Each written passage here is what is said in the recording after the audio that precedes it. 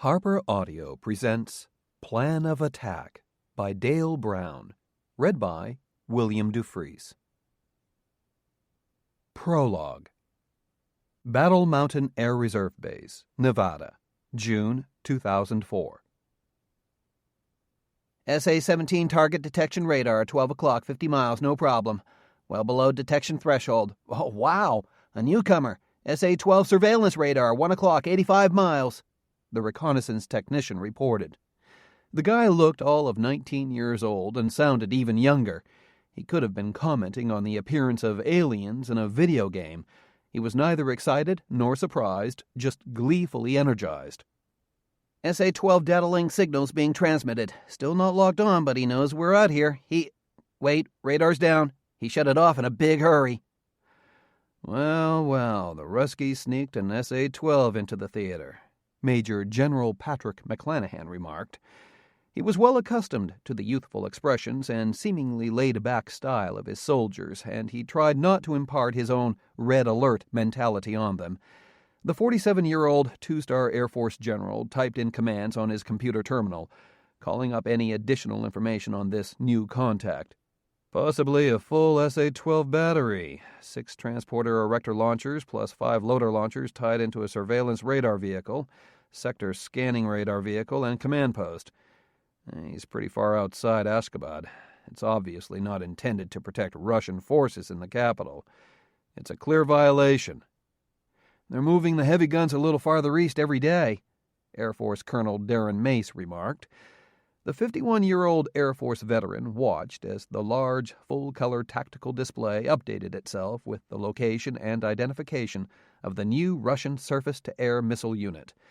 The SA-12, similar in performance to the American Patriot anti-aircraft system, was one of the Russian Federation's most advanced surface-to-air missile systems, capable of destroying large aircraft out as far as 60 miles. You'd think they didn't want us out there watching them or something. He made a few inputs on his own keyboard. The task force has been updated with the new intel, and we've sent warnings to all the United Nations participants, he went on. The Russians are threatening past the 60th meridian now with the SA-12, sir. If they keep this up, they'll have surface-to-air missile coverage over Mari itself in just a few days. Patrick nodded. The Republic of Turkmenistan had been cut in half since the Taliban invasion last year, with the Turkmen government and military virtually exiled to the city of Mari in the east and the army of the Russian Federation in control of the capital city of Ashgabat in the west. The United Nations Security Council had ordered all parties to stand fast until peacekeeping forces could be moved into the country to try to sort everything out, and to everyone's surprise, the resolution passed without a veto from Russia. Now it appeared that the Russians were violating the order and moving steadily eastward, taking steps to control the skies first, and then slowly taking more and more of the countryside. I'll go to 8th Air Force again and make sure they know that the Russians haven't stopped pushing east. Think that'll do any good, sir? Darren asked. We've painted a pretty clear picture of the Russians moving east across Turkmenistan. In violation of the Security Council's resolution, the SA-12 is a lot more than a tactical defensive weapon. One battery can shut off 200,000 cubic miles of airspace. Our job is to surveil, monitor, analyze, and report, not attack, Patrick said with a hint of weariness in his voice as he keyed in commands to submit a report to 8th Air Force's senior duty controller. 8th Air Force, located in Shreveport, Louisiana, was the Air Force Major Command in charge of all of America's heavy bomber forces. I'm taking it upon myself to have the assets in place in case we're asked to respond. I have a feeling I'm lucky to continue to be doing that. Darren Mace said nothing. He knew that the general was definitely correct. Patrick, Darren, and their technical crew were conducting an aerial surveillance and reconnaissance mission over central Turkmenistan, a former Soviet Central Asian Republic. But they were safe and secure in the Batman, or Battle Management Center at Battle Mountain Air Reserve Base in north-central Nevada. The aircraft flying over Turkmenistan was a QB-1C Vampire III, a highly modified unmanned B-1 bomber loaded with electronic surveillance and monitoring equipment. Eavesdropping equipment allowed Patrick to intercept signals from a wide variety of sources, and the bomber's laser radar, or LADAR, allowed them to take incredibly detailed images of ground and air targets from long range. Along with defensive weapons, 6 AIM-120 Advanced Medium Range Air-to-Air Missiles, AMRAAMs, on external fuselage hardpoints, the Vampire bomber carried 2 Stealth Hawk UCAVs, unmanned combat air vehicles, on a special rotary launcher in its center bomb bay. Resembling wide, fat, winged surfboards, the Stealth Hawk drones carried small but powerful precision-guided missiles and cluster munitions to attack hostile ground targets. The Stealth Hawks could be retrieved, refueled, and rearmed inside the Vampire, allowing each drone to attack dozens of targets, while the mothership stayed well out of range of anti-aircraft threats. Patrick punched the radio channel command, entered a password, waited a few moments until the secure channels synchronized, then spoke. "Fortress, this is Avenger, secure." "Avenger, Fortress is secure," the 8th Air Force Senior Controller on duty responded. "How are you tonight, Taylor?" "Just fine, General," Air Force Lieutenant Colonel Taylor Viner replied. Taylor Rose Viner was a young and talented aerospace engineer and command pilot that Patrick had tried for years to recruit to Dreamland, the top-secret weapons center in Nevada. But the mother of twin boys had opted for a halfway normal family life as one of the shift commanders in charge of 8th Air Force's command center. "Go ahead, sir." "We've detected a new SAM site in central Turkmenistan, an SA-12 less than 40 miles outside the city of Mari," Patrick said. "It's not a threat to task force aircraft right now, but that's only because we're stealthier than the average bear. If we put up any standard reconnaissance aircraft, they'd be dead meat." "The Security Council resolution prohibits Russian forces from approaching closer than 50 kilometers from Mari. That's 30 miles, Viner said. "He's legal." "But an SA-12 is a threat to large aircraft out to 40 miles, and that means over the city of Mari," Patrick said. "I understand, sir," Viner said. "I'm not arguing, only playing devil's advocate."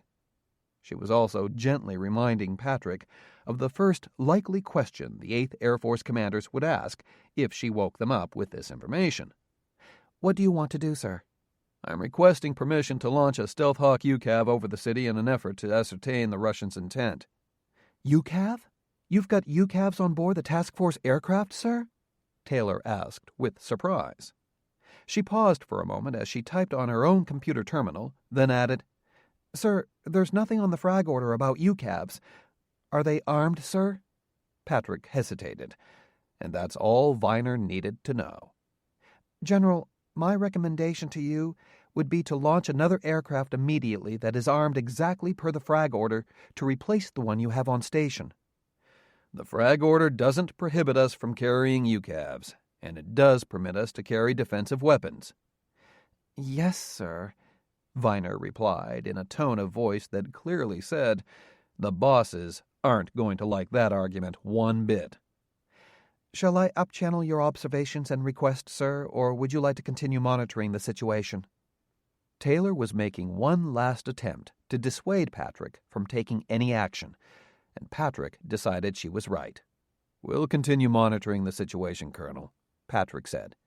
"You can put in your report that we have Stealth Hawk UCAVs on board the Bobcat patrol aircraft, and that we are ready to respond immediately if necessary.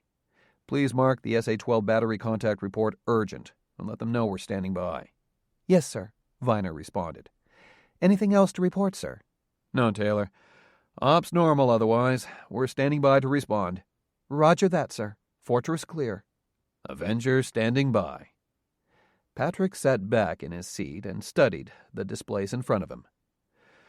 "Well, Darren," he said to Mace beside him, "I sure hope I didn't piss off the brass, any more than I already have." "If you'll pardon an unsolicited observation, sir, I think they're probably going to be perpetually pissed at you whether or not you launched the vampires with UCAVs," Darren observed. Patrick nodded in agreement. He was right.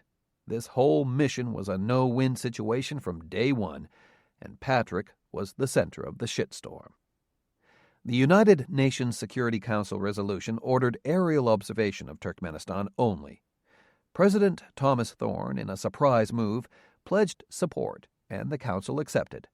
The Secretary of Defense ordered U.S. Central Command, the major command in charge of military operations in Central Asia, to set up round-the-clock reconnaissance. Central Command, in turn, tapped the U.S. Air Force to perform the reconnaissance task. At first, the Air Force tasked 12th Air Force, the Air Combat Command Headquarters that owned long-range reconnaissance aircraft, to plan a reconnaissance schedule. 12th Air Force built a plan to deploy its conventional reconnaissance aircraft, the unmanned RQ-4A Global Hawk, the U-2 Dragon Lady spy plane, the RC-135 Rivet Joint Electronic Reconnaissance Plane, and the E-8 Joint STARS, surveillance and targeting radar system, ground reconnaissance aircraft. With a combination of these aircraft over Turkmenistan, augmented with satellite reconnaissance, they'd have a complete 24/7 real-time picture of the situation there. But the 111th Bomb Wings aircraft, already deployed to Diego Garcia during the initial conflict in Turkmenistan, offered so much more than just simple surveillance. An unmanned QAL-52 Dragon airborne laser aircraft could protect as much as 20 million cubic miles of airspace from ballistic missiles, cruise missiles, aircraft, and even some ground targets. The unmanned QB-1C and QB-52 flying battleships each provided as much offensive and defensive firepower as a flight of tactical fighters. At Patrick McClanahan's urging, Central Command vetoed 12th Air Force's plans and ordered 8th Air Force, in charge of the Air Force's long-range bombers, to deploy McClanahan's Air Battle Force to patrol Turkmenistan. The high-tech bombers of the 111th Bomb Wing had acquitted themselves well in the opening conflict with the Russians, and this was seen as a reward for their efforts. Besides, they were already in place and knew the tactical situation thoroughly. This decision managed to upset both 8th and 12th Air Force commanders, although they had no choice but to accept it. 8th Air Force had its own fleet of strike aircraft, of course, 160 long-range B-1B, B-52, and B-2 bombers, and several hundred aerial refueling tankers, along with a dazzling array of cruise missiles and precision-guided munitions. But they were all back in the States, or providing long-range patrol duties with U.S. Navy surface action groups around the world. Although administratively part of the Air Reserve Forces, most of the men and women in the wing were part of the Nevada Air National Guard. The 111th Bomb Wing operationally belonged to 8th Air Force. But when it came down to it, no one at 8th Air Force knew how to deploy or fight with the high-tech gadgets at Battle Mountain Air Reserve Base. They had no choice but to place Major General Patrick McClanahan in charge of the operation, reporting directly to 8th Air Force headquarters. The decision to let Patrick's Air Battle Force patrol Turkmenistan created a much more effective presence there for far less cost than 12th Air Force's planned operation, but the decision did not sit well with many Air Force general officers. No doubt they were all waiting for Patrick and his fleet of robot planes to fail. Darren Mace let Patrick stew in silence for several long moments. Darren was a bit older than Patrick, but his Air Force career had not been nearly as successful or dynamic until he met up with the young two-star general. Now, as operations officer of the 111th Bomb Wing, Darren Mace commanded a growing fleet of the most high-tech warplanes on the planet, the majority of which were created by Patrick McClanahan in the super-secret Desert Research Center at Elliott Air Force Base in Groom Lake, Nevada, commonly known as Dreamland. A few years ago, aerial warfare expert Mace had made his living flipping slides and making coffee for generals and administrators in the Pentagon. Now those same generals and bean-counting bureaucrats were coming to him asking for answers to America's tough defense problems. "Want to bring that vampire home?" Darren asked, "and replace it with one without Stealth Hawks aboard?" Patrick looked as if he didn't hear Mace. He was staring intently at the large, full-color tactical situation display with the new SA-12 battery in the center. Finally, he pointed at the screen on the wall before him. "You see anything wrong with how that SA-12 is deployed, Darren?" he asked. Darren studied the display. Something had been nagging at him ever since the surface-to-air missile battery had been detected. The SA-12's precise position was plotted on the screen, Along with a circle representing the maximum effective range of the two-stage solid-propellant Russian 9M82 anti-aircraft missile, a larger but almost direct copy of the American Patriot missile. "Well, I wouldn't have put it there myself," Darren said a few moments later. "Why?" "Well, it's too far south," Darren replied. "If we were going to fly a strike mission against Russian forces coming from Ashgabat, we could easily circumnavigate that SA-12. Which tells you that maybe the Russians have another SA-12 battery farther north?" "Exactly," Patrick said. "How many batteries can a single SA-12 command post control?" "Oh, up to 4. Almost 100 missiles total. We might have 2 or 3 more batteries sneaking their way east as we speak." Patrick pointed at several laser radar returns well north of the SA-12 battery. "There's a bunch of newcomers up there, but we haven't identified them yet, because they haven't broadcast any radar or radio data link signals," Darren said. "They could be anything, tanks, Scuds, SAMs, Camels, but if they didn't flash a radar or broadcast what we think might be a fire-controlled data link signal, we left it alone until we had time to give it a closer look. But the SA-12 could use a hardwired cable data link which we couldn't detect. They could be ready to fire within seconds," Patrick said. He pointed at the screen on his console. "I count 10 vehicles in this area and 12 in this general area here. They could be SA-12 batteries sitting silent. I wish we had authorization to send some Tin-Man recon units into the area." But that was not going to happen. Part of Patrick's air battle force, the Tin Men were small commando teams, outfitted with electronic battle armor, sophisticated sensor systems, and high-tech infantry weapons. They could move quietly, survive in extremely hostile situations, and reconnoiter large areas far behind enemy lines very quickly. Naturally, the Russians didn't want them anywhere near their troops. They convinced the United Nations Security Council that the Tin Men were nothing but search-and-destroy squads, not a monitoring team, and so were forbidden to enter the theater of operations at all. "I think it might be time to take a look," Darren said. 8th Air Force might squawk if we launch a Stealth Hawk, but if we move the Vampire bomber in for a closer look—" "Do it," Patrick said. Darren smiled and pulled his headset microphone closer to his lips, issuing orders to the technicians in the virtual cockpit behind him in the Battle Mountain Battle Management Center. The QB-1C Vampire 3 bomber normally operated under a pre-programmed flight plan written and uploaded on the ground, which commanded the bomber to patrol a certain area for a certain amount of time, then return for refueling or landing. But it took only moments for the technicians in the ground-based cockpit of the big bomber to change the flight plan and radio it to the bomber via secure satellite transmission. Moments later, Patrick and Darren watched as the unmanned Vampire bomber began moving farther and farther north. It took almost 30 minutes to change the patrol orbit 100 miles north. "Laser radar transmitting. Radar identifies the vehicles as transports. No SA-12s. "Get it in closer," Patrick said. "I want a detailed identification." "Roger." Darren issued more orders, and they watched as the Vampire bomber moved even closer to the suspect vehicles, now within 20 miles of the unidentified transports. "Radar now classifying some of the vehicles as transporter erector launchers," Darren reported. "We might have something here." "What next, General? You want one of the Stealth Hawks to make a pass now?" "Not quite yet," Patrick responded. He thought for a moment. Then, "Open the bomb doors." "That should get their attention," Darren said. Into his microphone he ordered, "Send to Bobcat 07, open center bomb bay doors. Do not launch UCAVs. Repeat, do not launch UCAVs."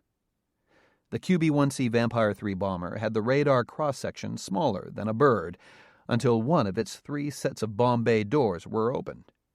Once that happened, its radar size increased 1,000-fold. Radar energy bounced and reflected inside the bomb bay, making the bomber's apparent size on radar jump exponentially. Seconds after Darren issued the order, they heard a computer voice in their headsets. "Warning, threat radar, SA-12, 11 o'clock, 22 miles, surveillance scan. Warning, data link active, SA-12, 11 o'clock, 21 miles. "There it is," Darren remarked. "You were right, sir. They have another SA-12 system farther north, and it's a lot closer to Mari. They have full radar and anti-aircraft missile coverage of the city now." He hit his intercom button.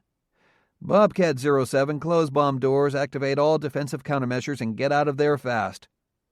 He knew that the flight control techs would simply take manual control of the Vampire and fly it directly away from the SA-12, while at the same time reprogramming the flight plan for a low level evasive dash. "What do you want to do with the SA-12 batteries, General?" "Kill them, Colonel," Patrick said simply, punching up the data link code for 8th Air Force Headquarters again. "It's an unidentified hostile threat that is not authorized by United Nations resolution. Destroy it. Command vehicle first, then the radars, and then the missiles. I'll notify 8th Air Force of our actions." "Yes, sir," Darren responded enthusiastically. On the secure command link, he ordered, "Bobcat 07, this is Bobcat.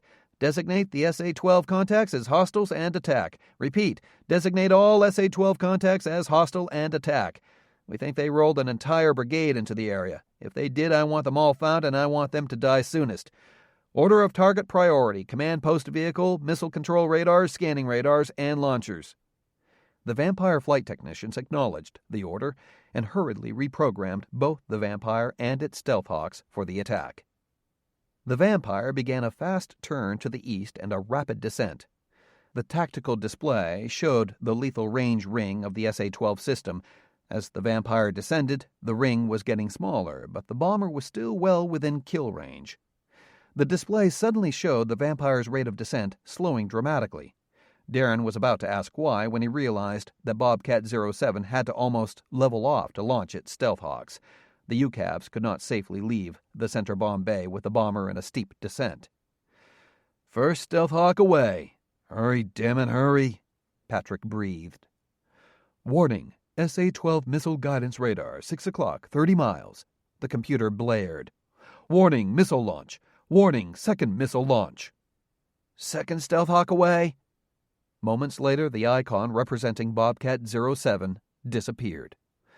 "Lost contact with Bobcat 07, the flight control tech reported. "Looks like both SA-12 missiles hit dead on." Darren Mace slammed a fist into a palm and swore loudly. "I don't want to see anything but smoking holes in the ground where those SA-12s are," he shouted. "Take it easy, Colonel," Patrick said. On his secure data link, he spoke. "Fortress, this is Avenger. Secure. Priority alert notification." "Go ahead with your priority alert notification, Avenger. Fortress is secure." Patrick could hear the warning tones being sounded in the 8th Air Force Command Center as Taylor Viner hit the alert button on her console, which sounded a tone in the entire room and would page each of the headquarters staff officers. "Bobcat 07 has just been shot down by a Russian SA-12 surface-to-air missile. Request permission to return fire with ground attack UCAVs." "Copy your request, Avenger. Stand by." "General?" Darren asked. The Stealth Hawks were beginning their attack runs. "Continue," Patrick said without hesitation. "Nail 'em." Each of the Stealth Hawk UCAVs carried millimeter-wave radar and infrared sensors that could precisely locate and identify the enemy targets.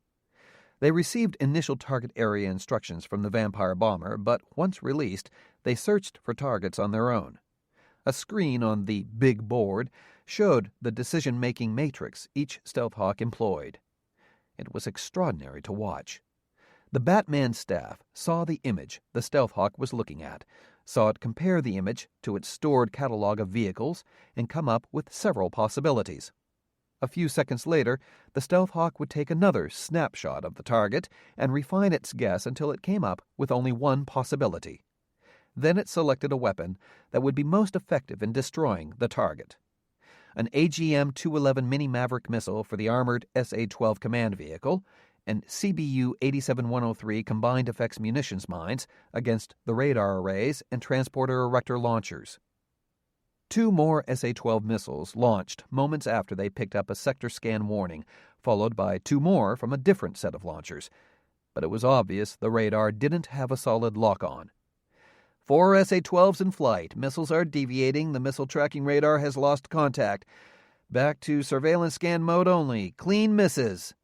The radar cross-section of each Stealth Hawk was 1/1000th the size of the already stealthy Vampire bomber. The Russian radar had no chance at all of tracking it, except at very close range. Both Stealth Hawks bypassed the second SA-12 battery and instead rushed the first group of vehicles detected, the one with the command post vehicle, the nerve center of the SA-12 system. The Ural 4320 6x6 was the smallest vehicle in the group, but that didn't matter to the UCAVs. Both launched a single mini-Maverick missile at the correct vehicle. Patrick and Darren watched the attack unfold as the area images from the Stealth Hawk's sensors and then the target images from the Minimav's imaging infrared sensor showed the missiles closing in. The mission commander had the option of designating another target or correcting the aim point, but it wasn't necessary. The Stealth Hawks were perfectly accurate. Both missiles plowed dead center into the command post vehicle, transforming it into a cloud of fire in seconds. Like meat-eating bees buzzing around a picnic table, the Stealth Hawks continued their work. The first UCAV sent its second mini-Maverick into the nearby NS-15MV surveillance radar vehicle, which consisted of a large tracked vehicle carrying a massive billboard-like long-range radar. The second UCAV rolled in on another large radar array not far from the command post vehicle, but Patrick hit his intercom button. "Negative on that target, 07, he said. "That's the sector scanning radar. It's only effective against ballistic missile attack. Put another mini-Mav into that billboard radar." The remote mission commander overrode the Stealth Hawk's target choice and instead guided it against the same long-range radar attacked by the first UCAV. Without the command post vehicle, the SA-12 was lobotomized. Now, without the surveillance radar, it lost its long-range vision. The Stealth Hawks continued their attack by orbiting the two SA-12 batteries, searching for targets for their second weapon, 2 canisters, each filled with 30 BLU-97 combined effects munitions bomblets that were scattered in a wide oval pattern above a target cluster. Each bomblet was a 2-pound high-explosive fragmenting case with an inflatable ballute parachute tail and a tiny radio altimeter that measured how far above ground the canister was and set off the explosive at precisely the correct instant. When detonated, each canister shot several thousand steel fragments in all directions, out to 50 to 60 feet, strong enough to penetrate automotive steel and light armor. At the same time, a mixture of zirconium and the cyclotol explosive ignited, creating a fireball hot enough to set off unprotected fuel tanks, detonate ammunition, or kill a human being, for 30 to 40 feet away. The 2 Stealth Hawks could not hope to destroy all of the over 180 remaining SA-12 missiles in the brigade, but their final attacks were still devastating. Each Stealth Hawk automatically adjusted its altitude and track so as to maximize the kill pattern of its combined effects canisters, dropping the canisters so that the scatter pattern of the BLU-97 bomblets hit as many targets as possible. Each run managed to hit at least 2 SA-12 transporter erector launchers or reload launcher trailers, which created spectacular secondary explosions as the shrapnel ripped open missile casings and fuel tanks, and the incendiary fireballs ignited the fuel or explosives within. As the Stealth Hawks continued to orbit the area, they sent back images and radar maps of their handiwork. "Command vehicle, surveillance radar, and most of 2 entire SA-12 batteries destroyed or heavily damaged, sir," the Stealth Hawk flight control officer reported. "No radar or data link transmissions detected." "Over 30 missiles destroyed and several more damaged," Darren said. "Friggin' unbelievable. We pretty much pulled the plug on this entire brigade." Left unsaid was the casualty count. Each SA-12 battery was manned by almost 50 soldiers, and the command vehicle alone had 12 officers and technicians on board. But even after all of their weapons were expended, the Stealth Hawks were not finished.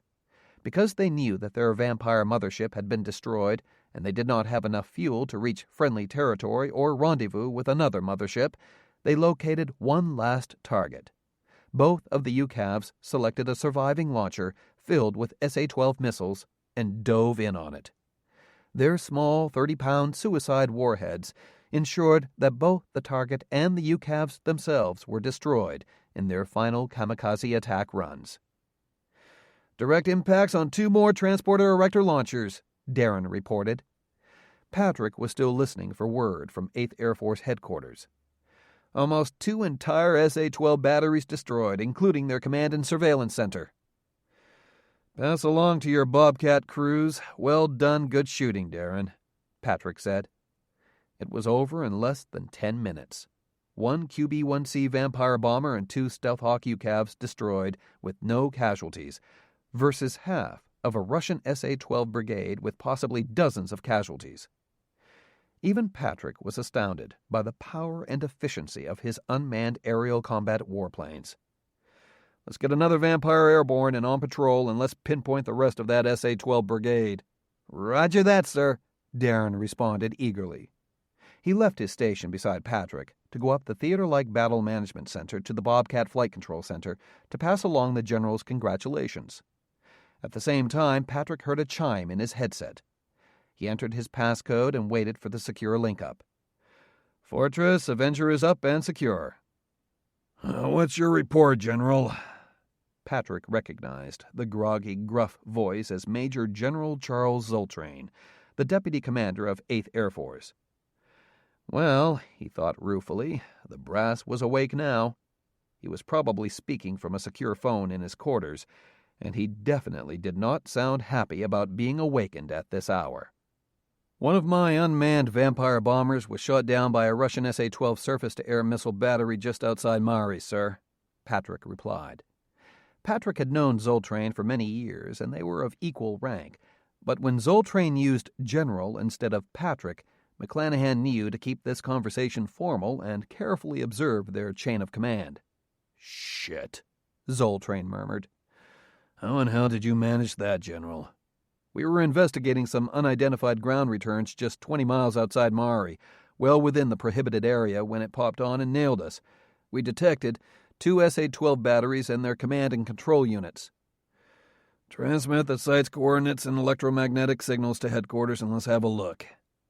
But Zoltrain detected the hesitation in Patrick's response and said, What else do you have to report, McClanahan? The SA-12 batteries have been neutralized, sir, Patrick said. The command and control unit, surveillance radar, and a total of 10 transporter erector launchers have been destroyed. Destroyed? Destroyed with what? Stealth Hawk UCAV, sir, launched from our Vampire just before it was shot down. Stealth Hawks? You had Stealth Hawks on board your reconnaissance aircraft? How many? 2. Where are they now? They were both completely destroyed when they kamikazed into SA-12 transporter erector launchers. Who gave the order to attack those SA-12 batteries, General? I did, sir. As soon as my Vampire bomber was attacked and destroyed by hostile ground fire from within the prohibited area around Mari. You received no guidance from General Sampson or from CENTCOM? Zoltrain asked. Lieutenant General Terrell Sampson was the commander of 8th Air Force and the immediate task force commander. Although anyone up the chain of command could have issued attack orders to Patrick, even the President of the United States himself, most, if not all, commands would have gone through General Sampson at 8th Air Force, except in the direst of emergencies. No, sir. I see. There was silence for several long moments, during which Patrick could tell that Zoltrain was still on the line. Then abruptly he said, Stand by, and the connection was broken. That was not a good sign, Patrick thought. Darren Mace returned a few minutes later. Bobcat 04 is inbound inside the ingress corridor over western Pakistan and should be on station in less than an hour, he reported. He does not have any Stealth Hawks on board. Bobcat 02 will be ready to launch from Diego Garcia in about 30 minutes, and he's loaded with 2 UCAVs. We can only load 50% of our Vampires with UCAVs for now, but we expect to get a few more ready to upload within 24 hours. Within 48 hours, all Vampires will have UCAVs on board. Very good, Patrick said. Get 02 airborne as soon as possible, with Stealth Hawks and full defensive armament. All Vampires that launch from now on will have Stealth Hawks on board unless further advised. The Russians might have many more SA-12s waiting for us out there. Yes, sir. Patrick glanced up and saw Brigadier General David Luger, his second-in-command, trotting down the stairs toward the command console, apparently in a very big hurry, looking worriedly at Patrick. Put 04 on patrol and have him identify each and every laser radar return within 50 miles of Mari," he went on. "If the Russians have a portable latrine out there, I want to know about it." "You got it, sir," Darren said enthusiastically. He started to put on his headset to talk with the flight control crew in the Batman and his ground crews on Diego Garcia, but David Luger came over to him, bent down, and whispered something to him. Darren Mace looked quizzically at Luger and shook his head, but Luger grasped Mace by his right upper arm, and Mace stood up and retreated up the stairs toward the flight control crews. Patrick watched this interchange with a slight feeling of dread that he tried not to make evident in his voice as he asked, "What's going on, Dave?" "I received a call from 8th Air Force Headquarters, Patrick," Luger replied. Patrick noticed that David was in a flight suit but was unshaven and had barely taken the time to lace up his flying boots.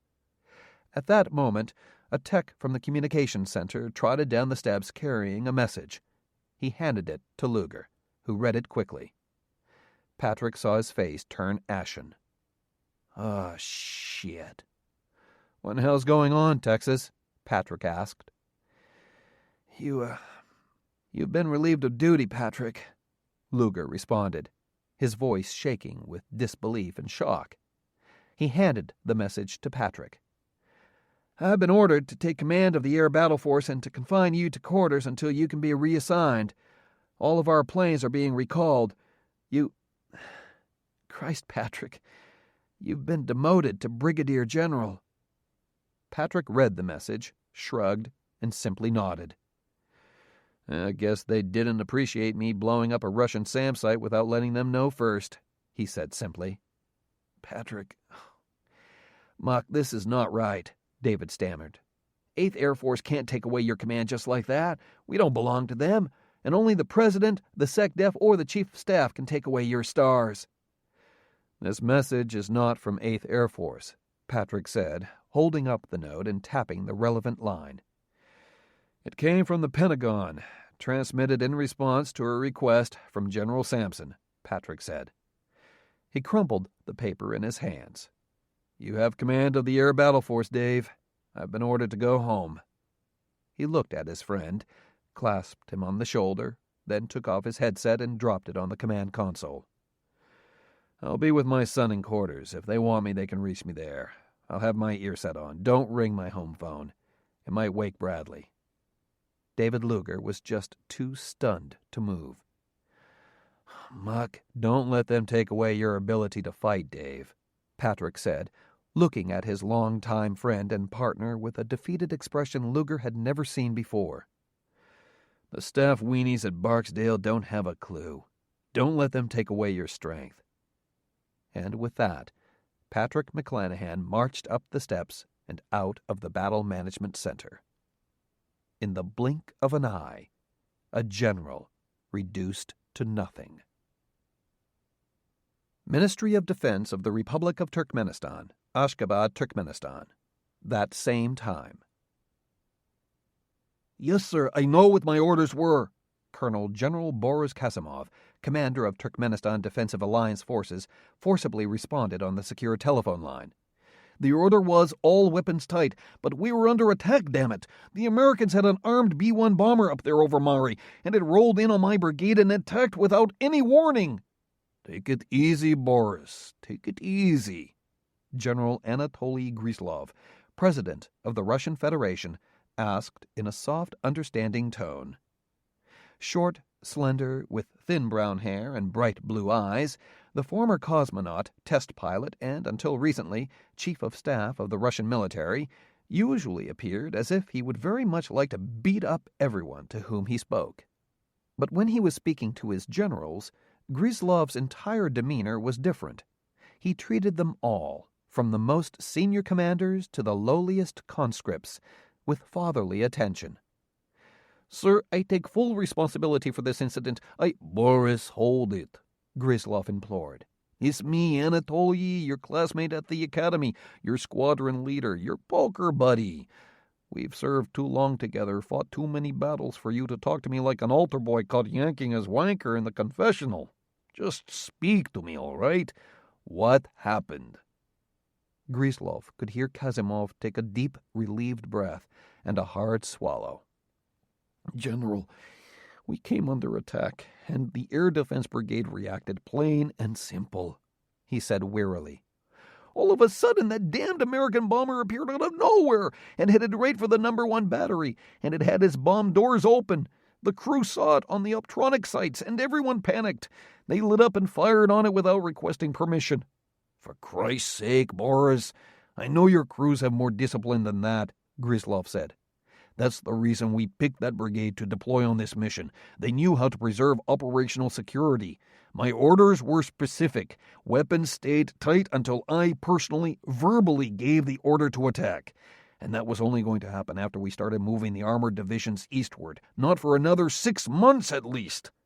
I was hoping by then that the world would have forgotten about that stinking rat hole called Turkmenistan and leave us alone to do our business, just like Chechnya.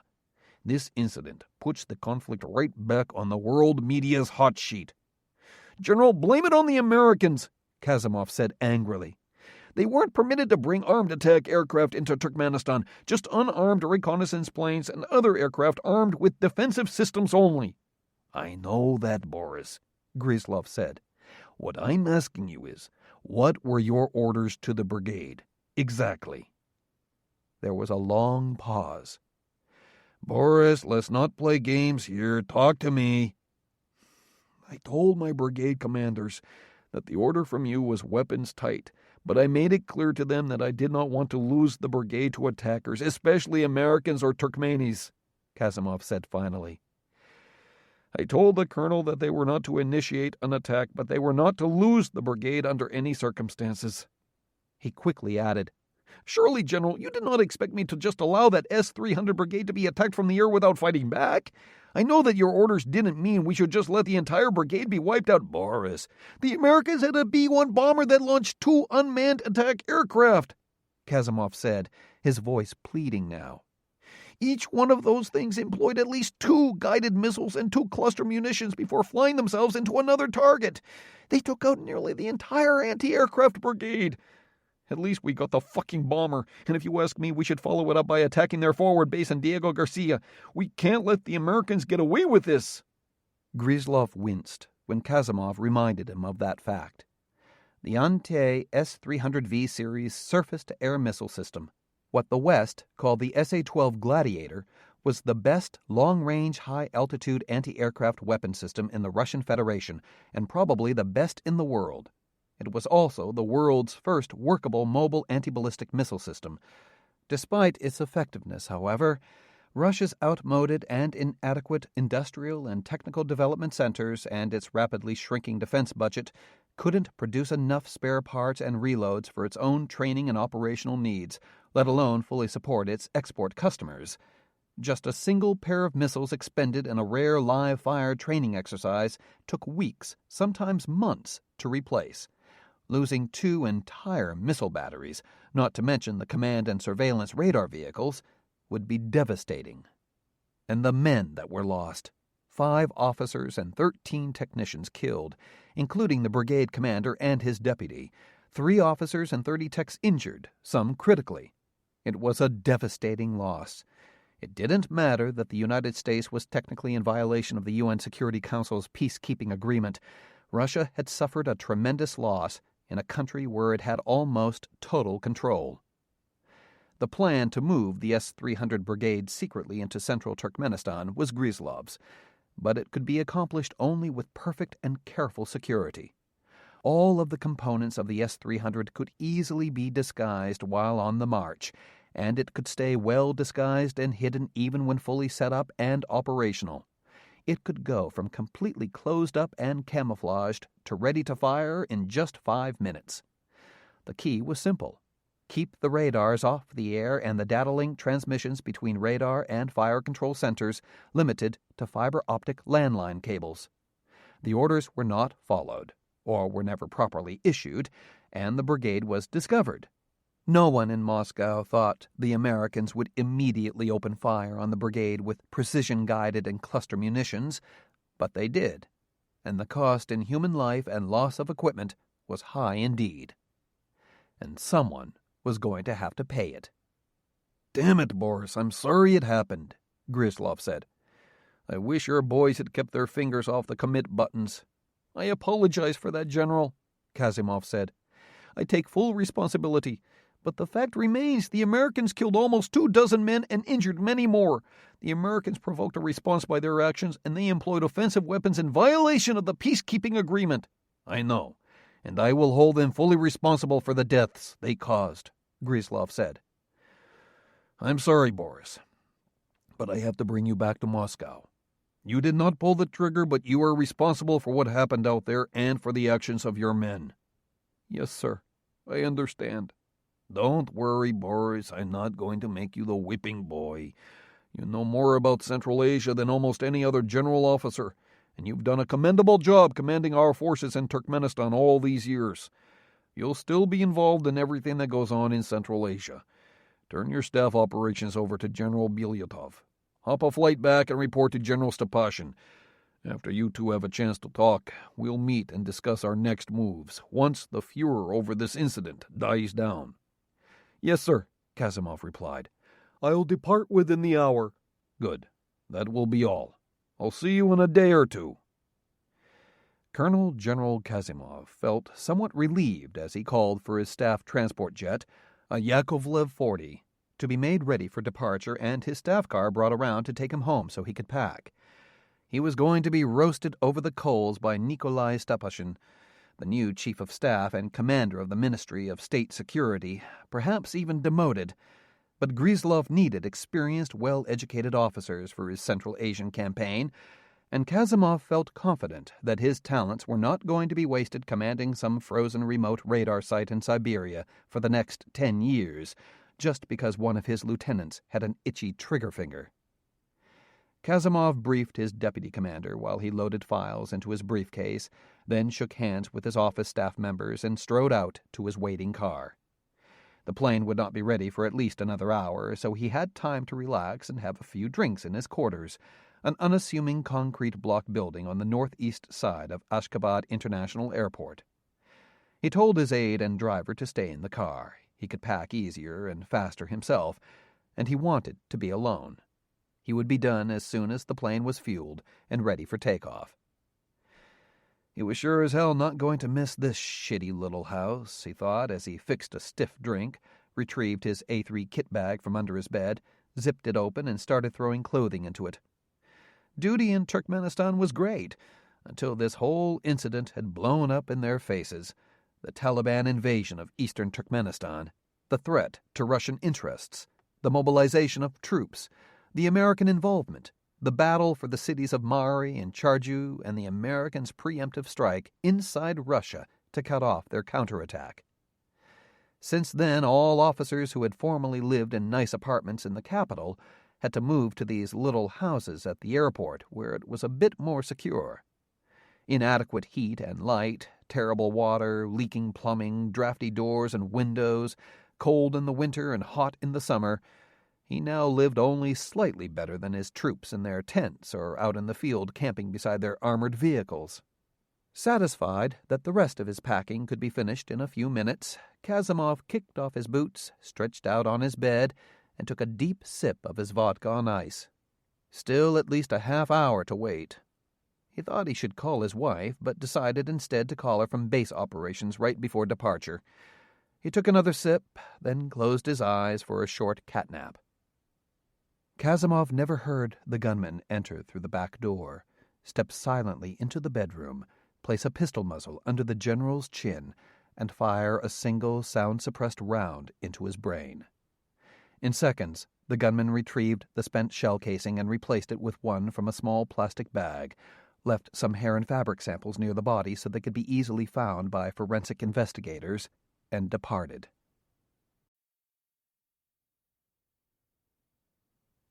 The Kremlin, Moscow, Russian Federation, a few minutes later. Russian President Anatoly Gryzlov replaced the telephone receiver on its cradle. "Something terrible has happened. General Kazimov has been murdered in his quarters," he said tonelessly, matter-of-factly. Minister of State Security and Chief of the General Staff Nikolai Stepashin nodded. "A horrible tragedy. I shall commence an immediate investigation. No doubt anti-Russian Turkmen assassins or Muslim terrorists were involved. They will be hunted down and summarily executed." He could have been reading from a long-ago prepared script, which, in fact, he was. "Now that we have the unpleasantries out of the way," Grislov said, "these are my orders. I want Turkmenistan in complete Russian control in 30 days. I want every Taliban fighter and sympathizer dead and buried, and I want every American aircraft blown out of the sky. That idiot Kazimov tipped our hand and gave away the element of surprise, but it doesn't matter. I don't care what it takes. I don't care what forces you need to mobilize. Just do it. I want every oil and natural gas field in that entire fucking country with a Russian infantry battalion on it." Stepashin nodded. He dared not voice any of the dozens of concerns he had, and picked up the telephone to issue the orders that would send 100,000 more Russian soldiers into Turkmenistan. Chapter 1. Air Intelligence Agency Headquarters, Lackland Air Force Base, San Antonio, Texas, weeks later. "Where is he, Chief?" Colonel Trevor Griffin, Operations Officer and Acting Commander of the 996th Information Warfare Wing of the Air Force Air Intelligence Agency, asked as he hurried through the doors. His excitement was obvious as he waited at the verge of impatience, exchanging security badges with the guard, facing a sensor for a biometric face identification scan, and entering a security code into a keypad to open the outer door. Griffin was a sort of caricature, like a kid wearing his dad's military uniform, short in stature, bean-faced, with slightly protruding ears and narrow, dancing blue eyes. But the broad shoulders, thick neck, and massive forearms under his overcoat only hinted at the soldier hidden behind those giddy eyes. "In the boss's office, sir," the command's Chief Master Sergeant Harold Bayliss responded as he met the colonel on the other side of the security barrier. "I came in early to get caught up on some paperwork, and he was already here. I buzzed you and the boss as soon as I found out." "Well, let me know when the boss gets in," Griffin said as he removed his Air Force blue overcoat and handed it to the Chief Master Sergeant. "Make sure he has an office, a car, and billeting set up." "Yes, sir," Bayliss said. Physically, the two men could not have been more different. Bayliss was husky and tall, with lots of thick dark hair and humorless, penetrating dark eyes. Despite their height difference, Bayliss had trouble keeping up with the quick, full bird. Bayliss finally had to let Griffin hurry off ahead of him, and he retreated to his own office to make all the appropriate notifications on behalf of this most unexpected distinguished visitor.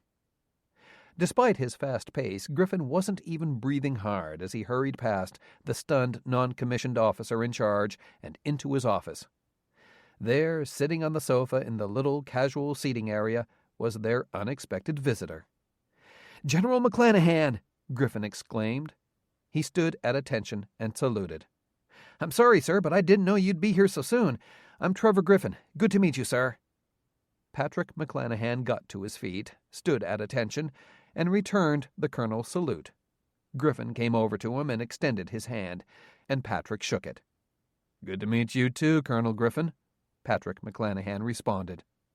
"Oh, for Christ's sake, General, please sit down," Griffin said, a little confused at McClanahan's formal bearing. "It's a pleasure to have you here, sir. Can I get you anything? Coffee?" "Coffee is good, thank you. Black," Patrick said. "Me too. Commando style." Griffin buzzed his clerk, and moments later the man came in with 2 mugs of coffee. Griffin introduced his NCOIC, then dismissed him. "I apologize, sir, but I didn't expect you for quite some time. In fact, I was only just recently notified that you'd be joining us," Griffin said. He stood aside so Patrick could take the commander's seat, but Patrick reseated himself on the sofa, so Griffin, a little confused, took his armchair at the head of the table. "We're thrilled to have you take command of the unit." "Thank you." Griffin waited until Patrick took a sip of coffee, then said with a smile, "I'm Trevor, or Tagger to my friends, sir." "Sure," Patrick said. "I'm Patrick." Griffin nodded happily and took a sip of coffee, still acting as excited as a kid about to go through the turnstiles at Disneyland. I guess it's been a while since I've reported into a new unit. I'm a little nervous. And I'm not used to two-star generals showing up without a lot of fanfare. I'm no longer a two-star tagger.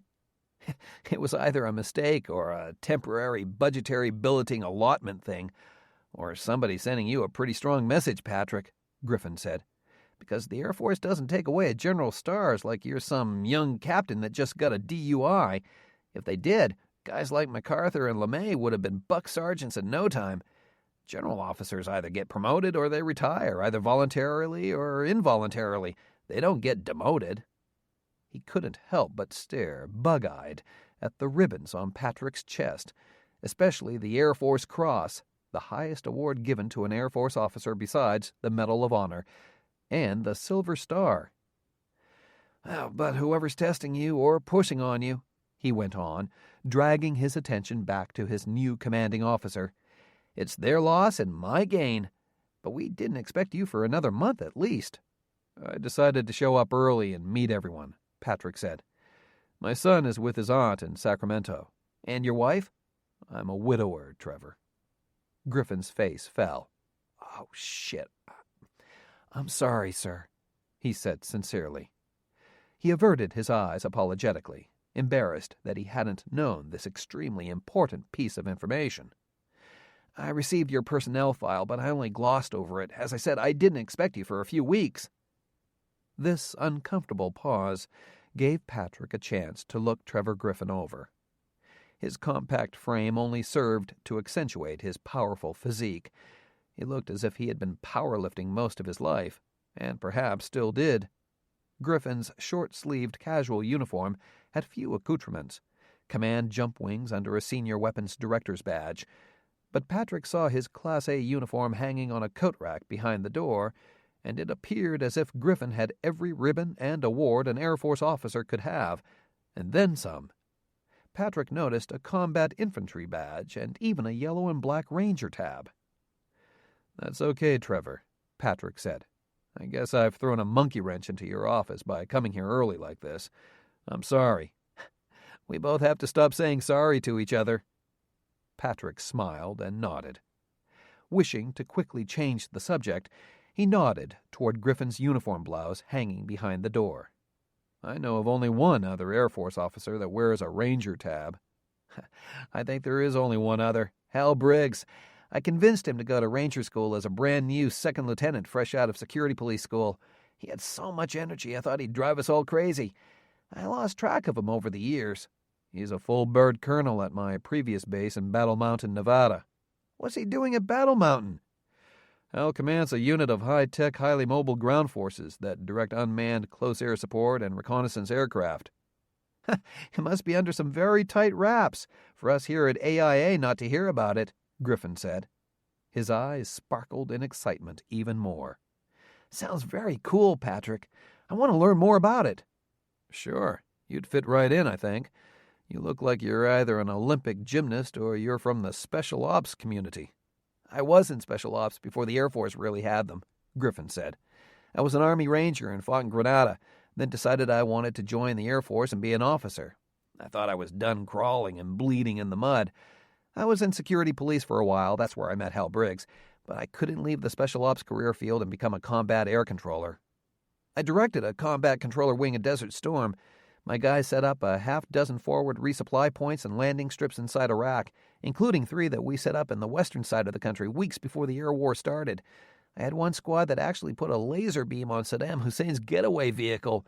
He was hightailing it to Jordan, but we couldn't get a shooter in to launch on him fast enough. After Desert Storm, I attended Air War College, was assigned to U.S. Special Operations Command headquarters at MacDill, then married a great woman that had 2 small kids. I adopted hers, and we had one of our own. It was then, after realizing I was almost 40 with 3 young kids, that I decided to settle down. I joined the intelligence career track, and except for service schools and 1 year at the Pentagon, I've been either at Kelly Field or here at Lackland. I like to think I contribute the ground pounder's perspective to the high-tech Air Force." "The Air Battle Force is designed to have shooters deploy with ground forces at all times," Patrick said. "We use unmanned long-range bombers to launch unmanned armed attack vehicles that can be directed via data link by the ground forces." We definitely need to talk and compare notes, sir, Griffin said enthusiastically. If you can forgive all my ignorance-based faux pas until I'm up to speed, I assure you again that I'm thrilled that you're coming here and working with our wing. Thanks. Griffin looked at McClanahan carefully for a moment, then said, If you'd allow me to make an observation, sir? Go for it. Griffin's smile dimmed a bit. I'd say you're here early to check out this agency, to decide whether you want to stay in the Air Force or not. Patrick looked at Griffin sternly, as if he were ready to challenge him on his observation, but moments later he glanced away, then nodded. I hoped it wouldn't be that obvious, he said. Well, like I said, very few general officers get demoted, Griffin said. Maybe they want to see what you're made of, what your real goals are. The rumors are still hot and heavy that you're being considered for the post of National Security Advisor if the president wins re-election, or maybe even to help Thorne win re-election. If you got kicked out of the Air Force or were even forced to resign, it might look bad for the president to consider bringing you on. Maybe they want to see whether you'd stick it out or not, show some loyalty. Trevor, I assure you I'm not going to be National Security Advisor, Patrick said. Hey, I didn't make up the rumors. I'm just helping propagate them, Griffin said, his energetic and engaging smile returning. Do you have any intel background? No, Patrick replied. Bombers, engineering, research, and development. The units I flew with had their own organic intel capabilities. We rarely called on outside intel sources. Griffin grinned again, getting more and more intrigued by the minute. The Air Battle Force operated with its own intel sources? Sounds cooler all the time, Patrick. Griffin looked at Patrick carefully. Hold on. That attack on the Russians in Turkmenistan a few weeks ago. The Russians claim an American B-1 bomber attacked an unarmed observer team being sent into Mari. It wasn't an unarmed observer team. It was a mobile SA-12 site, a full brigade sitting 20 miles inside the ceasefire zone. I knew it, Griffin said. We caught a glimpse of it here, requested some ground support, sent some special ops guys to go in and take a look, but that was vetoed by General Hauser. Your own intel sources identified it as an SA-12? We were lucky and caught one squeak from its search radar, Patrick explained. We couldn't get it to turn the radar back on until we made like we were going to attack it.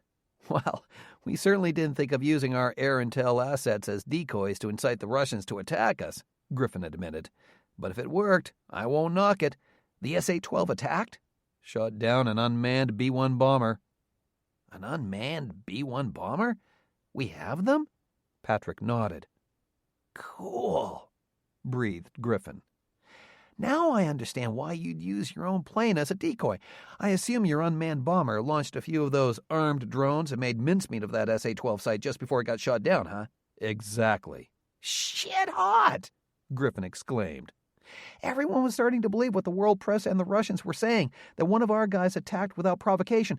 And then when we heard that an Air Force general got canned for the attack, we thought maybe it was the truth. I knew the Russians were lying through their teeth. No surprise there, huh? The pride was evident in Griffin's face. He was beside himself with awe that Patrick McClanahan was sitting in front of him. But I thought we were only supposed to be surveilling Turkmenistan, not patrolling with attack drones.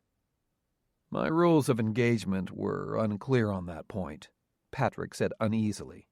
So I erred on the side of caution and loaded my bombers up with SEAD weapons. Oh, good thing you did, Griffin said. So, let me guess, your orders to Lackland were being cut the next day. It didn't even take that long, Patrick admitted. I was relieved of command before the last bomb fragments hit the ground. All for doing what you were supposed to be doing, making sure the Russians weren't trying to move against Turkmenistan's new military forces before they could organize, Griffin said disgustedly. Now look at what's happening out there. Russia is claiming that Turkmeni guerrillas are attacking their observer forces, and they're flying so-called defensive counterinsurgency missions against Turkmeni military forces. They've violated the United Nations ceasefire dozens of times in just the past few weeks, but no one is saying squat about it. Things are too hot for us to send recon aircraft like Rivet Joint and Joint Stars in to monitor their movements, so the Russians now have free rein. I would like to keep a careful eye on the Russians and continue to report their movements to the Pentagon, Patrick said. "You've come to the right place, Patrick," Griffin said proudly. "That's what we do best. I believe we have the best and possibly the only remaining true brain trust in the intelligence field. Our guys stay here longer than in any other career field, and we maintain the only seriously long-term database of enemy threats in the world. Let's talk about this unit, and maybe I'll help talk you into staying, or it may convince you to take whatever might be waiting for you on the other side." "Fair enough." The unit you'll take command of, the 966th Information Warfare Wing, is one of several wings and centers managed by the commander of the Air Intelligence Agency, who, as you know, is Major General Gary Hauser. He noticed Patrick's suddenly stony face. "You know him?" "He was my first B-52G aircraft commander, almost 20 years ago." Griffin chuckled at that. "That's funny. To listen to him, you'd think he was always an intel weenie. In fact, he trash talks flyers, especially bomber guys, all the time. I knew he was a pilot, of course, but I didn't know he flew B-52s. He sees the Buff as another Cold War relic, sucking money away from information warfare." He looked carefully at Patrick again, then added, "So maybe you're here to check out General Hauser and not just the 966th? Decide whether you're cut out to work for your old aircraft commander again?" "Let's not try to psychoanalyze this thing too much, okay, Tagger?" "Yes, sir," Griffin said, his eyes falling apologetically again. Patrick couldn't help but like the colonel. He wasn't afraid to express his feelings and thoughts, which made him a trustworthy person. Patrick felt very comfortable around him. "Anyway, the 966th is probably the last vestige of the old mighty 8th, which, now that I think about it, might be another reason why you're here. This is a good place to hide someone nowadays," Griffin went on. "Like most of the Air Intelligence Agency, we're a combination of many Air Force agencies. We were known as the Strike Information Center not long ago, and the Air Force Strategic Planning Agency before that, and we absorbed the 66th Combat Support Group last year. When General Hauser changed everything over to an information warfare theme, the combined group became the 966th Information Warfare Wing. Our primary mission is to gather information vital to planning and directing strike missions by 8th Air Force aircraft. Any country, any objective, any target, any weapon, any threat condition, the 966th job is to find a way to attack it. We can tap into any intelligence or imagery source in the world, but primarily we use overhead imagery produced by Air Force assets, combined with domestic satellite assets and augmented by human field reports," Griffin went on. "We still do a fair amount of covert ops ourselves, but General Hauser thinks that's unnecessarily dangerous and doesn't yield proportionally higher quality data." "What do you think about that?" Patrick asked. "Well, as a former ground pounder, I believe you always need boots on the ground to do the job right, but I'll also admit that I'm pretty old school," Griffin replied. "Give me a few good trained operatives, a parachute, and a pair of binoculars and drop me anywhere on the planet, and I'll bring back information that no satellite can get you. And if you need the target blown up, I can pull that off too. Ask your typical satellite to do that." He looked at Patrick, then smiled.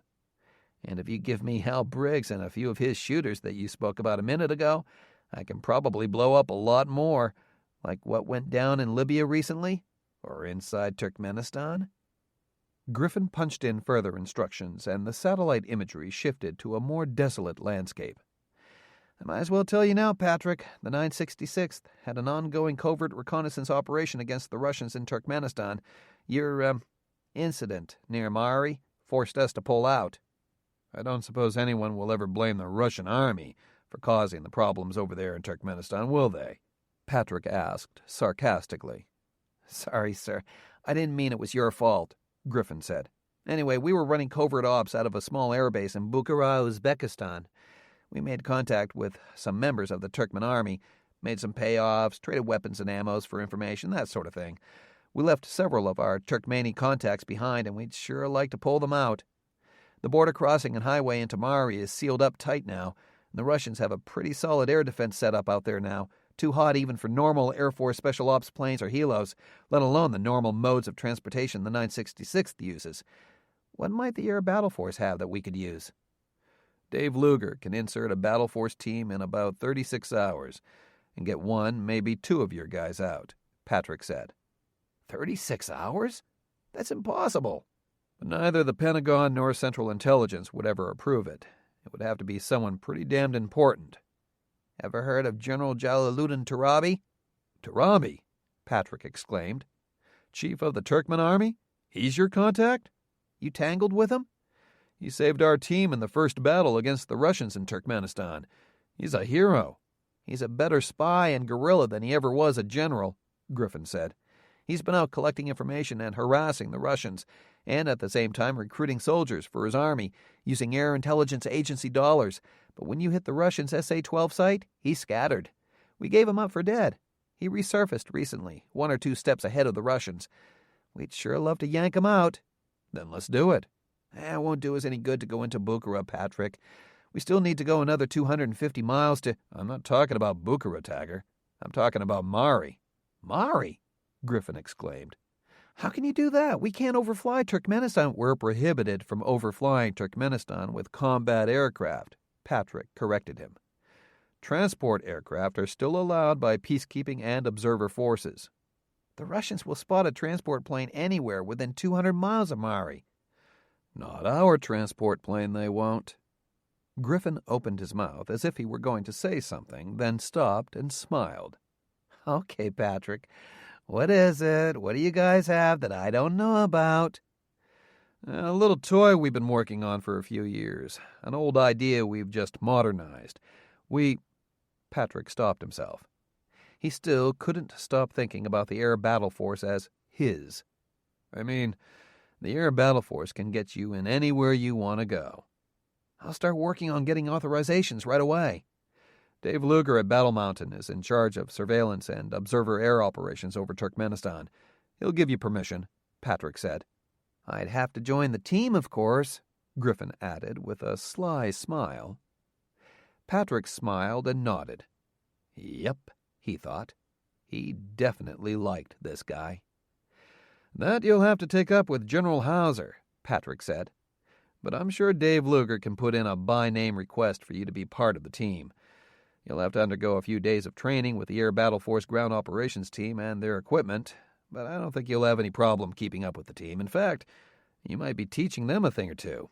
And you'll be working with Hal Briggs again. Outstanding!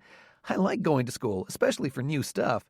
Griffin was so excited that he was literally stepping from foot to foot. The man could hardly wait to get started. Anyway, let me continue with my orientation before the boss shows up, Griffin went on. Our work product is called the Strike Assessment Catalog, or what we call the List. Griffin went to his desk, punched in a few commands on a computer keyboard, and a blank line on a large plasma wall display appeared. The list used to be just that, a list, a paper catalog, but of course we've computerized it. Pick a target, any target. Patrick thought for a moment. Pro Player Stadium. I hate the Miami Dolphins. Griffin shook his head and smiled. Good thing you didn't say the Dallas Cowboys or Houston Texans, or you'd have a fight on your hands. Unfortunately, we haven't done any U.S. targets, and you're the first guy to ever ask to see the lineup for a U.S. target. How about we take a look at the latest on what the Russians are doing in Turkmenistan? Griffin punched instructions into the computer, and soon some satellite photos appeared. The western outskirts of the city of Mari, Patrick said. I recognize that area well. We have pretty decent coverage of this area right now, maybe one photo every couple of hours, so we have a good database going, Griffin said. He entered more instructions into the computer, and several blinking yellow circles appeared. We can overlay synthetic aperture radar images in with the visuals, and we see several newcomers to the area. We can digitally enhance and enlarge the picture. The photo distorted for a moment, then sharpened to show an individual vehicle. And here we have what looks like a Russian BTR scout vehicle with a couple of dismounts standing nearby. The other targets we identified are also scouts. Driving right to the outskirts of Mari, Patrick remarked. They're not even bothering to hide anymore. We can have the computer select the best weapon to take them out, or we can select the weapon system and the computer will recommend the best plan of attack, Griffin went on. But the real value in our system is not picking targets, but in identifying and risk assessing the threats. Here, I'll ask to overlay the most recent threat depictions for the area. A few moments later, several large red circles appeared, along with lists of weapons on the side of the image. The number one threat in this particular area is from mobile anti-aircraft systems. In this case, it's from known 23mm optronically guided weapons on the Scouts themselves. But this outer dashed circle represents the threat from SA-14 man-portable anti-aircraft missiles that are known to be carried aboard Russian scout platoons. So a planner or even a politician can ask for information on a particular target, Patrick said.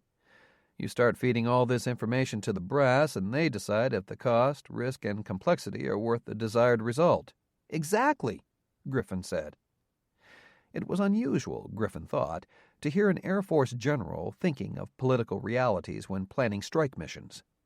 This could be why, he thought, the guy was still being considered to be President Thorne's first national security advisor.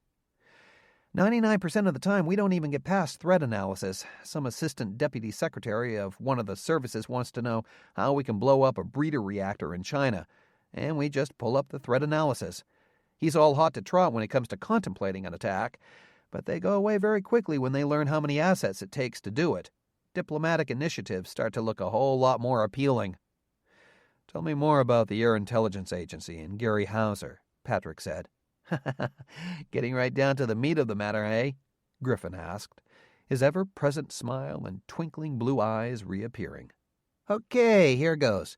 Quite simply, the Air Intelligence Agency is one of the most far-reaching and, in my opinion, powerful commands in the entire American military. General Hauser has his fingertips on every piece of intelligence data generated in the free world.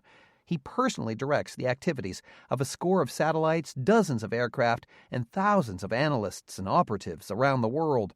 He is also the American military's one and only quintuple hat, at least as a deputy. As a commander of AIA, he is also a deputy commander of intelligence for Air Combat Command, 8th Air Force, and U.S. Strategic Command, as well as a deputy director of the National Security Agency and Defense Intelligence Agency. He is definitely Mr. Intel in the Pentagon.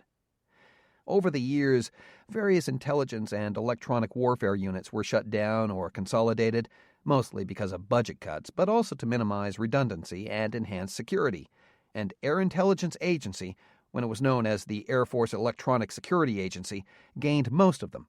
AIA controls almost all of the Air Force's intelligence gathering operations, but it also controls areas such as MEJ, meconning, interception, jamming, and intrusion of enemy electronic signals, electronic counterintelligence, decoy deployment, and spycraft. Now, instead of just intercepting enemy transmissions, AIA has the capability to manipulate transmissions, change them, scramble them, or move them in order to confuse the enemy. When computers came to the forefront, AIA began doing to computer data what we did with the electromagnetic spectrum. Intercept and analyze, then manipulate and distort, while protecting and securing our own data. Other units and services started doing the same thing, but AIA had been doing it for a decade before anyone else. At first, AIA's work product was so timely and valuable that it began serving customers in other numbered air forces, not just the mighty 8th. Then it eventually replaced Air Combat Command's intelligence stuff, and finally its information was being shared with planners and other commands.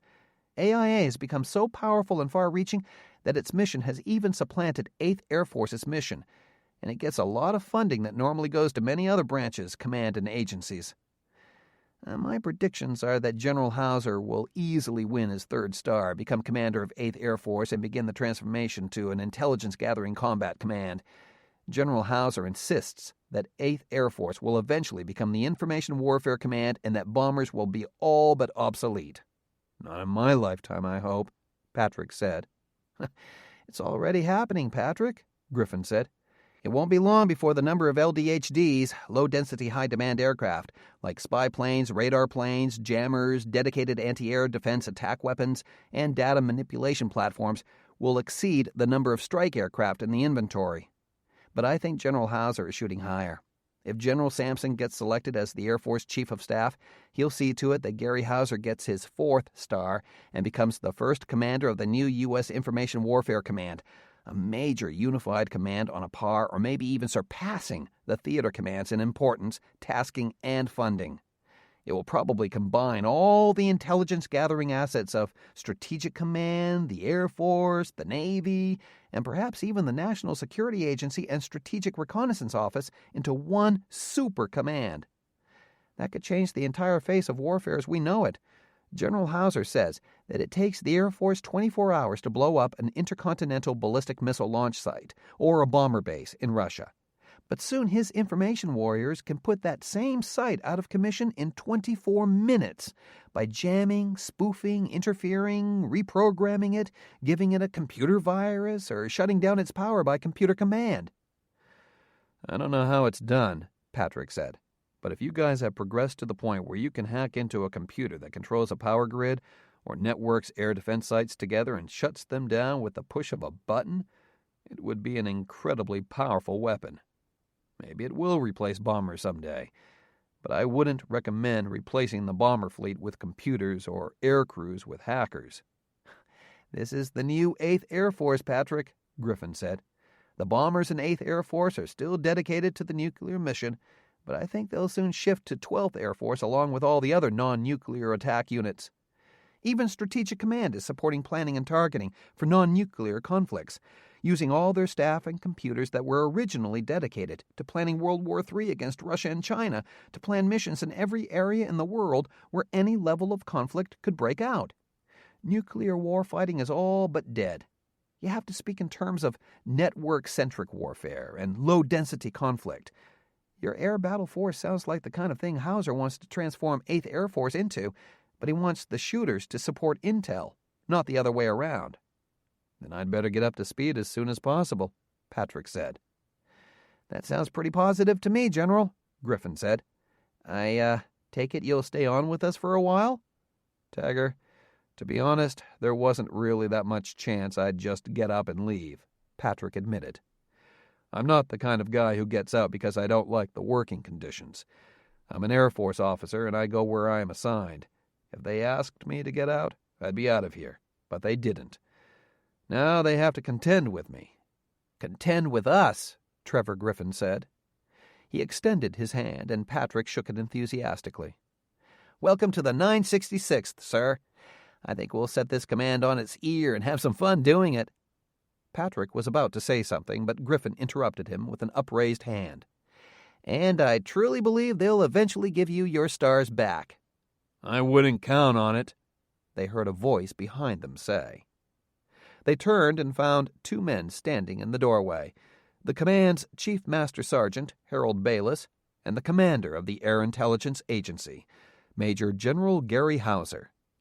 Griffin glanced accusingly at Bayless, and the chief returned his look with a smug smile. They both knew that Griffin had asked the chief to notify him when the commander arrived in the headquarters, but instead Bayless had facilitated this little surprise arrival and eavesdropping opportunity. "Room 10, Hut," Patrick said, and both he and Griffin stood quickly and snapped to attention. Gary Hauser stepped over to Trevor and Patrick, keeping his head up to emphasize his height advantage over the two. Gary Hauser was at least 7 inches taller than Patrick, with a beefy frame, big hands, a square face, dark eyes, and closely cut hair to de-emphasize his baldness. After he moved close to both officers in the room, he tried to look into their eyes to read their expressions, but of course he towered over both of them, especially Griffin. Both Griffin and McClanahan stayed at attention, eyes caged. "So," Hauser asked in a low voice, "which one of you clowns do I have to contend with?" Neither one replied. Hauser gave Griffin a warning glare, put his hands behind his back, and went closer to Patrick. "Patrick McClanahan, long time no see.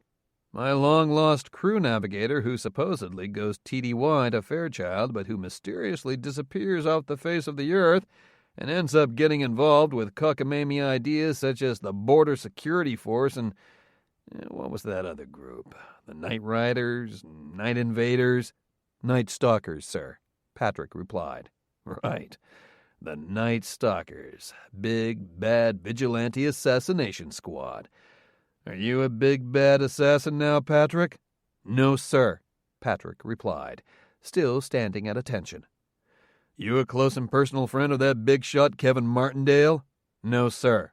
"Are you going to be National Security Advisor, Secretary of Defense, or maybe even the fucking President now?" "No, sir." So you just screwed the pooch too many times at this new super-duper bomber attack base up in Nevada, and you got your ass kicked all the way down to me by SecDef. Is that it? No, sir. Then why are you here, Patrick McClanahan? Reporting as ordered, sir. Why did you lose a star, ex-Major General Patrick McClanahan? Why am I getting a disgraced and demoted general officer who has no intelligence experience, no prospects for promotion, and no future in the United States Air Force? Looking straight ahead, standing stiffly at attention, Patrick replied, Because you're one lucky son of a bitch, sir. Hauser's face puffed, his eyes bugged out, and for a moment it appeared as if he'd explode with rage.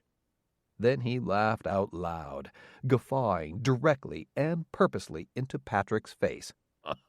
Good one, Nav, he barked.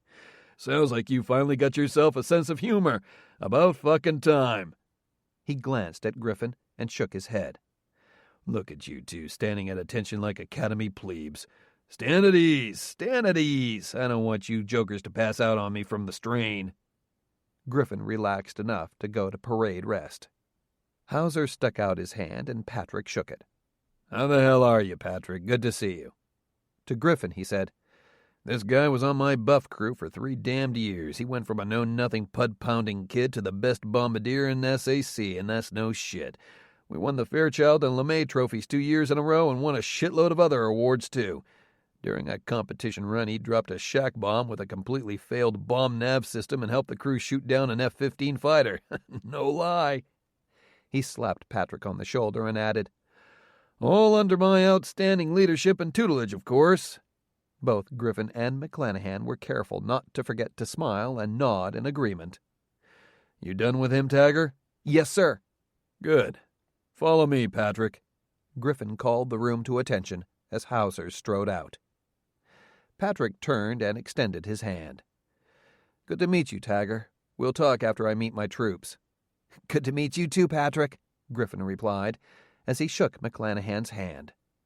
He gave Patrick a warning glance, and Patrick nodded that he received it.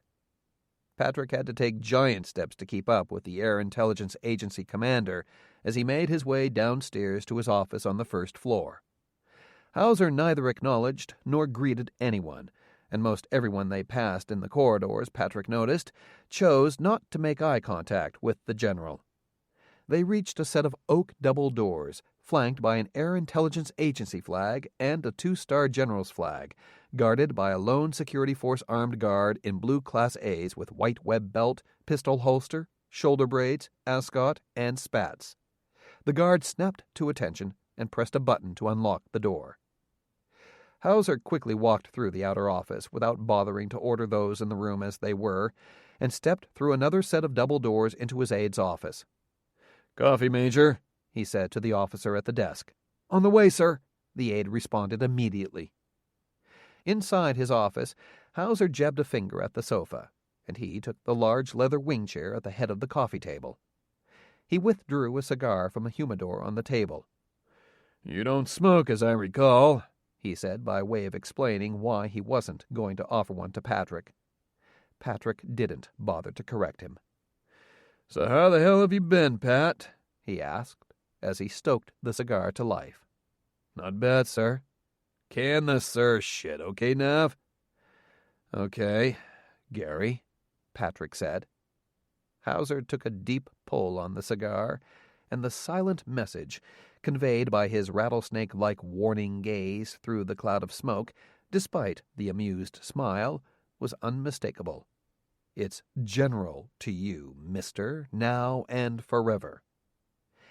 After the aide brought coffee in for both general officers, Hauser sat back in his big chair, took a sip, and puffed away on his cigar. So, Nav, you've had one train wreck of a career since you left Ford Air Force Base, when you got shanghaied by Brad Elliott, Hauser began. Man, you had it made in the shade before you took up with that nutcase. Despite your less-than-firewalled effectiveness reports, me and the Wing King had been discussing when to send you to Air Command and Staff College in residence, and what your next assignment was going to be, the Pentagon or SAC headquarters. You were on the fast track to a senior staff job or even a command of your own. But then you got recruited by Brad Elliott to join him at Dreamland. Hauser went on. You bombed the hell out of the Kvasnaya laser site in eastern Siberia, taking out a half-dozen Soviet fighters and a dozen SAM sites, plus their big-ass anti-satellite laser. Then you— That's classified, General, Patrick said sternly, and I know you aren't cleared for that information. Shit, Patrick, I and 10 other guys here at AIA know everything you've done over the past 15 years. I found out about it a month after I first arrived here, Hauser said. That mission was the beginning of the end of the Soviet Union and the beginning of this agency. Intelligence became the name of the game starting the day after you dropped that bomb on that laser. Everyone was shocked that we underestimated the laser's capability, and everyone wanted to be the one to discover the next Kvasnaya site. With all due respect, General, I advise you to drop that topic, Patrick said seriously. You may think you know everything and that you have the right clearances, but you don't. Come off it, Pat, Hauser said with a chuckle. You Dreamland guys, rather, you ex-Dreamland guys, think you're so special. Remember who I work for. Terrell Sampson used to run Dreamland. The place was blown wide open after the Kenneth Francis James spy incident. Dog Bastion barely had it under control. General Sampson had to clean house to make the place right. Patrick laughed inwardly. He knew that Colonel Tecumseh Dog Bastion had been firmly in control of the high-technology aerospace weapons center. In fact, he created the kind of unit that the Air Battle Force had been patterned upon. It was Terrell Sampson, the black man who rose through the ranks after enlisting in the Air Force to avoid being drafted into the infantry during the Vietnam War, and who made it all the way to 3-star general, who'd never had control. Sampson wanted nothing more than to get promoted, to be the newest and greatest black man to reach the highest echelons of power and leadership in the American military. But in his quest to become a symbol, he found that the harder he tried to control the men and women at Dreamland, the more he lost control. Sampson got his wish. He got himself promoted to Lieutenant General and Commander of 8th Air Force, in line to become Commander of Air Combat Command, maybe even Chief of Staff of the Air Force. He left Dreamland without giving it any purpose or direction. The world's most high-tech laboratory-turned-combat unit had become little more than a high-tech aircraft boneyard during his leadership, but it had served its purpose. It was the footstool Terrell Sampson needed to step up to the next level. I'm just giving you my recommendation here, Gary, Patrick said. Don't talk about Dreamland. Let's change the subject. That was 3 times in a row McClanahan tried to tell a superior officer what to do, Hauser steamed, and that was 3 times too many. But I know all about the activities there, why you got canned, why you were called back, what you did, Hauser said. I know Dreamland's budgets, its projects, personnel, and progress. Same with Battle Mountain, the Air Battle Force, and the 111th Wing. Those units are different, General, Patrick said. They're part of the Air Reserve Forces Command, and their budget submissions are mostly classified confidential. Hawk is still classified top secret, ESI Level 3, which means nothing gets discussed outside the facility, not even in passing. Let's drop it before I'm forced to make a report. He had already decided to make a report. He was just trying to limit the length and detail at this point. Nav, don't lecture me about security procedures, all right? Hauser retorted.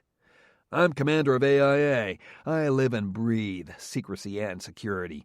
You're the one that needs to be reminded of his duties and responsibilities here, I think. Patrick's mouth literally dropped open from astonishment. Sir? The way I see it, McClanahan, you've been marching roughshod through the Air Force, pulling shit that should have landed you in prison for 100 years, and somehow you've not only gotten away with it, but you've been rewarded and promoted for it. Only one man, Terrell Sampson, had the guts to say enough is enough, and he pulled the plug on you and your wild-ass excursions into personal aggrandizement. Your buddy President Martindale overruled him and gave you your stars back. I can't figure out why. But what I do know is this. You screwed up again. Your buddy Martindale couldn't save you.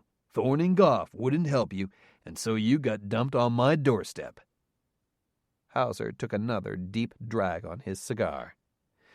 Maybe the chief wanted to stick you with me to keep you out of sight or force you to resign. I don't know, and I don't give a shit. But you're here, and now you're my problem. So, here are the rules, and they're simple. You do as you're told. You keep your nose to the grindstone, and I'll help you dig your way out of this shithole mess you've gotten yourself into," Hauser said. "You can finish out your 20 right here in San Antonio, maybe get your second star back, maybe.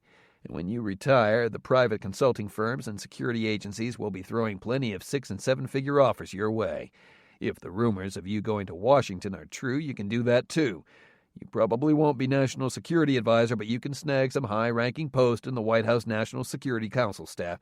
I'm not looking for a government or private consulting job." "I don't care what you are or are not looking for, General," Hauser said. "I'm just telling you that I don't like my agency being used as a detention facility for out-of-control disciplinary hard cases. You were a loner with a give-a-shit attitude when I first pulled a crew with you back at Fort, and you're the exact same guy now. You may have been able to get away with being like that because of a combination of luck and skill as a bombardier, but that won't cut it here. If you try to pull just 1/10 of the shit you pulled on General Sampson, my friend, I guarantee I'll make your life a living hell," Hauser went on, jabbing his cigar at Patrick. "You're with the 966th now, which doesn't deploy and gets pretty good face time with the brass and politicos in Washington, Offutt, and Barksdale. That's a plum job for you. Keep your nose clean and you can stay there, studying satellite photos and human contact narratives, then briefing the 4-stars on enemy activity, and you might just improve your reputation after a couple of years. Here it is in black and white, Pat. You were sent here to cool your heels, and I don't like it," Hauser went on bitterly. "I don't like you being dumped in my lap, and I don't like golden boys who think they know it all and can tell their superior officers off. I want you out of my face and out of the limelight. I want you as quiet as I can make you without cutting out your fucking tongue myself with a pair of rusty scissors. Maybe we'll both get lucky and Thorne will give you a job in his new administration, and then you'll be out of here soonest. Otherwise, you have 2 years and 9 months before you can retire. I would advise you to keep your yap shut and put in your time in the 966th. And then you can go out on the lecture circuit at $10,000 a pop, or be a talking head on Fox News Channel at $500 a day. The 966th Commander is a 2-star billet, so maybe you'll get your second star back and regain a little bit of the decorum and pride you've squandered over the past few years," Hauser said. "If you play ball, I'll help you ease on out of here so you can take care of your son, get your cushy government position, or maybe go back to Sky Masters, Inc. and rip off the government with those hyper-inflated defense contracts your friend John Masters is so fond of negotiating. I don't give a shit what you do after you get out, but while you're in my unit, under my command, you will shut your mouth and do what you're told. Am I making myself perfectly clear, Pat?" Patrick looked at Hauser for a long moment, never breaking eye contact, long enough for Hauser to feel the anger start to rise in his temples. But finally Patrick responded. "Yes, sir. Perfectly clear." Hauser couldn't find any hint of rebellion or defiance in that simple answer, which made him all the more angry. "Good to see you again, Pat," he snapped. He jabbed the cigar toward his office door. "Now get the hell out."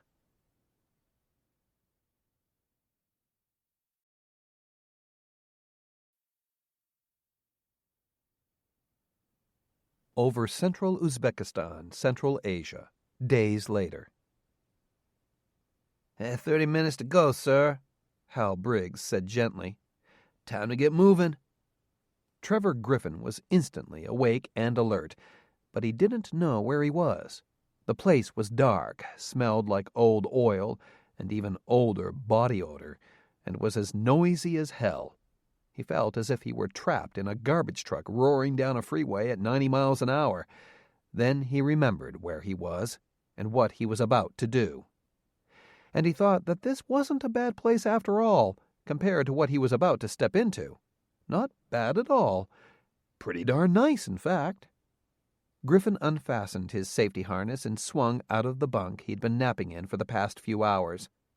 He was on the upper deck of a QB-52 Megafortress bomber, a highly modified B-52H Stratofortress bomber. The QB-52 Megafortress was a flying battleship, capable of delivering up to 60,000 pounds of the world's most advanced weapons, from ultra-precise cruise missiles to anti-satellite weapons. Except for a pod on each wing that carried radar and heat-seeking air-to-air defensive missiles, however, the QB-52 carried no ordnance on this mission. In fact, as Griffin looked forward toward the cockpit, he reminded himself that this B-52 didn't carry something else either that he used to think was important: a crew. This B-52 bomber was unmanned. It had flown halfway around the world without anyone's even setting foot in the cockpit. They received constant messages and updates from the folks back at Battle Mountain Air Reserve Base in northern Nevada, but the plane flew and even aerial refueled all by itself. The other unusual thing about this flight was that this B-52 carried something it rarely ever took along on its missions: passengers. Trevor Griffin was one of them. But not for long. Hal Briggs, who occupied the bolt-in bunk on the left side of the aircraft, was already climbing down the ladder to the lower deck. Griffin followed, moving carefully, still getting accustomed to the strange suit he was wearing. The Air Battle Force guys unflatteringly called it BERP, Ballistic Electroreactive Process, but Trevor called it simply unfucking believable. It was a full-body coverall design made of material that felt like stiff fabric, such as the kind that knife-proof bank deposit bags were made of, but once connected to a power unit, worn like a thin backpack, the material electronically, instantly, became as hard as an inch of titanium when struck. Griffin had watched a demonstration during his day-long training course and couldn't believe what he saw. The wearer was protected from 30mm Gatling gunfire, explosions, fire, and even a fall from a 25-story parachute training drop tower. That wasn't all. The boots had a jet propulsion system built into them that compressed and stored a large air charge that allowed wearers to jump several dozen meters in height and distance. They no longer had to run or even drive into combat. The battle armor had 2 electrodes on the shoulders that could send a lightning bolt of electricity in any direction out to a range of about 30 feet, powerful enough to render a man unconscious. In addition, Briggs wore an exotic-looking exoskeleton device that enhanced their body's strength by automatically stiffening sections of the BERP electronic body armor, then using microhydraulic actuators to amplify muscular strength. Griffin saw BERP-outfitted commandos tossing engine blocks around the training course like pebbles, hefting and firing 30mm cannons as if they were handguns, and demolishing small buildings like bulldozers. His new helmet was something out of a science fiction movie, too. It had sensors that gave him eyes in the back of his head, super hearing, night vision, and allowed him to talk to practically anyone on planet Earth with a radio. Even the color of the gear was high-tech. It was some sort of computerized, multicolored, pixelated design that allowed the wearer to blend into any background, from broad daylight in the desert to night against snow. Trevor climbed down the ladder and met up with Briggs. On a signal from Hal, Griffin donned helmet and gloves and powered on his battle armor, as he was taught to do back at Battle Mountain days ago. Hal glanced at his old commanding officer with a hint of humor in his eyes occasionally as he checked Griffin's battle armor systems. "How do you feel, sir?" he asked. "Like I gotta pee," Griffin responded. "I'm finding it hard to consciously pee in this thing." Like some sort of Frank Herbert sci-fi invention, the BERP gear collected urine and sweat from its wearer and circulated it through small tubules in the suit, which provided incredibly effective temperature control. The suit also had small filters built into the fluid circulation system that removed bacteria and other contaminants from the collected fluid and allowed the wearer to drink the fluid from a tube. It tasted terrible, but it would save you in an emergency. "That's standard for everyone wearing battle armor for the first time," Hal said. "But the more you pee in it, the better you'll feel, and I guarantee if you're thirsty enough, you'll want it. Any questions for me, sir?" "How many times have you used this aircraft before?" "On an actual mission?" Briggs asked. Griffin nodded. "Never." "Never?" Trevor remarked. Well, how about test flights? This particular aircraft? Never. How many total test flights? Don't tell me. Let me guess. Never, right? We have very good computers that model and simulate the flights for every possible loading and flight condition, Hal said. It's been tested 100 times, just not with any live human beings on board. I think we made one test flight with instrumented dummies a while back. And? Hal smiled, shrugged, and said, You know, sir, instrumented test dummies make terrible pilots. Great. And the best part, sir, you volunteered for this, Hal said. We're happy to have you along. He turned away and spoke. Bobcat Control, Tin Man 1, how do you copy? 1, this is Control. We read you 5-by. Brigadier General David Luger responded from his Battle Management Center, or Batman, at Battle Mountain Air Reserve Base.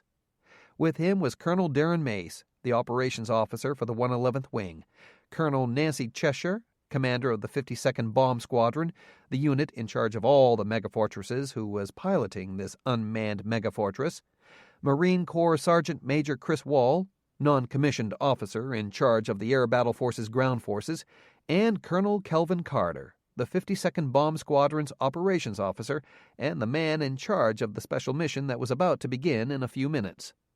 They were supported by intelligence, weapons, surveillance, and maintenance technicians seated with them in the aircraft control group of the Batman. We're ready to board, Condor. We're ready here. Let's mount up. Hal hit a switch and watched a cabin pressurization gauge, which showed the cabin altitude slowly increase until it equaled 32,000 feet, the same as the aircraft altitude. Their oxygen system was already built into their burp suits, so they didn't need oxygen masks.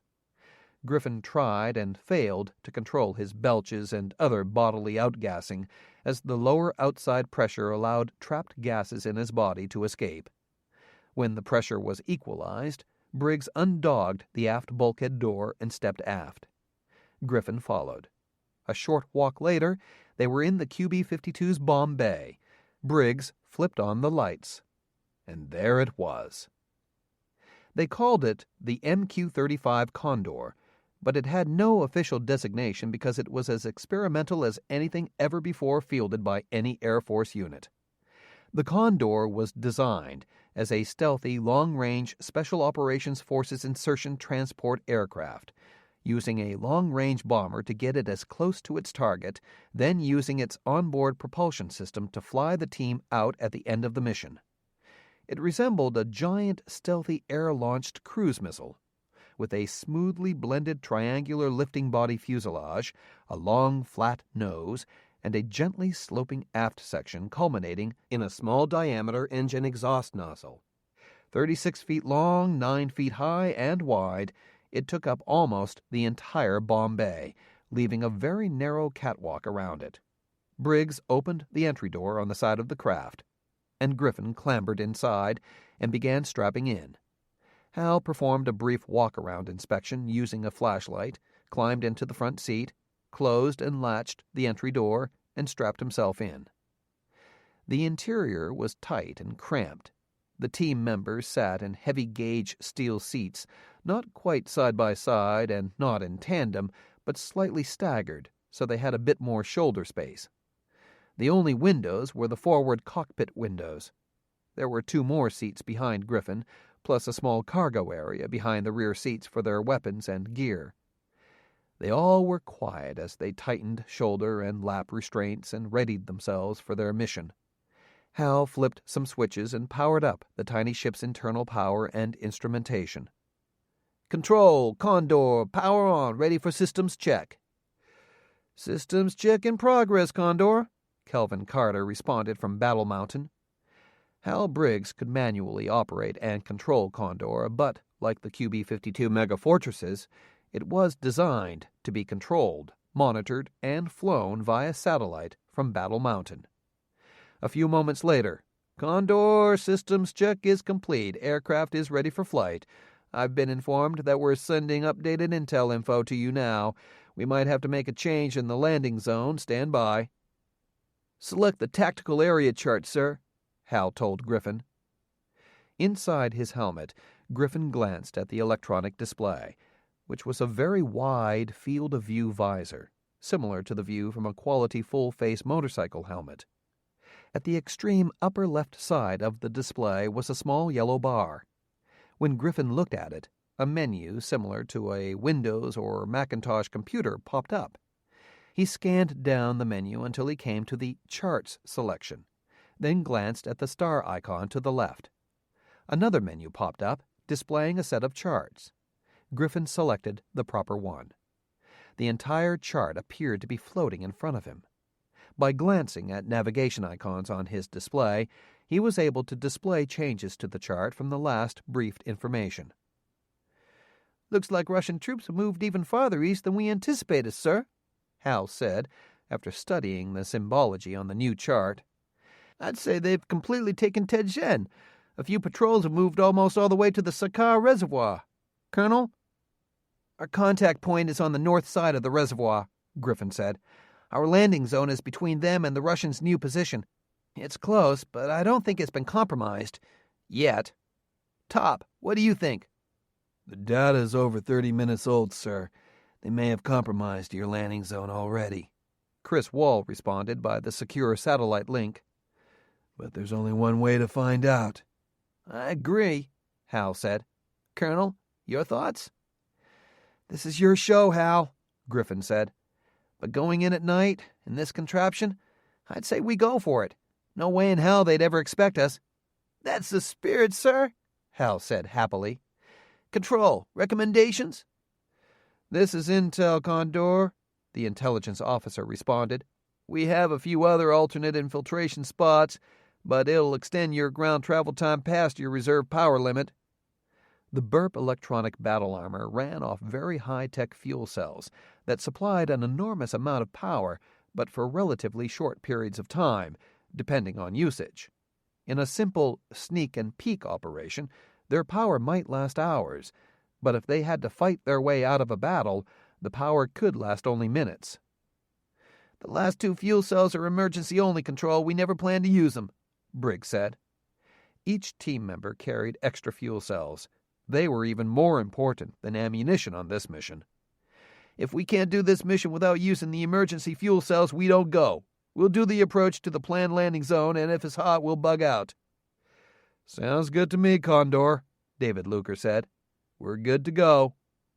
"Roger that," Carter acknowledged. 5 minutes to release, Condor." It was the longest 5-minute wait in Trevor Griffin's life. All the techniques he had learned over the years to calm himself, controlled breathing, consciously unclenching muscles, transcendental meditation, refused to work this time. But soon he wished he'd had to wait a little while longer. It seemed only a few seconds when Carter gave a 1-minute warning. The bomb doors below them slid open. The rumbling sound reverberating in their helmets quadrupled in intensity, and the little craft shook violently in the disrupted airflow, as if it were a young stallion trying to break the wrangler's grasp on the rope to free himself. But the worst part was when they dropped free of the megafortress's bomb bay and fell out into space. Griffin felt as if his stomach had flown up into his throat. Blood rushed to his head, causing his vision to red out, and he thought for sure he was going to lose his lunch. The Condor's sudden deceleration caused his body to mash up against his shoulder harness, which dug mercilessly into his body, so hard he could feel it pinch even through the thick Burp body armor. The Condor's nose pitched over, and for a very long, uncomfortable moment, he thought he was heading straight down, ready to slam into the earth face first. "Good separation, Condor," Carter's voice said. "How are you feeling, Colonel?" Undoubtedly, the Burp rig had some sort of telemetry device that was sending body function readouts back to Battle Mountain.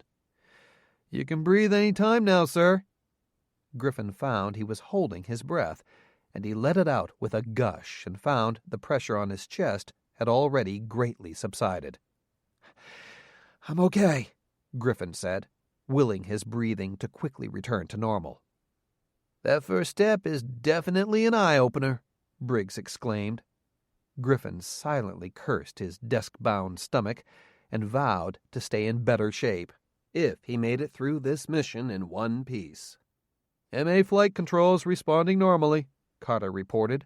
Coming up to best glide speed now. The Condor's nose pitched up greatly, assuming a much more normal, albeit slightly unsettling, nose-down attitude. Underneath Condor's skin were thousands of tiny computer-controlled hydraulic actuators that twisted and manipulated most of the outer fuselage. In effect, the entire body was a wing, with an almost infinitely controllable amount of lift or drag. The craft could glide as slowly as a feather one moment, sink as fast as a 15,000-pound rock the next moment, and then float like a cloud the next, all without deploying one aileron or flap. Looking good, Condor. Sit back and relax, folks. We're on glide path to target. Mari, Republic of Turkmenistan, that same time. Although it was at the crossroads of travel and commerce in Central Asia and had been for centuries, Mari was definitely a very lonely and desolate place now. Mari once was the second largest city in Turkmenistan and the nexus of the railways, highways, and petroleum pipelines that transported Turkmenistan's immense oil and natural gas wealth to other parts of Central Asia and as far east as the Indian subcontinent. It was also now the easternmost stronghold of the army of the Russian Federation, which was trying to wrest control of Turkmenistan away from its interim Muslim government and replace it with a pro-Russian government again. Most of the Muslim population had fled north toward Charju, ready to cross the border into Uzbekistan if necessary. A few hardier souls had decided to make the perilous journey across the burning sands of the Karakum Desert toward Kirki, ready to escape to Uzbekistan or Afghanistan if the Russians dared pursue them this far. Mari was Podpolkovnik Artyom Vodobev's first field command. He was in charge of the 117th Rifles, a motorized rifle regiment with about 3,000 troops, carried aboard a conglomeration of vehicles, everything from cargo trucks to BTR-60 armored personnel carriers and BRDM scouts. Vorobev, however, was lucky enough to have a battalion of T-72 light tanks augmenting his force, which he deployed right up front on the Ashgabat-Mari highway. He also had almost a full air defense battalion, including 4 ZSU-23 mobile anti-aircraft artillery vehicles and 3 9K-35 Strela-10 mobile surface-to-air missile units, along with a command post vehicle, radar vehicle, and reloads. He used to have an S-300 brigade up front, but of course the damned Americans and their unmanned stealth bombers had taken care of that unit. The furor regarding his decision to deploy the S-300 Air Defense Brigade so far ahead of his regiment had thankfully quieted down in the wake of the United Nations decision to exclude all foreign military combat aircraft from Turkmenistan. He was still in command, and he was determined not to screw up again. The Strela-10 heat-seeking anti-aircraft missile system was much more capable than the ancient ZSU-23 against high-performance aircraft, such as the American bomber that was shot down a few weeks earlier, but as commander of the Point Scout unit, Vodobev's objective wasn't to take on a massed air or ground assault, but simply to make contact with any enemy forces out there, report their strength and position, disengage, and maintain contact until heavier reinforcements arrived. The main force was many kilometers away, but it was 2 full reinforced brigades spread out along the 50 kilometers between Mari and Tezhen, supported by several aviation, air defense, engineer, and special operations companies. Vodobev's command vehicle was located near the rear of his regiment, about 10 kilometers southwest of the main airport at Mari and 4 kilometers behind the lead scout formation to the east. He was proud of this force, and he told his battalion and company commanders that every day. Vorobev had been deployed all over the Russian Federation in various units throughout his 18-year-long Army career, but mostly as a staff officer, never as a field commander. He had worked hard and used his contacts to go to the best schools and training centers so he could fill out his resume with plenty of academic experience. But, despite top marks and glowing endorsements from many high-ranking generals and even a few vice-marshals in Moscow, He had always lacked the one thing he needed to compete for flag rank: actual experience commanding a combat unit in the field. When he got his orders to go to Turkmenistan, he thought his career was over. An assignment to Central Asia was worse than one to Siberia. But it turned out that one of his many patrons did him a favor. He would be taking command of a full regiment, which looked good on any sub-colonel's record, but his first command was in a relatively quiet and safe location, Ashgabat, Turkmenistan. Nothing ever happened there. That is, until about 2 months after he took command of his unit. Then, as his grandfather always used to say, on idiot pidjatchim parum, or he was going to the top propelled by fart steam. The Taliban had invaded Turkmenistan. One of the other Russian army regiments in his division assigned to defend the city of Mari had been crushed, and now he was suddenly thrust to the forefront with strict orders from Moscow not to underestimate the Taliban-led forces and let the same happen to him. Vodabev's regiment was now expected to blunt any advances by any hostile forces, whether they be Turkmenis, Taliban, or American B-1 bombers. Mari was the line of death here in the wastelands of Turkmenistan. If he held fast, Vodabev would get his long-awaited promotion, perhaps back to a staff job as polkovnik, or maybe even a general major. If he failed, the best he could hope for was an honorable retirement with his podpolkovnik stars still on his shoulders. If he survived. It was nearing 9 p.m., which was patrol shift change time for most of the regiment. Because so many of his men would be out and about at this hour, Vodabev made it a habit to stop by at least one security sector company to watch the changeover before heading to his tent to start reviewing reports, making notes, and issuing orders to his battalion commanders. His driver was waiting for him as he put on his helmet and pulled the chin strap tight. One of his young lieutenants, a mortar company commander named Novikov, and a battalion commander named Kuzmin, were accompanying him on this evening inspection. These 90-minute-long tours gave his junior officers a chance to have a look at the rest of the regiment, ask questions, and get some face time with the boss. It was a rather pleasant night so far, but Vodabev knew that the weather in southern Turkmenistan in late spring was unpredictable and sometimes harsh. "Let's go, Sergeant," he said. He returned the salutes from his 2 junior officers, then shook hands.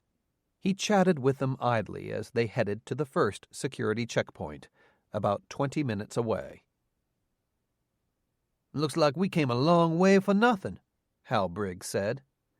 The inside of the little Condor was eerily quiet, with just the faintest whisper of airflow audible through their helmets. But it wasn't the ride that was bothering everyone. It was the landing area. It appeared as if several Russian patrols were moving directly toward the landing site itself. "We've been working with Turabi and these Turkmen guerrillas ever since the peacekeeping force was established," Griffin went on. "They risked their lives to pass on valuable intelligence information to us." "Well, it appears the Russians are about to nab them," Briggs said, studying the latest satellite imagery download. "One Russian patrol looks like they've got them right now, and 2 others seem to be on their way." "The landing site is compromised," the intel officer back at Battle Mountain radioed. "I recommend you abort. From your altitude you can make it back to Bukhara with plenty of fuel left." "Colonel Griffin, speak to me. I'm considering getting the heck out of here. We can't let those Turkmen forces get captured if we want any chance of keeping Turkmenistan out of Russian hands, Hal." Hal paused. Then, "Top, comments?" Chris Wall had encountered Jalaluddin Turabi before on 2 occasions. The last time, Turabi's former Taliban fighters helped the Battle Force commandos escape a Russian attack in Turkmenistan. "It's hard to tell, sir," Wall responded, "but I don't see much more than a squad out there near the landing zone, and maybe a platoon within 10 miles. You can take those guys easily. All you have to do is make sure you're in the air before more troops show up." Briggs thought about it for a few moments. "Roger that. Control, Condor is proceeding as planned." "Are you sure, Hal?" Dave Luger asked.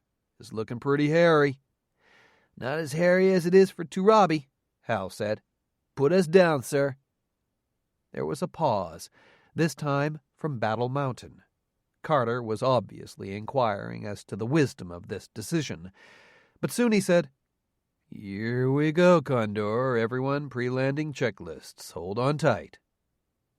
They were just a few miles from the planned landing zone, still gliding to the southwest at 17,000 feet. Just as Griffin thought there was no way they could make that landing zone from this altitude, the nose came up and his body was shoved forward on his shoulder straps as the Condor decelerated. His stomach again churned up into his throat as they careened earthward.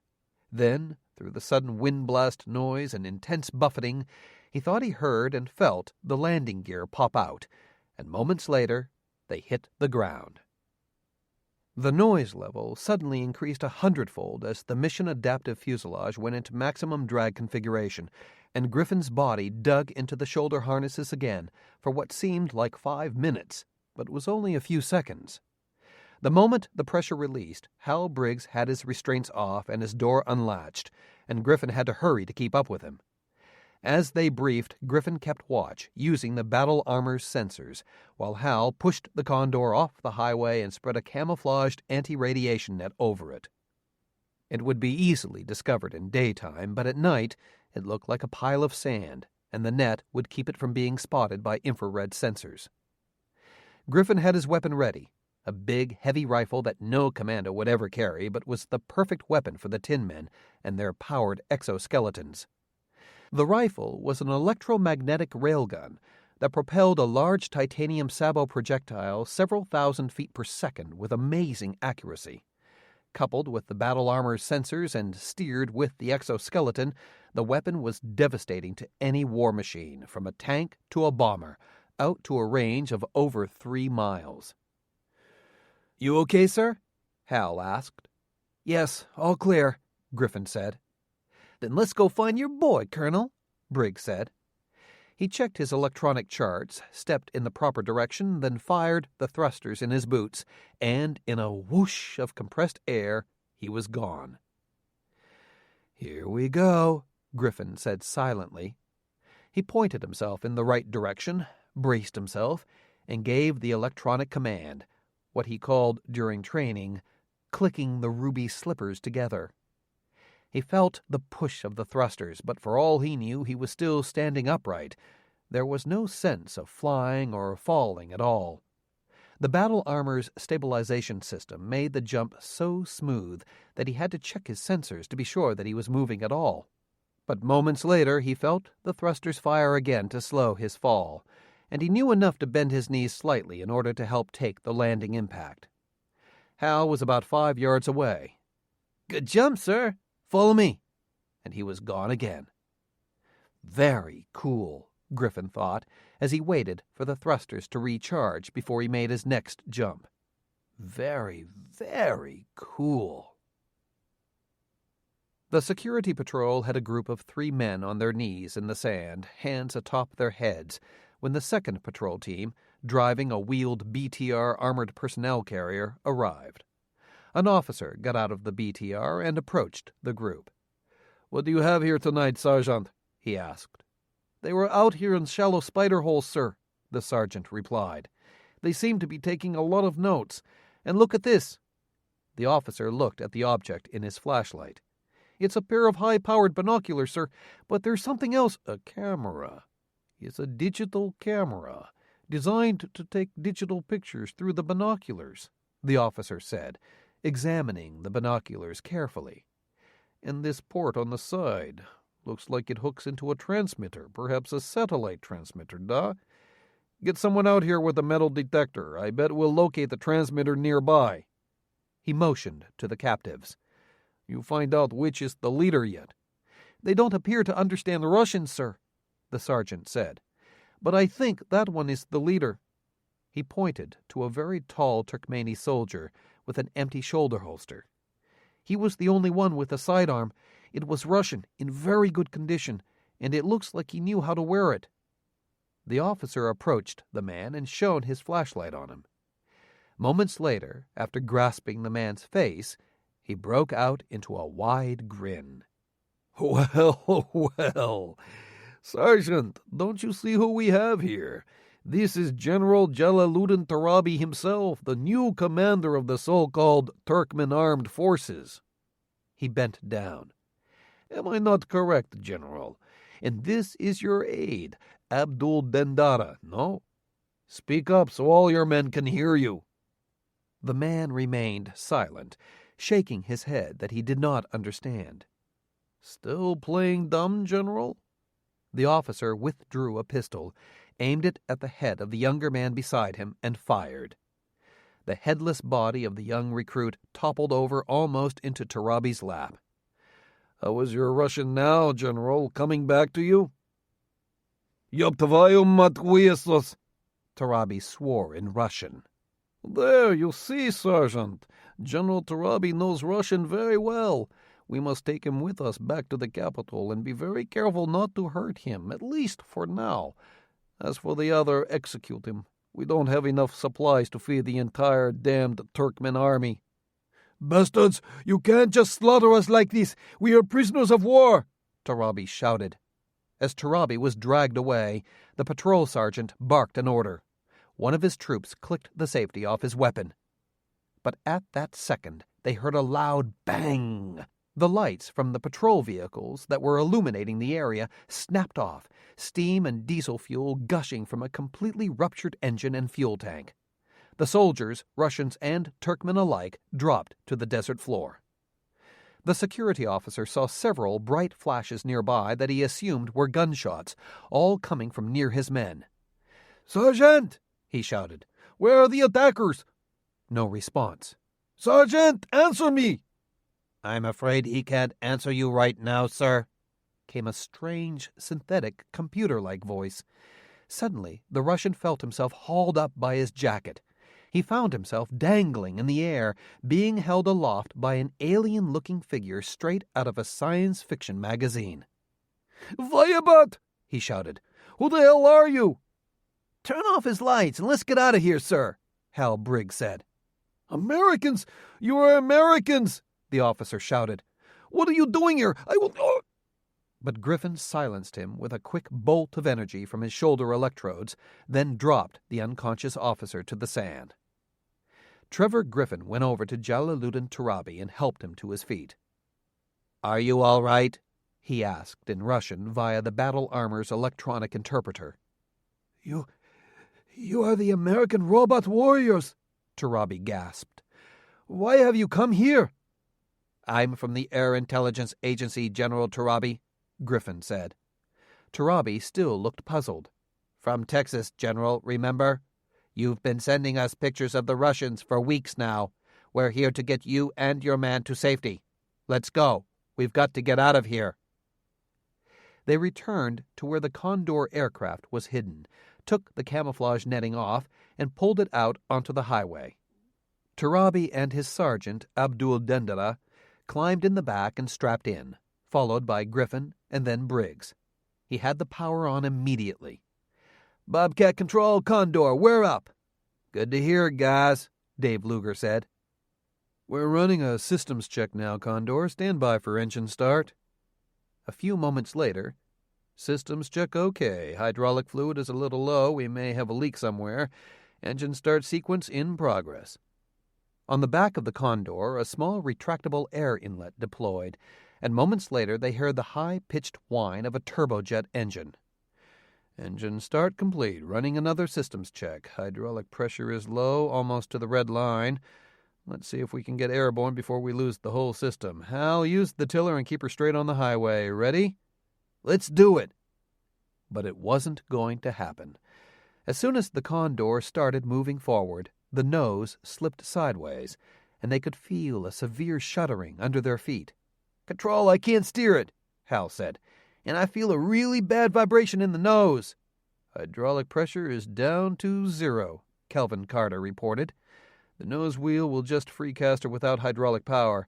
Hal, you'll have to lock the nose wheel in place with the locking switch on the tiller. You won't have any steering, so you'll have to manually line the Condor up on the highway. Use differential braking until you get enough airspeed to steer it aerodynamically. Careful on the brakes. You'll flip yourself over if you have takeoff power in and you hit the brakes too hard." "I'll get out and line it up," Griffin said, and before Hal could protest, he had undogged his hatch and was scrambling out. It was no problem for him to lift up the nose of the aircraft and reposition it on the highway center line. But just as he did, a warning beeped in his helmet. "I'm picking up an aircraft coming our way." He raised his railgun and followed the prompts in his helmet until he could see the threat symbol in his electronic visor. "Got him! Got him!" he said excitedly. "Low, 6 miles, speed 110. Probably a damned helicopter gunship or attack plane." "Easy, sir. Wait for him to come into range," Hal said. With the powered exoskeleton, Griffin tracked the incoming aircraft easily. "Should be any second now. Don't lead him. The projectile will move a hell of a lot faster than—" Suddenly Griffin heard in his helmet, "Warning, laser detected. Warning, laser detected." "Laser!" he shouted. "He's laying a laser designator on us." He didn't wait any longer. He fired the railgun at the incoming aircraft, even without a lock-on, hoping that the shot would make the pilot veer away or the gunner to break his lock-on or concentration. It did neither. As Griffin watched, his electronic visor showed another target, this one moving much faster than the helicopter. He didn't hesitate. He jumped atop the Condor aircraft and watched as the laser-guided missile streaked in. Like a hockey goalie, he crouched down, keeping the missile centered in his sights while balancing. He raised the railgun and tried to line up on the incoming missile. But before he could get a shot off, it hit. The missile deflected off the barrel of the railgun, off Griffin's right arm, veered away from the Condor, hit the ground, and exploded. The railgun shattered in his hands, and he was blown backward off the Condor and several yards through the air onto the hard-baked desert floor. He was still alive. He heard warning buzzers, his electronic visor was cracked, and his body felt as if he were being turned on a rotisserie over a blazing bonfire, but he was still alive. "Colonel Griffin!" he heard Hal Briggs shout. Briggs was kneeling beside him, putting out an electrical fire from his backpack and belt and removing his helmet. "Holy shit!" Where's that gunship, Hal?" Griffin breathed. "Get him, damn it!" Hal turned and raised his railgun, but before he could line up on the aircraft, another explosion erupted a short distance away. The Russian gunship had shot a second laser-guided missile into the Condor, blowing it to pieces. "Oh, my God!" Griffin shouted. "Tarabi and his sergeant!" "They're clear," Hal said. "They're trying to find a place to hide." Just as he was about to fire on the aircraft, he received a warning in his helmet. "Oh, shit! Another aircraft inbound!" He turned to take a shot at the second aircraft, then slung his railgun over his shoulder, picked up Griffin, and leaped away, just as another laser-guided missile exploded in the exact spot where they'd been a fraction of a second earlier. Hal landed from his jump and had barely enough time to cover Griffin with his body when the second aircraft, a Russian Mi-24 Hind D attack helicopter, peppered him with 30mm cannon fire. The shock of the heavy-caliber shells hitting Briggs was so fierce that even protected by Briggs's armored body, Griffin felt his breath being knocked out of his lungs by the impact. As soon as the cannon fire stopped, Briggs scooped up Griffin and made another thruster jump in a different direction, away from Tarabi and Dendana. But the explosion, the gunship attack, and that last leap substantially depleted his power. Warning tones were popping up the moment he landed from his jump. Griffin obviously saw them too because he held out his spare power pack. "Turn around. I'll swap power packs." "Not this one, you won't," Hal said, examining the pack. It had shattered along with the rest of Trevor's backpack. He quickly ejected his nearly spent power pack and replaced it with his emergency one, then made another leap when he noticed the first gunship lining up for a cannon or missile attack.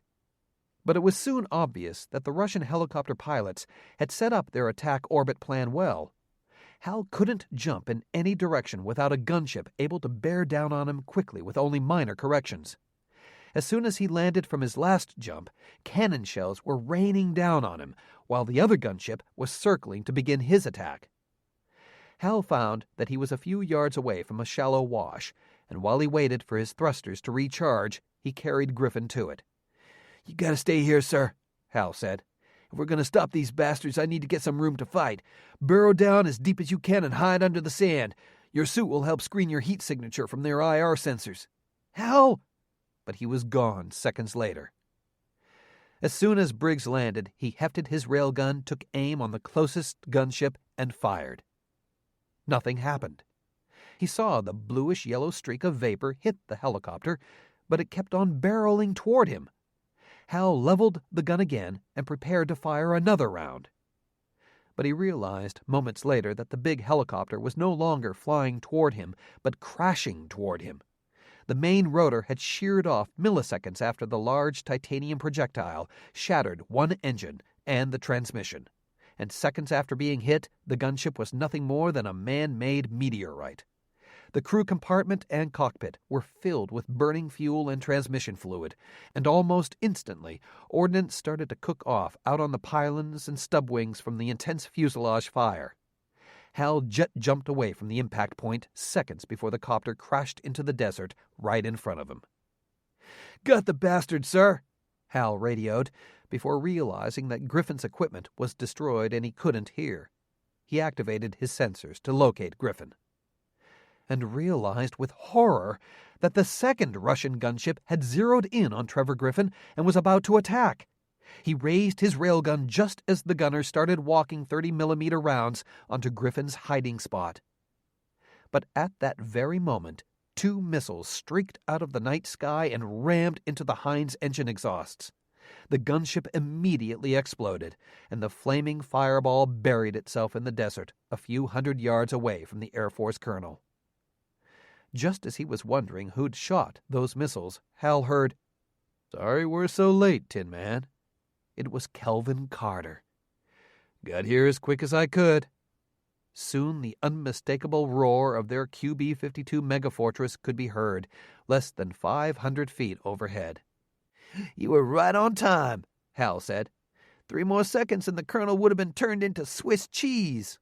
"Roger that," Carter said. "Glad we could help. We're going to pay a visit on a couple of other Ruski aircraft heading your way. The closest ground troops are about 8 miles southwest. We don't have any air-to-ground weapons on board the megafortress, but we can create some confusion for you. Watch the skies." "Thanks, Bobcat." Briggs jet-jumped over to Griffin. "You okay, sir?" "I'm here to tell you, Hal," Griffin said weakly, "that it is possible to see your life flash in front of your eyes twice in one night. I sure as hell did." "You saved our bacon, Colonel," Hal said, helping Griffin strip off the useless battle armor. "You've earned the right to join our exclusive club if you so choose." I've got a desk back in San Antonio waiting for me, along with a wife and kids. I think that's where I'll stay for a while," Griffin responded honestly. "That is, if we can get out of here without Condor." At that moment, Hal turned. He'd received another warning tone in his helmet. "A vehicle heading toward us. I thought Carter said it was clear." Hal raised his railgun, preparing to engage. Then he saw Jalaluddin Tarabi frantically waving from his perch atop the Russian armored personnel carrier.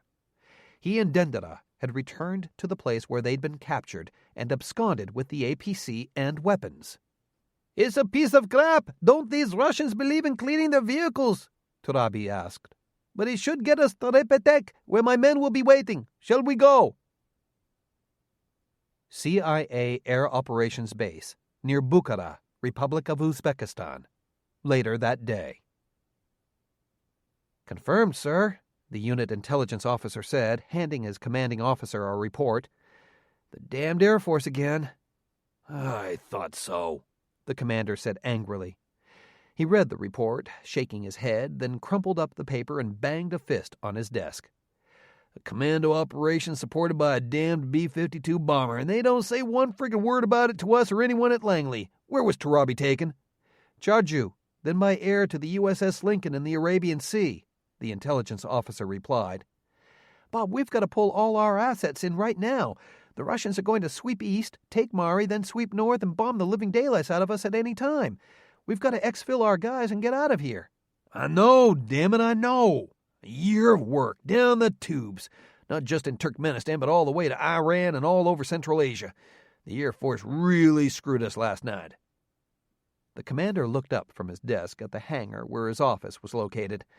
He had a U.S. Air Force MH-53M Pavlo IV Special Ops helicopter and crew standing by, ready to go, along with its crew of 6 and a team of 12 commandos, and there was no doubt that he could get volunteers to fill up the chopper if he asked.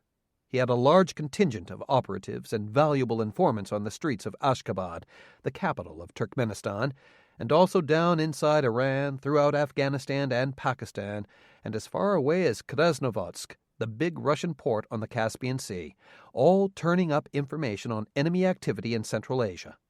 He had guys deep inside Al-Qaeda, the Russian military, Afghani drug cartels, and terrorist groups for thousands of miles around. All compromised because of some half-assed Air Force operation near Mahdi. It was too risky to stay in Uzbekistan now. The Russians were going to be like a large hive of angry bees, stirred up, swarming, and mad as hell, ready to lash out at anything that wasn't 100% verified Russian. The whole Central Asia operation was in danger. A lot of Russians had been killed by the Americans as they fought their way out of Turkmenistan. No doubt the Russians wanted payback. "We got no choice," he said finally. "Send messages via secure microburst transmissions and radio interference, telling our guys to hightail it out into the backcountry and start monitoring the pickup points." The CIA operatives used their own secret microburst transceivers, coded messages sent and received by devices that compressed messages into microsecond-long bursts, thereby reducing the chances of their being detected or used to backtrace their location. The CIA headquarters also sent messages by broadcasting interference signals overlaid on regular radio and TV broadcasts, sometimes as simple as bursts of static, other times images that could be seen only with special lenses, or by slowing down videotapes of certain shows to relay messages to their informants or agents in deep cover.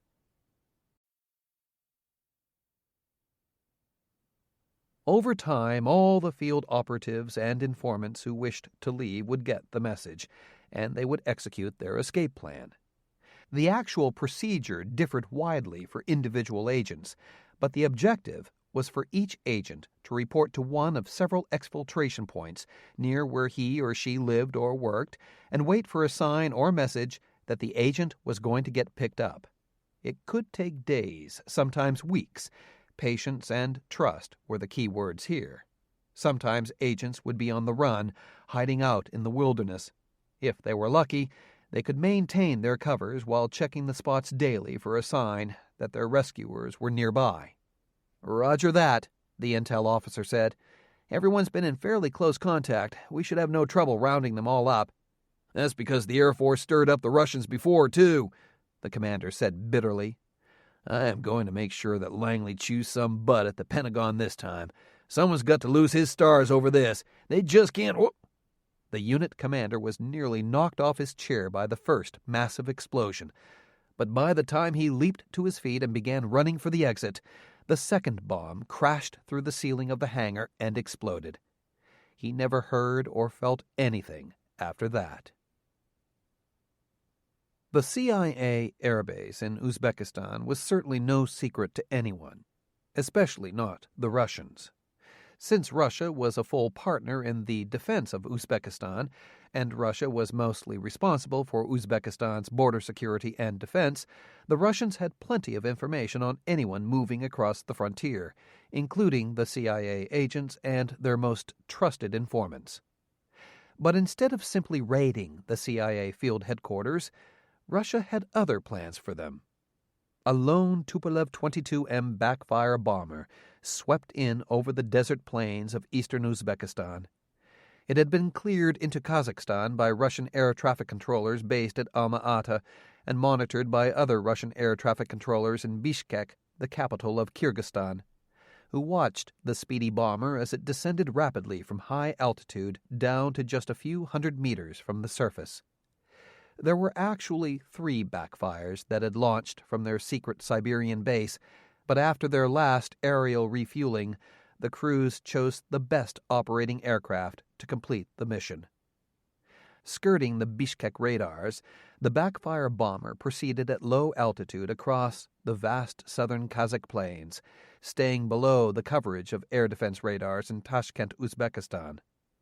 Minutes later, the bomber started a slight wings-level climb. At an altitude of 1,000 meters, it began its attack. The Tu-22M carried 3 large air-launched missiles called the Kh-31, one in the bomb bay and one on external hardpoints on the non-moving portion of each wing. Each 600-kilogram missile had a 90-kilogram high-explosive fragmentary warhead designed to blast apart lightweight structures like radar arrays and antennas with ease. After release, the missile shot ahead of the bomber using its small first-stage solid rocket motor, then climbed rapidly through 15,000 meters altitude using its big second-stage motor. When the second-stage motor burned out, the motor casing became a ramjet combustion chamber, which automatically fired and quickly accelerated the missile through Mach 3. The Kh-31 initially used its inertial navigation system to steer toward its target, but it received position and velocity updates through its GLONASS satellite navigation system, which greatly improved its accuracy to near-precision quality. It needed less than 4 minutes to fly the 200 kilometers to its target. Once within 30 seconds of its target, it switched to a passive radar detector and homed directly in on a specific radar frequency. One Kh-31 missile lost contact with its carrier aircraft and hit harmlessly somewhere in the central Uzbek deserts, but the other missiles continued their flight with devastating accuracy, destroying the air defense radar sites at Tashkent and at Samarkand, a large city in southeastern Uzbekistan. With the Uzbek radar shut down, the Tu-22M proceeded south into Uzbekistan and set up an orbit, blanketing the area with electronic jamming signals and also monitoring the activities about to begin. The second part of the operation had actually taken place nearly a half-hour earlier. Orbiting over southern Siberia at 15,000 meters, a Tupolev 95 MS Bear bomber, a long-range turboprop aircraft first designed in the 1940s, had released 2 11-meter-long missiles from wing pylons about 20 seconds apart. Codenamed the Kh-90 Karanka, or Crown, it was one of the world's most advanced land attack missiles. The missile's first stage was a solid rocket motor, which accelerated the missile to almost Mach 2. As in the Kh-31s launched by the backfire bomber, when the first stage motor burned out, the rocket chamber became a ramjet engine. Air was compressed and accelerated inside the ramjet, and liquid rocket fuel was injected and burned. As the missile gained speed, air and fuel were squeezed and accelerated even more, until the missile soon was cruising at over 8 times the speed of sound. The missiles streaked across Siberia and Kazakhstan, climbing to 25,000 meters altitude, then started a steep dive toward their target. Steered by signals from the Russian GLONASS, their accuracy was superb. At an altitude of 10,000 meters, each missile ejected 2 independently targeted 150-kilogram high-explosive warheads. The CIA operations base, next to the abandoned airfield outside Bukhara, Uzbekistan, consisted of only 4 buildings inside a 10-acre fenced compound, 2 aircraft hangars, each of which doubled as a storage facility, ammo dump, and training center, a natural gas-fired power generator and well pump house, and a headquarters building which doubled as a barracks. The warheads hit each structure dead on. The explosions were so powerful that the fuel and munitions inside the hangars did not even have a chance to explode. They simply disappeared in a cloud of superheated gas. Chapter 2. Barksdale Air Force Base, Bossier City, Louisiana. Days later. What in hell do you mean you don't know where it came from? Lieutenant General Terrell Sampson, commander of 8th Air Force, thundered. Terrell Sampson was a truly imposing man, even when seated, and a few of the staff members arrayed around him in the headquarters battle staff area jumped when he shouted. even though they were accustomed to his loud, frequent outbursts. A Russian bomber completely wipes out a CIA field operations base in Uzbekistan, and you're telling me we still don't know where it came from or what weapon it used, General McClanahan? It didn't just pop up out of nowhere. Sir, we're working on it, Patrick McClanahan said. He was speaking via secure video conference from the Command and Operations Center of the Air Intelligence Agency at its headquarters in San Antonio, Texas. The 966th should have that information shortly. We have almost constant surveillance on every Russian bomber base west of the Urals. So far, every one of those bases' normal inventory has been accounted for. What about Engels's bombers, General? Major General Gary Hauser asked. Sir, we still have no firm estimates on how many planes survived, how many damaged planes were reconstituted, or where any survivors were relocated, Patrick responded. Engels Air Base in southwestern Russia was the largest bomber base in Russia and the headquarters of Aviationная Войска Стратегического Назначения, AVSN, or Strategic Aviation Force, Russia's intercontinental bomber command, composed of subsonic Tupolev 95 Bear bombers, supersonic Tupolev 160 Blackjack bombers, Ilyushin 78 Midas aerial refueling tankers, and Tupolev 16 Badger tankers and electronic warfare aircraft.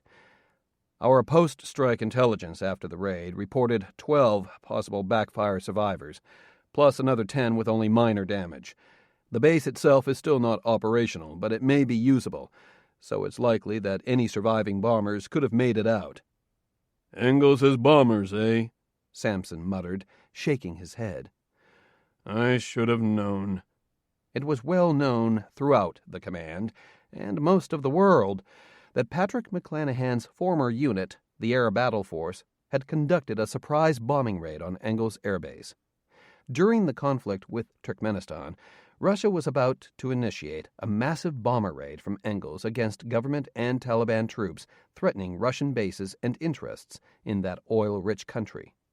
Using his fleet of unmanned, long-range bombers launched from Diego Garcia in the Indian Ocean, Patrick had destroyed several Russian bombers on the ground at Engels, damaged several more, and severely damaged the base itself. Although Patrick's raid had halted the conflict in Turkmenistan and allowed United Nations peacekeepers to enter that country safely and establish a ceasefire, most of the U.S. government, the Pentagon, and the world had blamed Patrick McClanahan for the rising tensions between Russia and the United States. No one expected him still to be wearing an American military uniform, let alone a general's star. Least of all, Lieutenant General Terrell Sampson, Patrick's new boss. We've tried to account for the survivors through surveillance as well as through diplomatic channels, but have not been successful, Patrick went on. We should have an answer shortly as to where they came from. The Russians are bound by the Conventional Forces in Europe Treaty and the Strategic Arms Limitation Treaty to state exactly how many long-range bombers they have and their precise location. Under the Open Skies Treaty, we have a right to verify that information ourselves. Russia can't legally withhold that information. We will... General McClanahan, thanks to your unsanctioned, wasteful, and wholly unnecessary attack on Engels, we will be lucky to get any cooperation from Russia on any aspect of the CFE or SALT agreements, Sampson interrupted. You will make it your top priority to find out exactly where those bombers came from and what Russia's current long and medium-range strike capability is. I want that info on my desk in 24... No. I want it in 8 hours, in time for the next scheduled battle staff meeting. Is that understood? Perfectly, sir. Patrick knew that was all his staff had been working on ever since U.S. Strategic Command alerted them of the attack. They would have the info ready by then. What do you know about the attack? Sampson asked heatedly. Reports from Uzbek air traffic control authorities in Tashkent have confirmed that the aircraft that crossed over from Russia was a Tupolev 22M bomber, call sign Mirny 203, Patrick said. Air traffic controllers from Alma-Ata, Kazakhstan, reported the bomber to Tashkent but did not provide any flight plan information. The aircraft was spotted about 175 miles north of the Uzbek border by radar operators at Tashkent before the radars were knocked off the air and communications were disrupted. The Russians have one missile with that kind of range, the AS-17, codename Krypton, Patrick went on. The AS-17 is an anti-radar weapon designed to exceed the range and performance numbers of the Patriot anti-aircraft missile. However, the AS-17 was not originally designed to be fired from the Tupolev 22M. One AS-17 apparently malfunctioned and crashed in the desert in Kazakhstan. CIA will undoubtedly send out teams to recover data on that lost missile, Hauser said. I'll have the info as soon as they get it. Sir, we've heard from CIA, and because of the strike against their base, they're not prepared to mount a covert mission into Kazakhstan to retrieve the missile, Patrick said. Colonel Griffin has put together a mission plan for your approval. He can deploy with a team, or we can brief a team based in... So Griffin wants to lead another covert ops team into Central Asia, eh? Hauser asked derisively. He obviously thinks he's the newest action hero now. Sir, no other agencies have offered to get that data for us, Patrick said, daring to show his exasperation at Hauser's remark.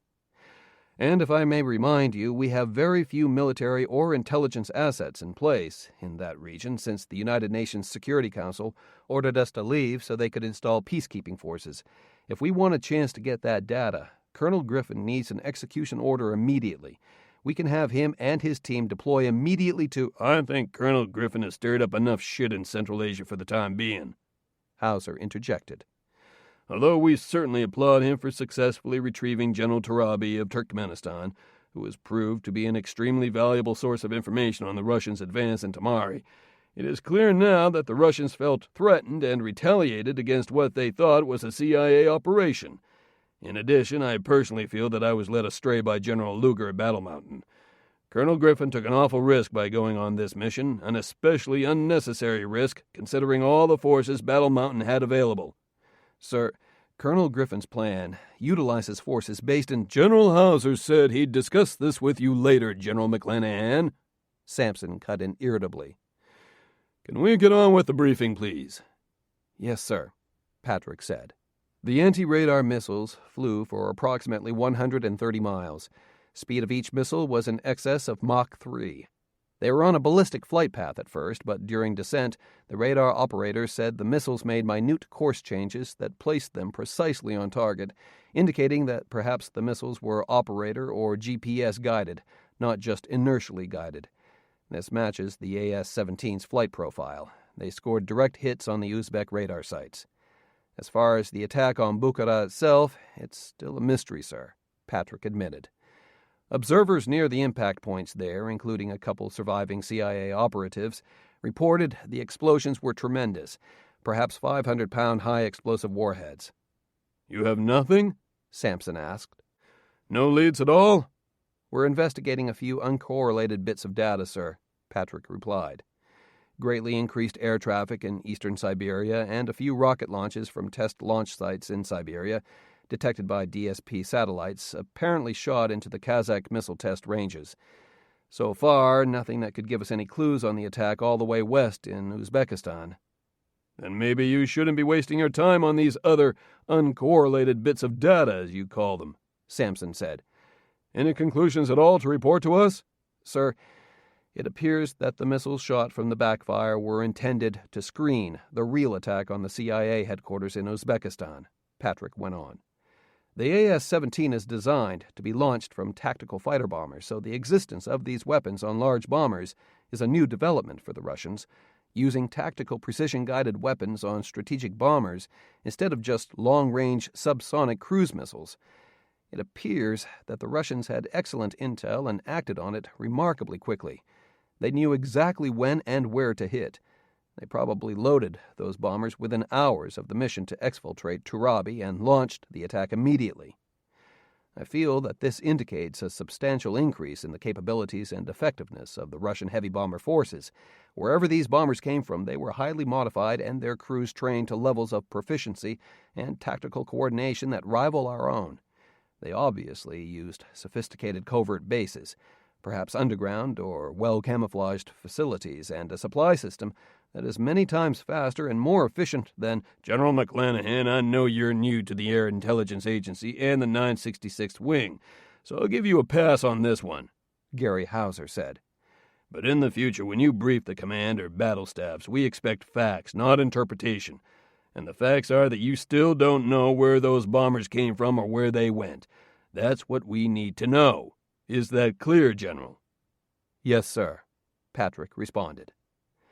Hauser looked at the darkened, glassed-in booth where the communications officer sat and drew a finger across his throat. Moments later, the link between Barksdale and Lackland was terminated. "Let's get on with the status of forces," Sampson said, giving the screen on which McClanahan had appeared one last disgusted glance that was very apparent, even across the secure video conference network. "General?" Conducting his briefing from his seat in Sampson's preferred style, the 8th Air Force Deputy Commander for Operations and the Acting Vice Commander, Brigadier General Charles C. Zoltrain, pressed a button on his console to call up his first PowerPoint slide. "Yes, sir. Currently all wings are reporting 100% conventional combat ready." "Conventional only? What's the nuclear side looking like?" "Due to our conventional mission commitments, the lack of airframes and crews, and lower funding levels, we can meet approximately 60% taskings for single integrated operations plan missions, sir," Zoltrain said. "The crews and the planes are simply not available for certification. The B-2 stealth bombers are in the best shape at 70%, but the B-52s are only 50%, and I think that's being generous." Sampson thought about the news for a moment, then shrugged. "Well, if Stratcom wants more planes ready for PSYOP missions, they're going to have to send me more money and more airframes," he said. Stratcom, or U.S. Strategic Command, was the unified military command in charge of planning and fighting a nuclear conflict. Stratcom did not own any aircraft. Like every unified command, Stratcom gained aircraft from other major commands, such as nuclear bombers, intelligence-gathering aircraft, and strategic command and control planes from 8th Air Force. "We can bring some planes out of flyable storage to have available for PSYOP planning if necessary," Zoltrain said. The fly stores, or flyable storage, were the planes held in a sort of maintenance limbo. It was a way to save costs while maintaining a large fleet capable of fighting with minimal preparation. 2/3 of the long-range bombers allocated to both 8th and 12th Air Forces were in flyable storage at any one time. "How many planes were we budgeting to come out of FlyStore this year? Through the normal rotation? 36 B-52s, and no, I meant planes coming out of FlyStore to augment the fleet. How many?" "Well, none, sir," Zoltrain responded. "But we're technically non-mission ready if Stratcom wants to put any bombers on alert. We'd have to—" "That's Stratcom's problem, not mine," Sampson said. "They know hour by hour how many planes we have available. If they notice our shortage, they're not saying anything, which means they don't want to deal with the budget crunch either." "Sir, we have to do something. At least notify the Pentagon that we're low," Zoltrain said. "It'll take weeks, maybe months, for some of those bombers to be mission-ready out of flyable storage. If we start now, maybe we can stop the process before we break the bank. Or maybe we'll get interim funding later on, but we can't just—" Okay, Charlie, I get the picture," General Sampson said irritably. "Have the wings start pulling fly stores out right away. See if they can put it under an exercise budget. Or if they're close enough to their cycle periods anyway, have them pull their allotments early." Planes in flyable storage had to be rotated out every 6 months, brought back up to full combat readiness, and flown for a specified number of hours before being put back in FlyStore. Because of arms control limitations and other political considerations, there was usually no rush to do this, and in fact, many planes in flyable storage went over their 6-month time limit or were never brought back up to full combat-ready status. In effect, they became hangar queens, a source of cannibalized parts. It was an unfortunate fact of life for the Air Force's bomber fleet. "I want it done quietly. I don't want it to appear like we're mobilizing any long-range strategic forces." "Yes, sir," Zoltrain said. "This really sucks," Sampson said. "We're forced to spend money on spinning up the fly stores, while McClanahan and Luger get their pick of the best airframes to do their Q conversion. And then we can't even use the damn things because no one except the weenies at Battle Mountain knows how they work." The Q conversion was the outrageous plan, recently approved by the Pentagon, to modify a number of B-1 and B-52 bombers to unmanned combat strike missions, reconnaissance, and suppression of enemy air defense. The 111th Bomb Wing at Battle Mountain had developed the capability to control a number of bombers for global combat sorties without putting one human being in harm's way. They have Code 1 airframes and crews out there in Battle Mountain just twiddling their thumbs, while the rest of the command has to bust our butts just to get to minimum force levels. And even if we had them, we don't even know how to employ robot planes, Sampson went on. It's just like the Turkmenistan UN Security Council surveillance mission all over again. If we want to use them, we have to put one of their Trekkies in charge. I think we could stand David Luger or Rebecca Furness in our headquarters for a short period of time. But if they have to start bringing guys like Darren Mace or their civilian contractors, Masters or Duffield in here, they'd drive us crazy in no time. No thanks, I'd rather spend the money and bring some of our fly stores online before I bring in anyone from Battle Mountain. He turned to the next officer at the conference table. Gary, I hope you have better news for me. Yes, sir, I do, Major General Gary Hauser said. The good news is 100% of our spacecraft are operational, and we have complete overhead coverage of Central Asia and southwestern Russia. All reconnaissance and surveillance air wings are fully combat ready, and sortie completion rates are over 90%. True, we didn't see the air raid on Bukhara coming, and I will personally find out where the deficiency is and fix it.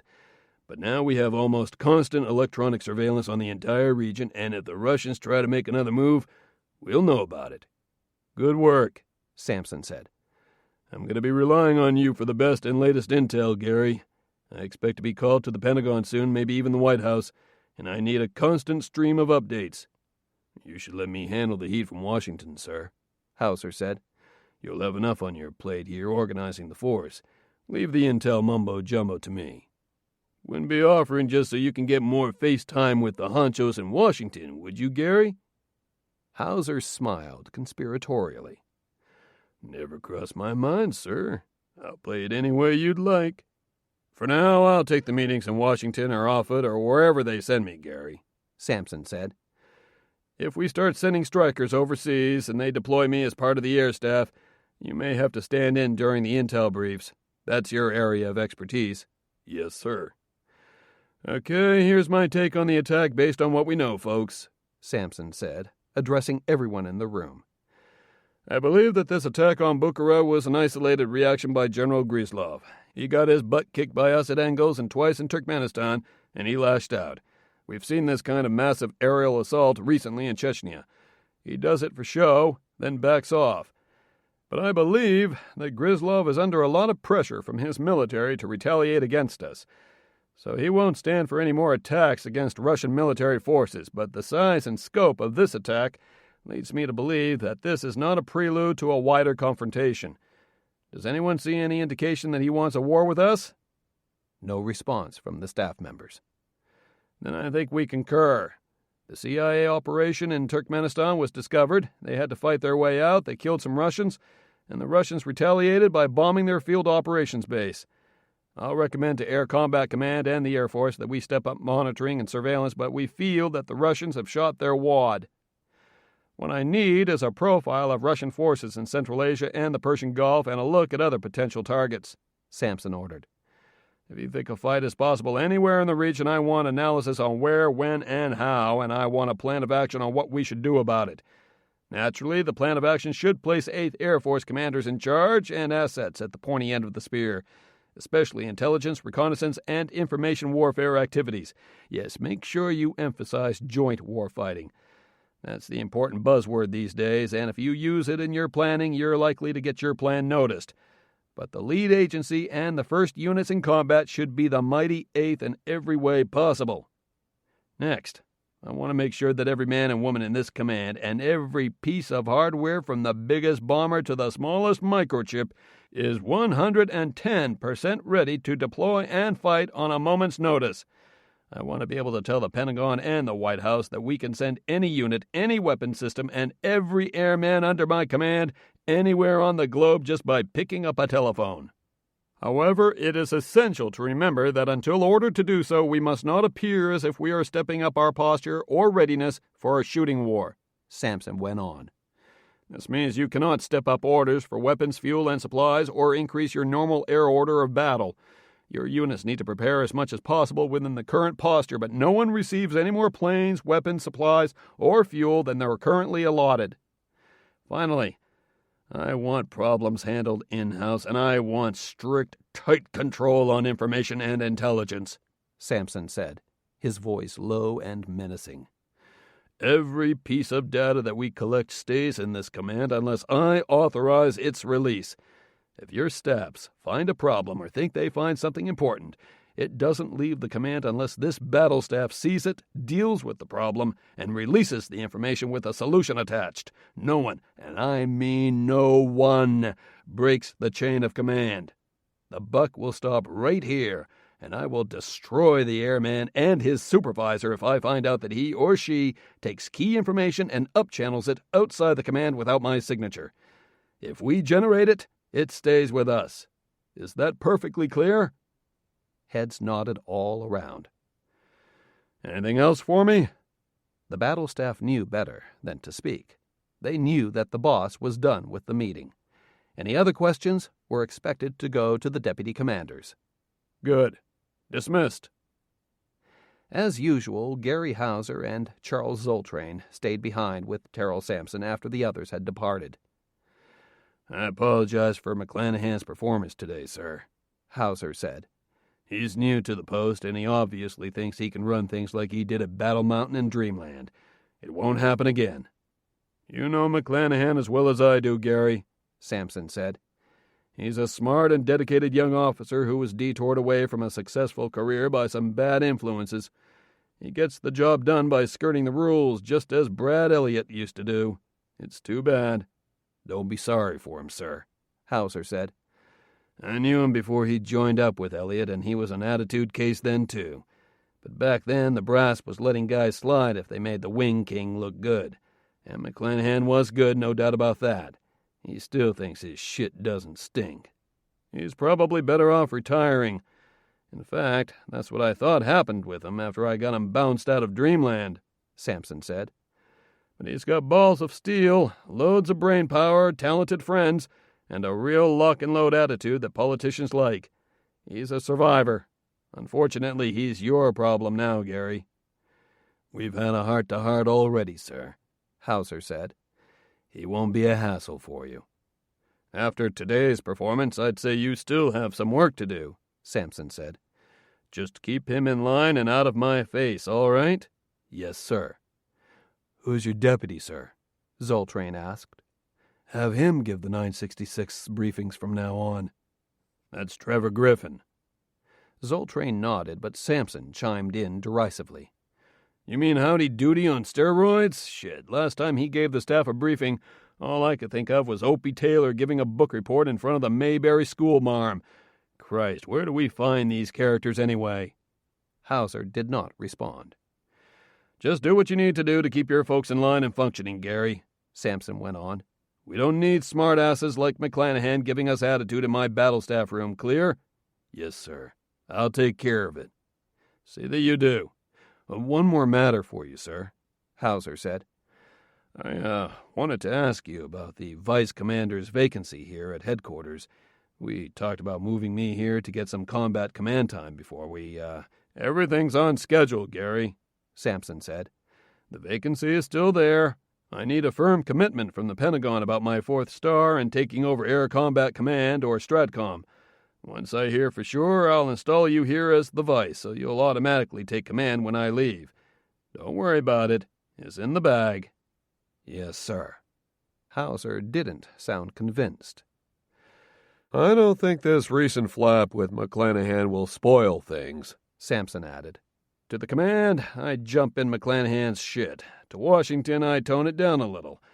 A lot of folks like the son of a bitch. He's still being considered for National Security Advisor, for Christ's sake. The politicians like getting their pictures taken with a real-life aerial assassin. We're below their radar screen, and we need to stay that way. Just keep McClanahan on a short leash. This nonsense about the Russians gearing up their bomber fleet has got to stay in this command, understand me? If word gets out, the politicians will wonder why we're not doing something about it, and then we'll look like jerks. If we play it cool, eventually McClanahan will resign to go work for Thorne, or he'll resign to be with his family on the coast, or he'll be shipped off to Dreamland and put back in his genie's bottle until the next war, like his mentor Elliot. Yes, sir, I agree. You won't have to worry about McClanahan, sir. Sampson pulled out a cigar, lit it, then waved it at the door to dismiss Hauser. The Air Intelligence Agency commander practically bowed before he headed out. "I'll get that order to gin up the fly stores going right now, sir," Zoltrain said, picking up a phone to his office. Sampson nodded as he puffed away. "It's bad enough dealing with the Russians, Offutt, and Washington," Sampson muttered. "Now I have to deal with my own subordinate officers who might be ready to start rolling around on the deck during the storm, knocking guys into the ocean and wrecking my ship. Sir, to be perfectly honest with you, I give McClanahan kudos for giving us that analysis so quick," Zoltrain admitted, as he waited for the secure connection to go through. "Part of the problem is that our guys are hesitant to upchannel their reports for fear of being labeled a crackpot or a nuisance. We want guys to give us educated opinions, and we want them soonest. McClanahan's only been on the job a short time, but he put together a pretty good analysis of Russian bomber capabilities and potential. And Trevor Griffin shocked the hell out of me. The guy's what, in his mid to late 40s? He climbs aboard an unmanned B-52 bomber, flies halfway around the world, then climbs into a high-tech spam can and lets himself be dropped out of the damned bomb bay. Fucking incredible. And he made it out of Turkmenistan, too, after the Russians attacked. That's even more incredible. Maybe we should what? Let him have some satellites and maybe even some field operatives and send them into Russia looking for super-secret backfire bombers? Sampson asked. How the hell can you hide a backfire bomber? And we know damned well the Russians aren't modernizing backfires, they're scrapping them. McClanahan couldn't possibly have collected enough information from that raid on Bukhara to come up with valid conclusions that warrant additional intel missions. He's guessing, Charlie. We don't waste our time or resources on guesses. We need some hard evidence before we can take a field intel ops plan to Air Combat Command or the Pentagon. And that goes triple for a proposed operation into Russia. McClanahan is guessing, plain and simple, and he wants to rub our noses in the fact that he's here against his will. He doesn't seem like the kind of guy to pull shit like that, sir, Zoltrain said, adding the word sir to distance himself from his own remark and defer to whatever his boss told him. He really didn't know McClanahan that well, and he certainly knew his reputation. He was not about to defend the guy before he personally saw him in action. He seems like a straight shooter to me. I worked with him long enough at Dreamland to know that he's a sidewinder, Charlie, Sampson said. He's quiet and hard-working, but when he decides he wants to do something, he'll step over anyone to do the job. And if there aren't enough bodies and careers piled up high enough to get him to where he wants to be, he'll create more. The sooner we get his ass out of the Air Force for good this time, the better. 966th Information Wing Headquarters, Lackland Air Force Base, San Antonio, Texas. A short time later. "So, how was your first battle staff meeting?" Trevor Griffin asked when he met Patrick back in his office. The grin on his face told Patrick that he already knew the answer to that one. "Just peachy," Patrick said dryly. "If you want me to take those briefings and catch some spears for you, say the word," Griffin said. "I'm used to the abuse." "Nah, I can handle it," Patrick said, grateful that at least he hadn't been singled out for extra special abuse. He smiled and asked, "What's the matter? You don't want to go jumping around with the battle force anymore?"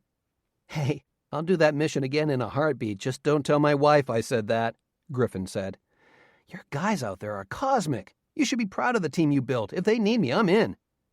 Patrick liked it when Griffin said, "your guys," even though he knew it wasn't true. "You're a tin man now and forever, Tagger. They'll be calling on you, I guarantee it. So, anything else pop up while I was in the staff meeting?" "Not a thing." Patrick loosened his tie. "What about that missile launch that DSP discovered?"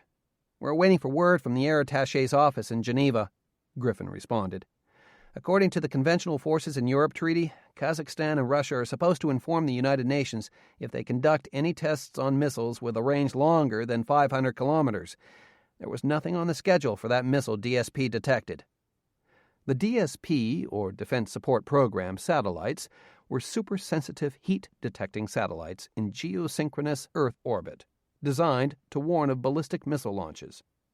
DSP could pinpoint the launch point, report on the missile's track and speed, and predict its impact point with a fair amount of accuracy. The satellites were designed to warn of intercontinental ballistic missile attack, but had been amazingly effective in warning friendly forces of Iraqi SS-1 Scud surface-to-surface missile attacks during the 1991 Persian Gulf War, and had provided a good amount of warning time in the missile's projected target area. Naturally, Russia denies that it was one of theirs and told us to contact Kazakhstan. Kazakhstan said they don't have big missiles like that and recommended we talk to the Russians. Patrick punched instructions into his computer, called up the DSP data on those rocket launches, and studied them for a moment. "Apparently launched north of Bratsk," he muttered. "Any ICBMs based at Bratsk?" "Not that anyone knows about," Griffin replied. "Mobile SS-25s at Irkutsk and Kansk, and silo-based SS-24s at Krasnoyarsk. They could have set up a new SS-25 shell game racetrack out there. It would be worth a look with a SAR or photosatellite pass." "I'm going to need an update of all the Russian land-based missile forces, especially the mobile ones," Patrick said. "What do we have to help us on that?" "We dedicate an entire office to doing just that," Griffin responded. 6 guys and girls in the 70th Intelligence Wing at Fort Meade do nothing else but download the latest satellite imagery from the National Reconnaissance Office and track down every Russian SS-24 Scalpel and SS-25 Sickle road or rail mobile missile in the Russian inventory. They study the rail and roadways and monitor every known secure garage where the missiles are sent on exercises. They also keep an eye out for cheating, monitor arms control compliance, and study the ways the Russians try to decoy or camouflage their missile shelters. "Oh?" We believe that the Russians are doing a deliberate pour mouth routine to delay deactivating their biggest and best nuclear weapons, claiming they don't have the money to dismantle and destroy some weapons," Griffin explained. "The Scalpel is a perfect example. The SS-24 is a copy of our Peacekeeper ICBM, which was originally designed to be rail mobile but was converted to silo-launched basing. Like Peacekeeper, the SS-24 has a range of 10,000 miles, has 10 multiple independently targetable re-entry vehicles, and is extremely accurate. It can threaten targets all across North America, and even as far as the Hawaiian Islands. According to the Strategic Arms Reduction Treaty No. 2, the Russian SS-24s and the American Peacekeepers were supposed to be dismantled or converted to single-warhead missiles. Although we no longer have any Peacekeepers on alert, the rockets themselves are still stored in their silos without any warheads, awaiting removal and disposal. The Russians claim that this is a technical violation, so they said they would keep an equal number of SS-24s on their launchers without warheads. The Russians recently started moving these SS-24s around like they moved the SS-25s around, so we have to track them as well. "Is that a problem?" "The 70th has a pretty good record of finding both missiles," Griffin said. "The SS-24s mostly stay in their garrisons. The SS-25s are much harder because they're road mobile, and they have a fairly good off-road capability and can fire from just about anywhere on the road, thanks to an inertial navigation system augmented with satellite positioning." "We have several airborne sensors that can scan wide areas of all sorts of terrain for targets like this," Patrick said. "The mega-fortresses have synthetic aperture radar that can pick out something as large as an SS-25 launcher from 300 miles away, even concealed in a forest or under netting, and see inside a garage at 100 miles. We can sure use them in treaty compliance missions. Not much chance of them authorizing us to fly a high-tech stealthy bomber over their missile silo fields, though," Griffin said. "Our imaging satellites do a pretty good job overall, and we correlate signals intelligence with vehicle movements to spot most movements. We keep the count up as high as 80%. Weather hampers their movements a bit, especially in the Far East theater, and many units traverse the same areas every time during routine deployments. The good thing is that for the past few years the SS-25s have stayed mostly in their storage areas. Reason? It's 4 times as expensive to maintain the road-mobile missiles than it is the silo-based weapons, Griffin explained. In addition, the transporter erector launchers were built in Belarus, so the Russians have had a hard time getting spare parts and replacements after the breakup of the Soviet Union. The START II treaty limit of just 1 warhead on every land-launched missile means that the SS-25 has less bang for the buck. Of course, its survivability gives it a big edge, and the missiles can be fired from their garages as well, so they all have to be monitored even while parked. We watch the garrison areas carefully for any sign of movement, and we use satellite-based visual, radiological, and thermal identification methods for tracking and identifying each convoy. We think there are only 2 regiments, a total of 80 missiles, actually deployed in the field at any one time. I think I need to get a status briefing from the 70th right away, Patrick said. What else does the 70th monitor? Test launches, Griffin said. There is a missile test firing range north of Bratsk that has been used in the past to test launch mobile missiles, so no one was surprised at that DSP detection warning. But Russia hasn't fired a missile into the old Kazakh test ranges since shortly after the breakup of the Soviet Union. They usually fire shorter-range missiles north to the Polkino Instrumented Target Complex and longer-range missiles east to the Petropavlovsk Pacific Range Complex. Kazakhstan hasn't specifically banned use of their old target ranges, but they haven't allowed it either. Patrick nodded as he studied the DSP satellite data. After another few moments, he asked, "Can the DSP satellites give us the speed and direction of the missile?" Not exactly, Griffin replied. Lots of folks say that DSP has a tracking function, but in fact it's just a series of detector activations. Certain users, like NORAD, can derive speed and ground track from the detectors, but DSP itself doesn't provide that information. Since DSP is a warning and reporting system, not a target tracking system, ground-based radars like BMUs and the new National Missile Defense System are meant for tracking missiles. And since the system is designed to track missiles inbound to North America, not to Central Asia, we don't have that info. I'd like to find out how fast that missile was going when it was first detected, Patrick said. Well, it may not be a very accurate number, Griffin warned. In essence, DSP looks directly down at Earth when it spots a missile exhaust plume. Because most missiles go up a while before heading down range, the speed turns out to be 0 for the first minute or 2. That's why we sometimes get excited even when we detect a forest fire or oil well fire in Russia. They all look the same for the first couple of minutes, which is why NORAD is usually quick to blow the klaxon if it sees a hot dot anywhere in country. "Find out for me," Patrick said. Well, sure. What are you thinking about, Patrick?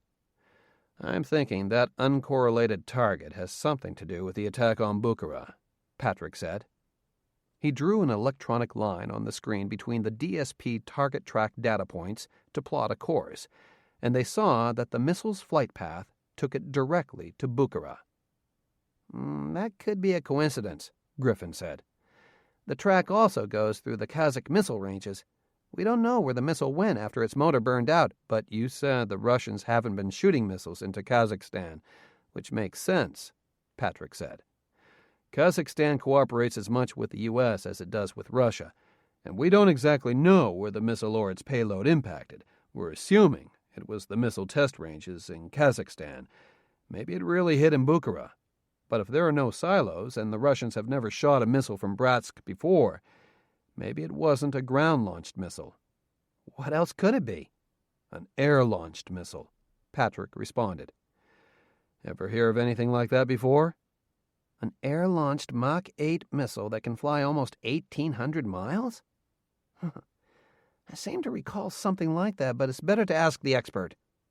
Griffin picked up Patrick's secure phone. "This is Colonel Griffin. Get Chief Master Sergeant Sachs secure at NAIC, ASAP," he asked Patrick's clerk. To Patrick, he said, "Don Sachs is one of our old heads. He's been around longer than just about everyone. He's the NCO IC at the National Air Intelligence Center at Wright-Patt, which collects and disseminates information on enemy air and space weaponry. If it exists, ever existed, or was once on the drawing board, he'll know all about it."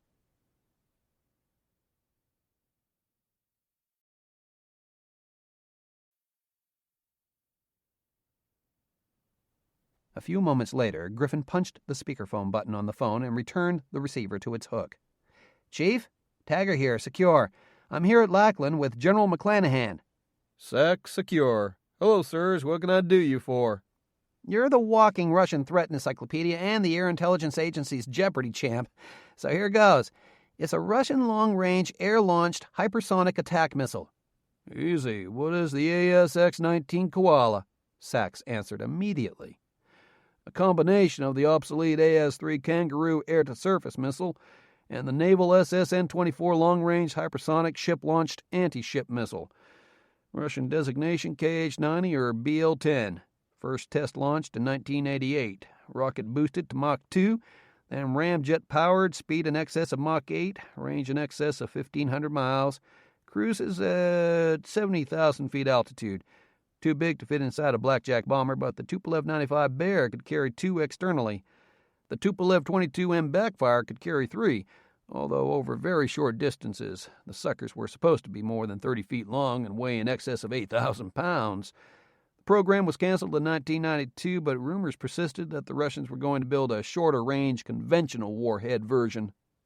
"You mean this ASX-19 was supposed to have a nuclear warhead, Chief?" Patrick remarked.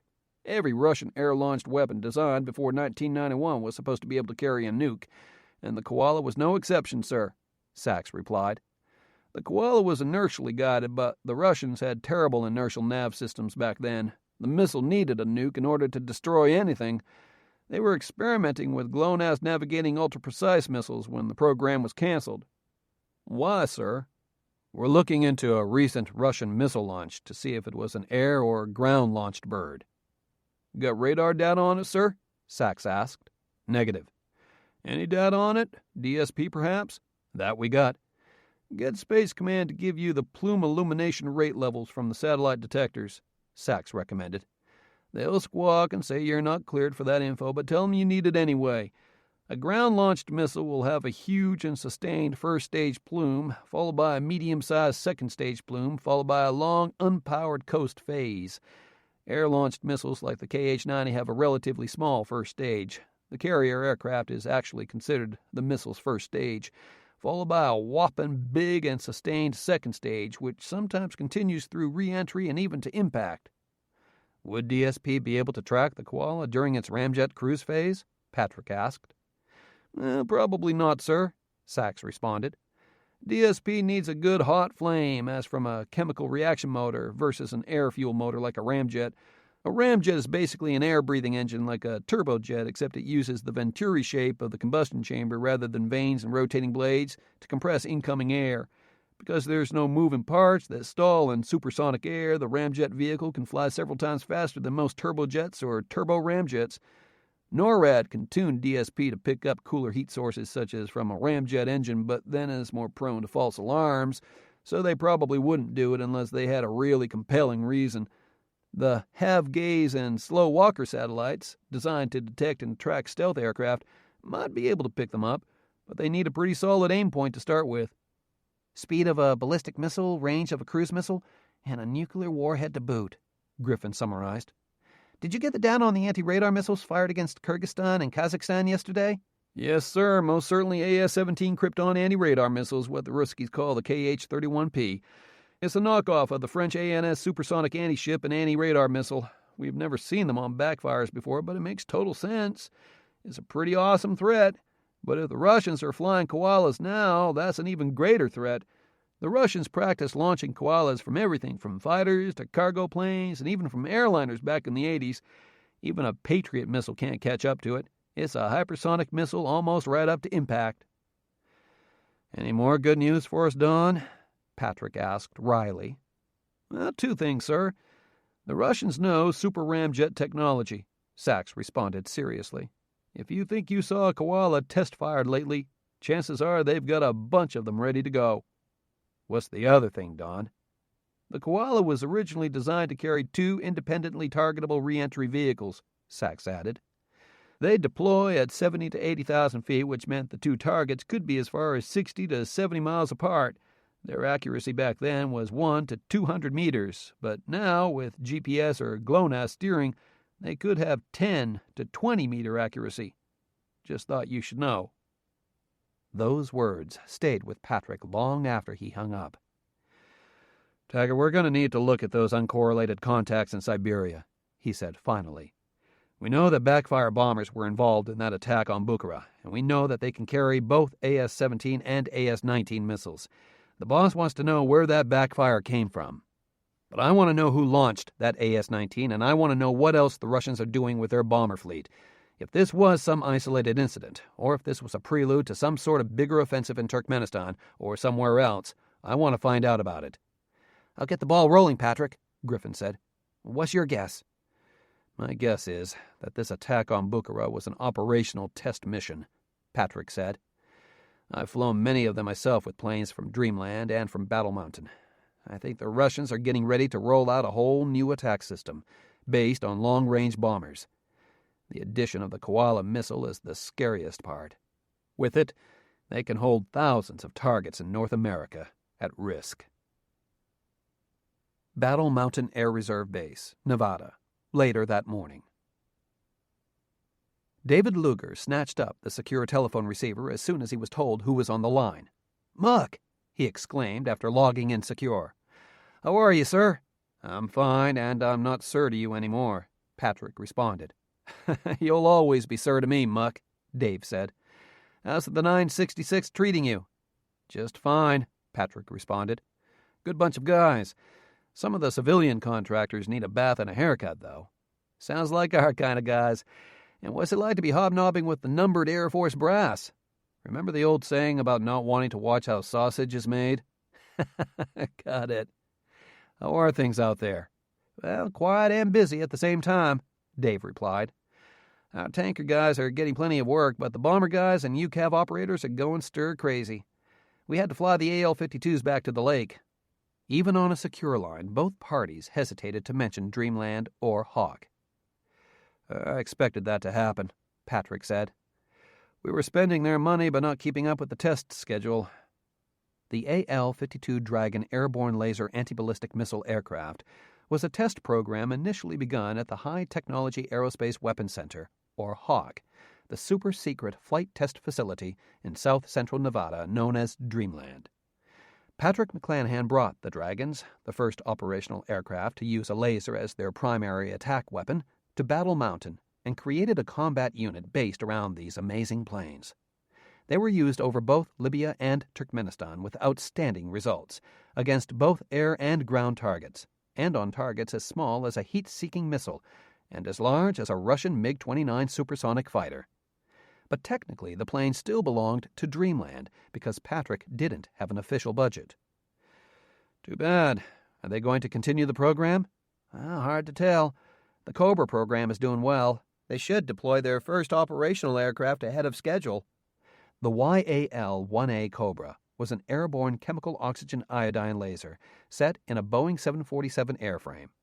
While the AL-52 Dragon airborne laser had actually been used in combat, the technology used in the YAL-1A was less expensive and far less risky, and so it had much more political and military support than Hawk's version. "Who's the project officer assigned to the AL-52? "There wasn't one when we brought the planes in," David said. "The director of flight ops signed for the birds himself." "That's not good." If there was no project officer assigned to the flight test program, there was a very good chance the AL-52 Dragon airborne laser program would languish or, more likely, be canceled. "I'll see what I can do from here." "Good. Hey, we got the word that the 7th Bomb Wing is down for their ORI. We put in a request to cover their sorties. Any word on that?" "It was discussed. They're going to gin up some fly stores instead." "That doesn't make sense. We're ready to go now. We can do everything the 7th can do, plus the SEAD stuff." "I know. General Hollister stood up for us, but Zoltrain and Sampson wanted fly stores." "Huh.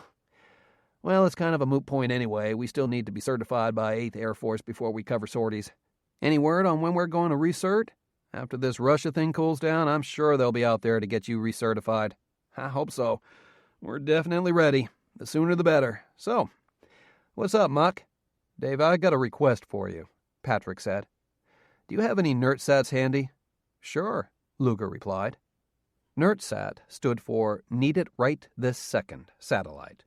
up to 4 of the different types of the small oven-sized NERTSATs, reconnaissance, communications, or weapon targeting, were loaded aboard a winged rocket-powered booster, taken up to 30 or 40,000 feet, then dropped from a launch aircraft, such as Battle Mountain's EB-52s or EB-1C bombers, or from other carrier aircraft, such as Skymaster's Inc.'s DC-10 launch tanker aircraft. After launch, the booster's first-stage solid rocket motors shot the aircraft to the top of the stratosphere, where the second and third-stage motors would kick in and propel the booster into low Earth orbit, anywhere from 50 to 300 miles altitude. After ejecting its satellites in the proper sequence and spacing, the booster would then fly itself back to Earth for reuse. Although the NERTSATs carried very little fuel and therefore could not be easily repositioned and could stay in orbit only a short time, they gave a wide range of users, field commanders, air crews, even small unit commando forces, their own specialized satellite constellation. But the cost per pound was high, and although Dreamland and the 111th Bomb Wing had launched many NERTSATs over the years, it was still considered an experimental system. "Who's the customer?" Dave asked. "The 966th Wing." "Air Intelligence Agency?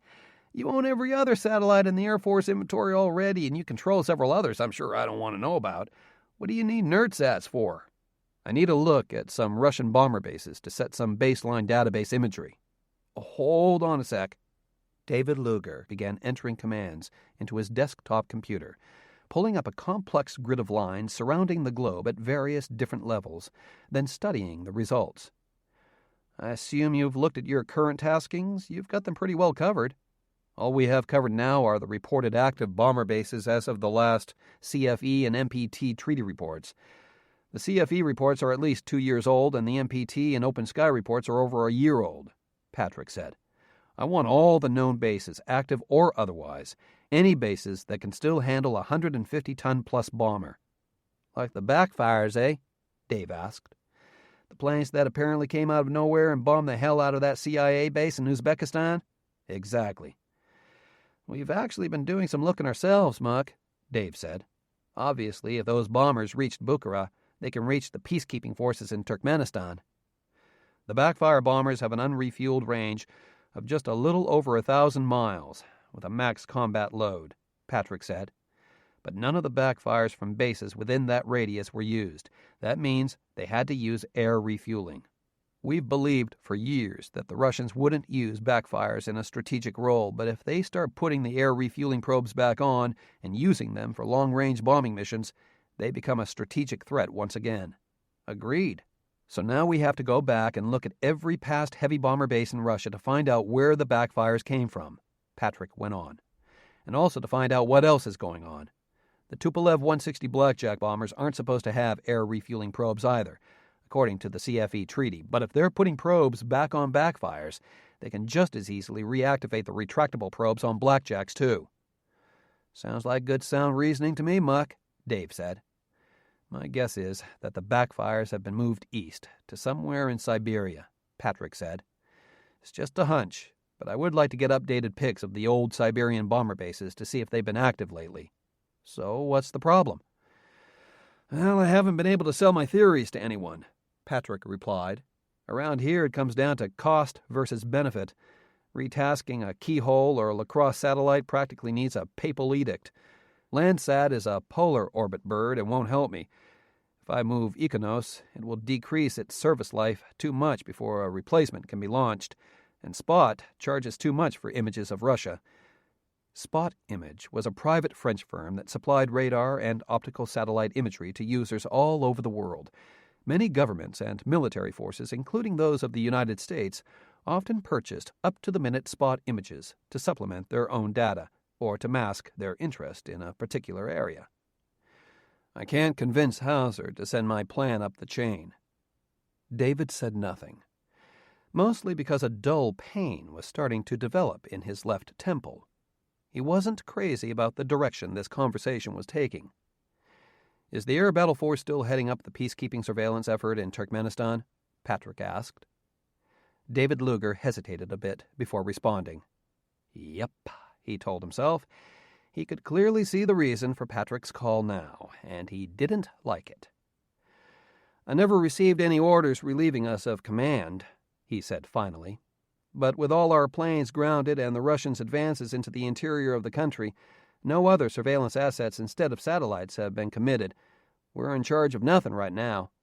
The backfires are obviously a threat to UN peacekeepers. We don't know that for sure, Muck, Dave interjected. In any case, we can reasonably argue that there was a violation, so an investigation into where those bombers came from is fully justified. The suspected violation authorizes the Air Battle Force to investigate according to the terms of the Security Council's ceasefire resolution. That means you're authorized to employ all necessary assets to investigate the violations. You can legally launch NERTSATs anywhere you want. You can... Patrick, David Luger said seriously, I'm not going to do that. Well, you can't launch from the megafortresses because they're still grounded. Although I think after we make this argument, we can get that restriction lifted. But you can launch from the Skymaster's carrier aircraft. Patrick went on. I did a preliminary mission plan. 2 boosters, 8 NERTSATs placed in 65-degree elliptical orbits at 220 miles altitude. We shouldn't need 1-meter resolution, so we can afford to go a little higher. We'll get all the baseline shots we need in about 12 days. If we have the fuel, we can reposition whoever's left to an 80-degree elliptical at whatever altitude they can make it to and get the remaining shots until we lose the birds. We'll then plan to get me the okay from the Air Force or from Air Combat Command, Patrick, and I'll do it tomorrow, David said. But that's what I'm saying, Dave. You don't need authorization from anyone, Patrick said. As the Joint Task Force commander, you have full authority to launch those constellations. Then you can just share the data with the 966th here, and I'll... Patrick, I'm sorry, but I won't do that, Luger said tonelessly. What? I said I'm not launching anything from Battle Mountain without an okay from Air Combat Command or higher, David said. But you have the authority to... No, I don't, Luger said. I've been ordered to stand down until our activities have been investigated. The fact that the Joint Task Force has not been terminated doesn't mean I can ignore a direct order from my superior officers to stand down. But I need that imagery, Dave. I understand, Patrick, and I'm sure we can get it for you, but until I get an order to launch, I won't do it. Dave, Air Intelligence Agency is authorized to request support from any unit or command in the United States military, Patrick insisted. I can call up Beale or Whiteman or Offutt or Elmendorf and launch any number of reconnaissance and intelligence-gathering aircraft I need. Then go ahead and do it, Patrick, Luger said firmly. I'll watch. This isn't funny, Texas. I'm not being funny at all, Patrick, David said. I would love for you to put in a request for support to Air Force or Air Combat Command because then we'd get recertified and back into the air again. But the bottom line is, if you thought you could do it through normal channels, you would have done it already. You probably already made the request and it was turned down. Gary Hauser is my boss here, Dave, Patrick said by way of explanation. You remember Gary, don't you? He tormented young lieutenants like you for fun, like a cat toying with a mouse. I remember him. He was a great pilot, just not a great person. You protected me from him, took a lot of the heat away from me and put it on you. Well, he's doing the same shit to me now here, Patrick went on. He wants me to find out where the backfires came from, but he won't give me the tools I need to find them. He's toying with me, hoping I'll fail and retire. Maybe you're right, Muck. I wouldn't put it past him. Well, I can't let him get away with that shit. And maybe he's right, Patrick, Dave said. He's what? Maybe you should retire, Patrick. Patrick was thunderstruck. He couldn't believe that his longtime friend and partner just said what he said. Dave, you don't really believe that. Patrick, overflying 4 hostile countries without permission to retrieve that UCAV after it had gone out of control, then crash landing on Diego Garcia after being ordered by the Secretary of Defense himself not to, or when you ordered the bombing of Engels without authority, when you flew back over Russia in direct violation of orders after Dewey and Deverell were shot down. All those incidents happened because you made them happen. I'll agree that the situation was desperate. You made a hard decision, and everything turned out for the better for us in the long run. But the fact is, you exceeded your authority each and every time. We don't know what would have happened if you hadn't intervened. Maybe lives would have been lost, maybe. Engels bombers were preparing to kill every soul and charge you. Dewey and Deverell might still be in a Russian prison if I hadn't gone back for them. You don't know that, Patrick, Luger insisted. In any case, you had no right to disregard orders. I had every right. I was in command. I know your arguments, Patrick, and I disregard them all, Luger said. We all have a superior officer. When he or she gives a lawful order, we're supposed to obey it. The problem is you don't. Every day I saw more and more Brad Elliott emerging from within you. Oh, Christ. You're not going to give me the I'm turning into Brad Elliott bullshit too, are you? Patrick retorted. I heard that enough from Hauser and Sampson and half the 4-stars in the Pentagon. It has nothing to do with Brad Elliott. It has everything to do with accepting responsibility and taking action. He paused for a few heartbeats, then added, So you're not going to consider my request for satellite reconnaissance support? I'll be happy to consider it, but I'll upchannel the request to my superior officers at Air Force, Air Combat Command, and 8th Air Force, Luger replied. That's what I feel I have to do. You actually think that's the way you should play this, eh, Dave? Patrick asked. Make no decision yourself. Don't exercise your authority. Ask permission first, and don't forget to say pretty please. That is the way it's supposed to be done, Patrick. You just forgot that somehow. Maybe it is Brad Elliott's influence working on you. There's no doubt that Brad was your surrogate father, and he praised and encouraged your success in the military the way you know your actual father never would have done.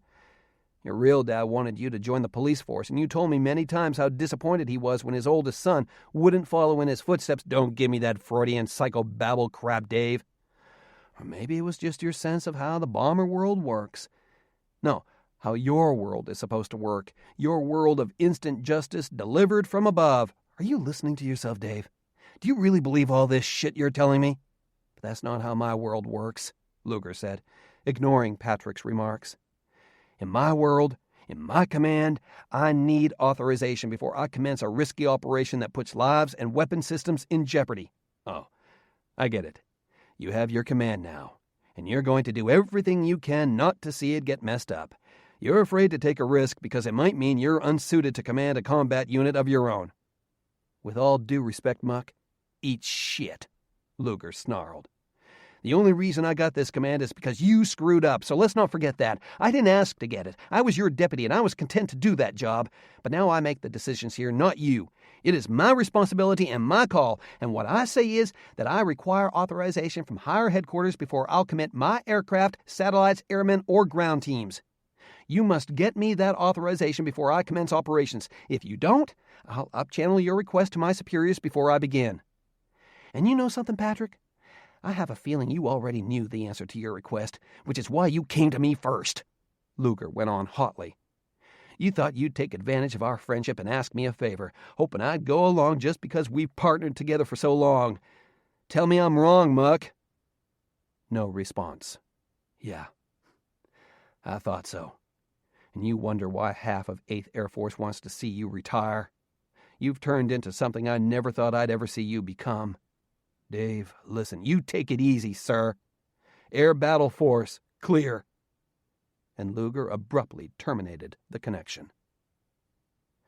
David Luger sat upright in his chair, hands on the armrests, staring straight ahead, feet flat on the floor.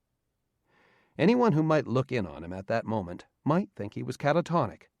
And, in a sense, that's exactly what he was. Almost 20 years earlier, David Luger had been part of a secret bombing mission into the Soviet Union, along with Brad Elliott, Patrick McClanahan, and 3 others.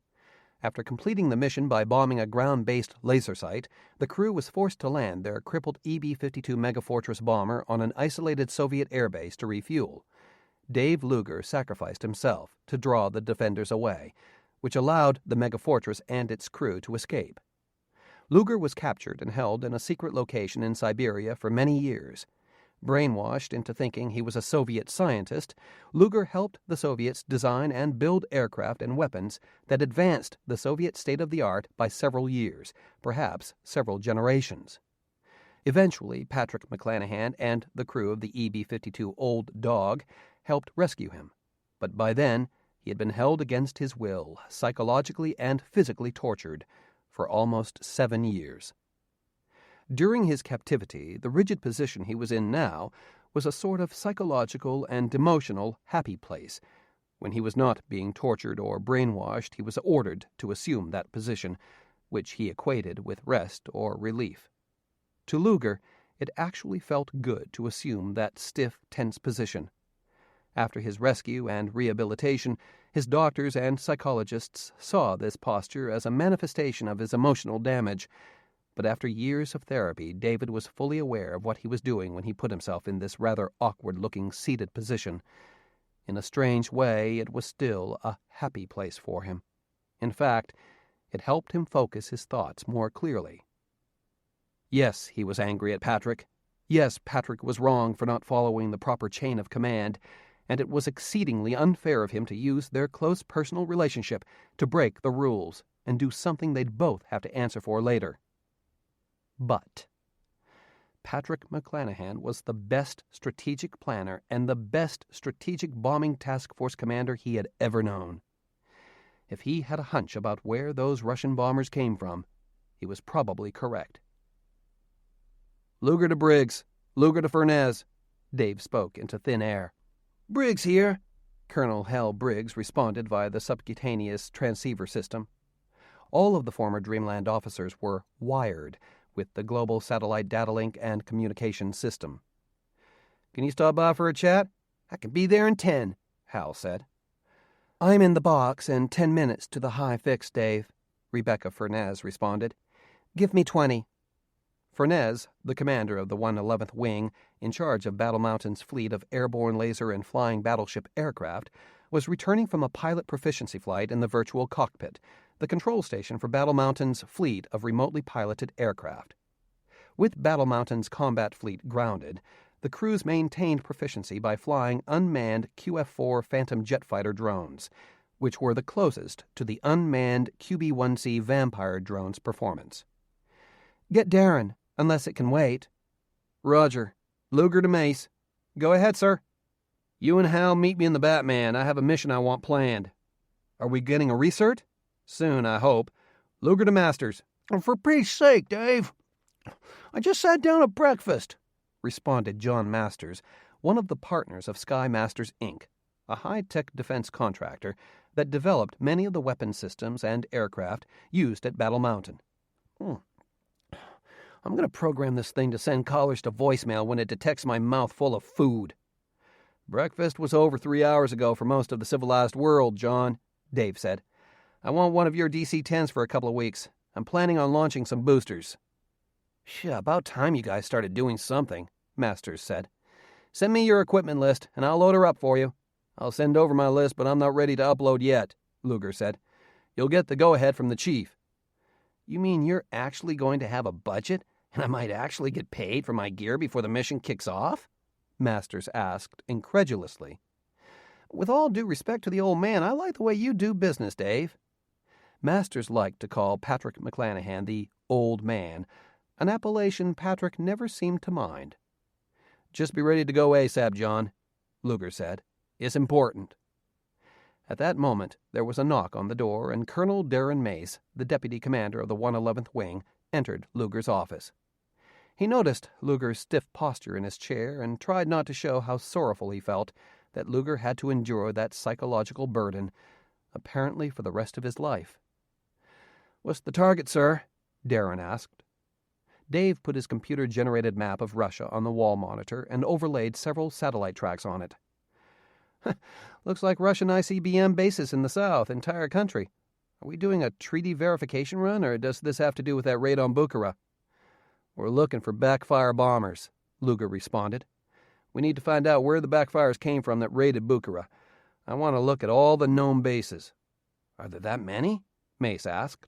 "The Russians only have 70 strategic bombers in their entire fleet." "Which bases are you aware of?" Khabarovsk in the east, Novgorod in the west, Arkhangelsk in the northwest, and Mozdok taking over from Engels in the southwest," Mace replied after a moment's thought. "So where do those backfire bombers come from?" "My guess would be one of those bases." Patrick said not. He said AIA has checked, and there's no evidence that any backfires launched from known bases.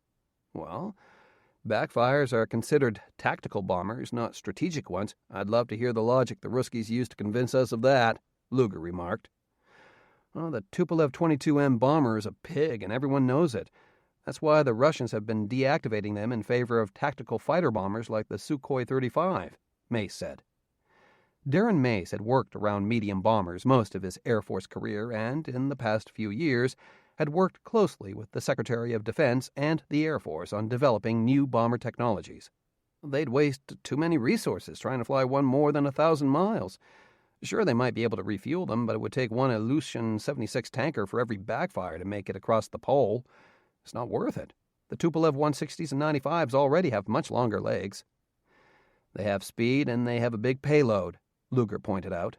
Obviously, the Russians changed their minds on the backfires because they've used them extensively recently over Chechnya, Turkmenistan, and now Uzbekistan. They could easily upgrade the engine and sacrifice a little payload for added fuel. Screw in the air refueling probe, reset the circuit breakers, then retrain your crews on how to do a hose and drogue refueling. Well, not easy in a big mother like a backfire, but doable. Well, sure. So you agree that it's possible to put a backfire force together in Siberia, fly them across Central Asia to bomb Bukhara, and fly them back without anyone seeing them? Luger asked. Well, why not? No one would ever see them coming, Mace surmised. The backfires were supposed to dash across Western Europe and destroy NATO airfields with cruise missiles, and NATO ships in the Baltic with big-ass anti-ship cruise missiles. They were forward deployed in Warsaw Pact countries close to the frontier because they didn't have the range of a Tupolev 95 Bear bomber. Hence, they were never considered strategic weapons with the ability to threaten North America. Are they a threat? Luger asked. Top one off over Moscow, and it can launch a cruise missile against every country in NATO, except the U.S. and Canada, of course, Darren said. Yes, I'd say it's a threat. If the Russians are turning tactical jets like backfires out as long-range strategic weapons, that shifts the balance of power significantly in their favor, especially in Europe, the Middle East, and Central Asia. We have assumed that the Russians were mothballing them as they got older and they ran out of money to support them. We'd be in real trouble if it turned out they were not only rehabilitating them, but giving them a much greater war-fighting capability. Luger nodded, lost in thought for a moment. He then got up and headed to the battle staff room to meet the others. The Batman, or Battle Management Area, was a large theater-like room with a stage flanked by 16 large full-color computer monitors. The senior staff sat behind computer workstations in the orchestra section. Arrayed behind the senior staff were the support staff members, and in two separate enclosures were the control stations for Battle Mountain's unmanned aircraft. Hal Briggs was already waiting for Luger, and Rebecca Furnez was just logging off her QF-4 drone training session. They all met at the commander's workstation in the front row, where Dave Luger quickly ran down the situation. Wonder why Air Intelligence Agency won't give Patrick satellite support, Darren Mace asked. I can think of lots of reasons, none of them flattering to the general, Rebecca Furnez said. His reputation has definitely preceded him. I told Patrick that an unofficial request for support is not good enough for me. I needed the request to come from either ACC or the Pentagon, Luger said. I bet he was thrilled to hear you say that, sir, Briggs quipped. Nonetheless, that's how I see it, Dave said. I want to help, but I want the mission to be fully authorized and budgeted. I'm not going to spend money I don't have and use assets I haven't paid for. Rebecca Furnez made a show of clearing out her ears, as if she couldn't believe what she'd just heard. Knock it off, Rebecca. But that doesn't mean I can't plan a mission right now. He turned to his console and called up the computer images he'd been working with in his office on the big board in front of the Batman. Assume I'm getting 2 constellations of NERTSATs aloft in the next few days, and we find something in one of the Siberian or Sakha provinces. I want a plan of action to take a closer look by the Tin Men, and, if necessary, destroy the bases. A secret Russian base filled with intercontinental bombers? Furnez asked. The Russians haven't relied on bombers to threaten North America for decades. But just in the past year, they've used heavy bombers 3 times, in Chechnya, Turkmenistan, and now against Uzbekistan, Dave pointed out. Plus, the new president of Russia is the former military chief of staff and a bomber aficionado. Patrick thinks there are too many coincidences, and I agree. Let's build a plan that I can show to Langley right now. It did not take long. Working together and relying on their digital catalogs of pre-planned space and aircraft missions, along with the computer's real-time inventory of aircraft and weapons, the team had 2 preliminary plans drafted within an hour. One, relying on the 111's bombers and special operations transports, which were currently grounded but were ready to go on short notice, and one relying only on Skymaster Inc.'s research and development aircraft and Air Force Special Ops transports. Once the plans were signed off on by each element of the Air Battle Force, and finally by Dave Luger himself, he spoke. "Duty officer, get me the Deputy Commander of Air Combat Command. Secure." "Please stand by, General Luger."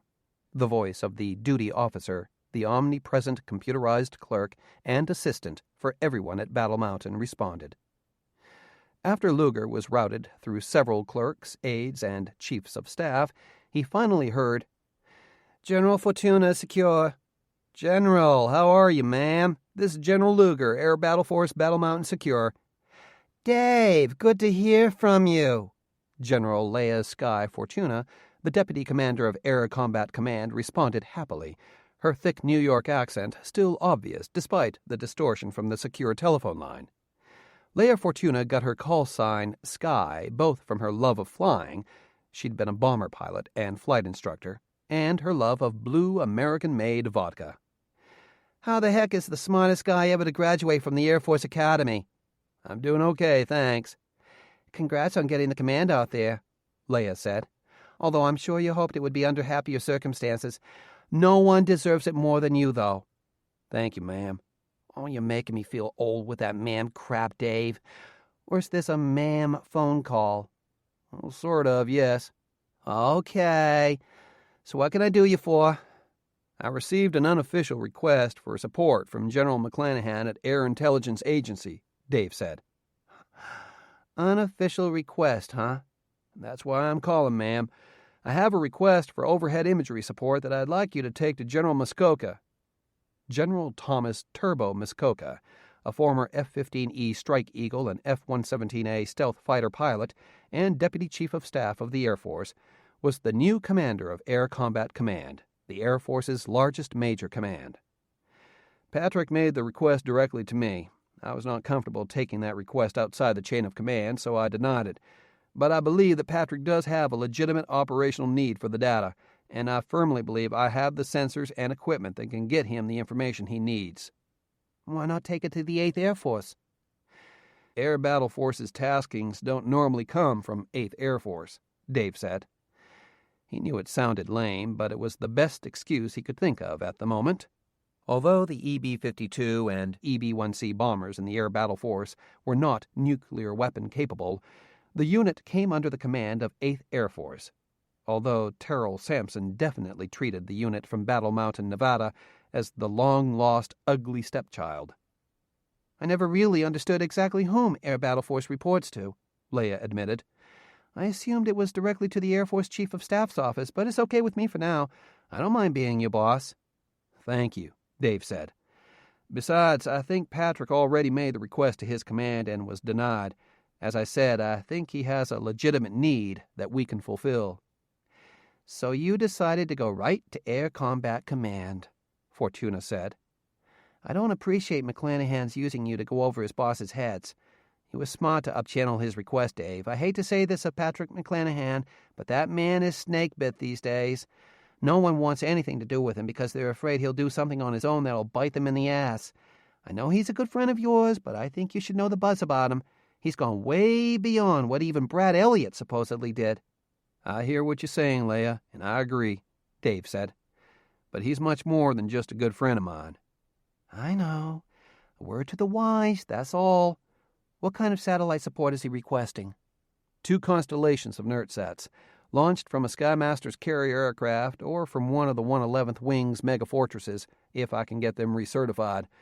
A mix of visual and synthetic aperture radar, short duration, low altitude, targeting southern Siberia and Sakha provinces.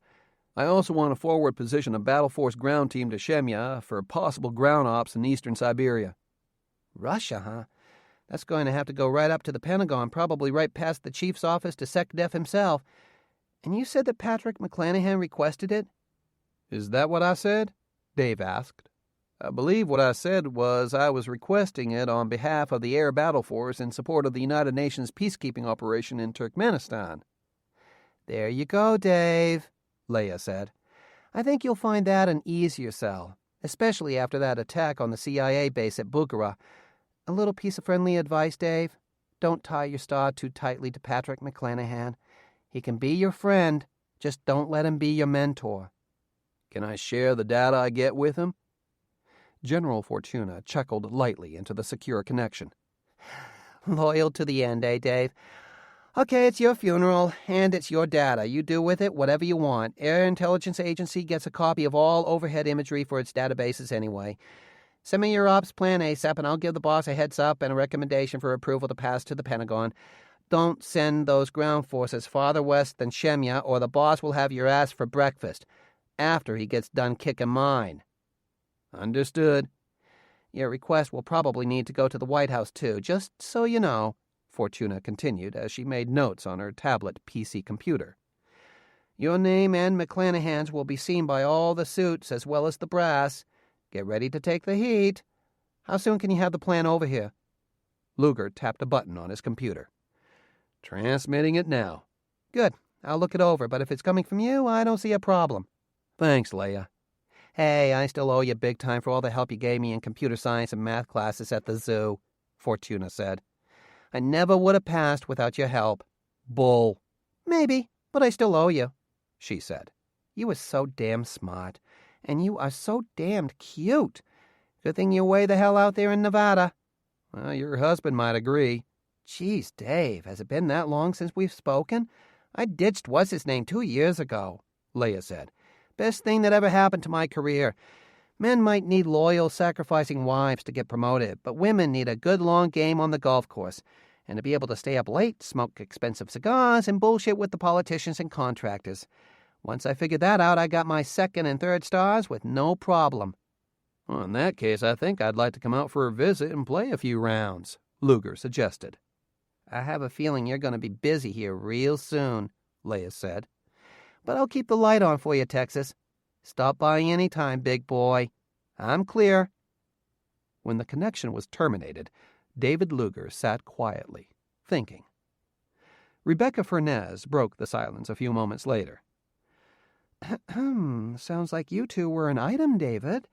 So you were the nerdy bookworm at the zoo who helped all the hard-charging Type A upperclassmen pass the hard science classes so they wouldn't get kicked out, Luger ignored the comment and turned to Hal Briggs.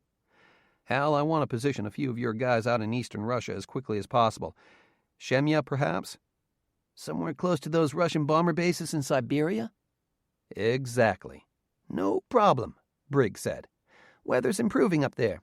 I'll start working on getting plenty of special ops tanker and combat search and rescue support. 5 minutes after takeoff, we're in no man's land. How many troops are we talking about? Everyone you have available, Luger said. If we find that base, I want to be able to take it down right away.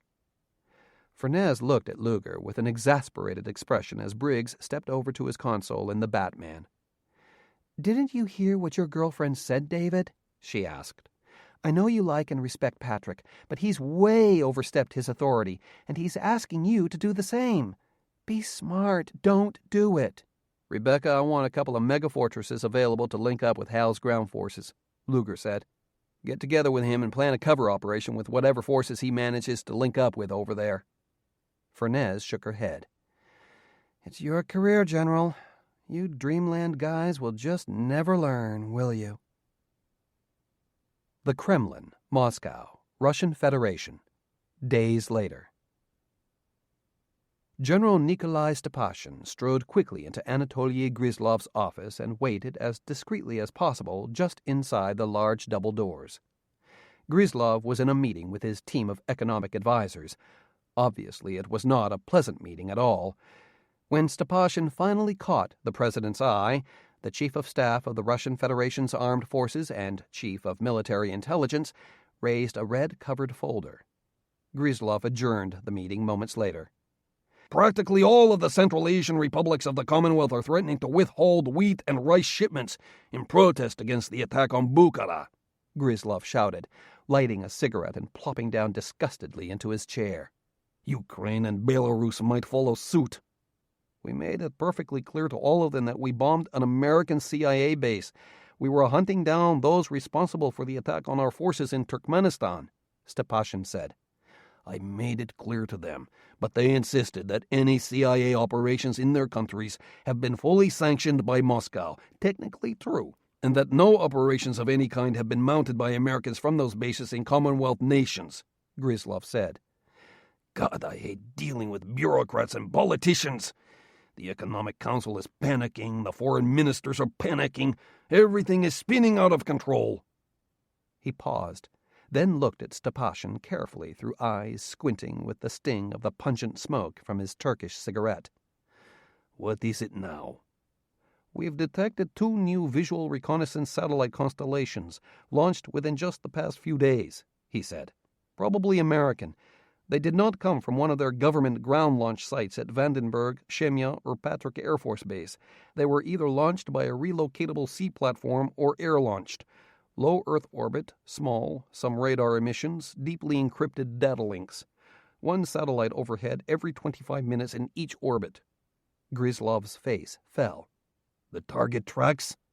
Southern and central Siberia, right over the temporary Tupolev 22M bases. Damn!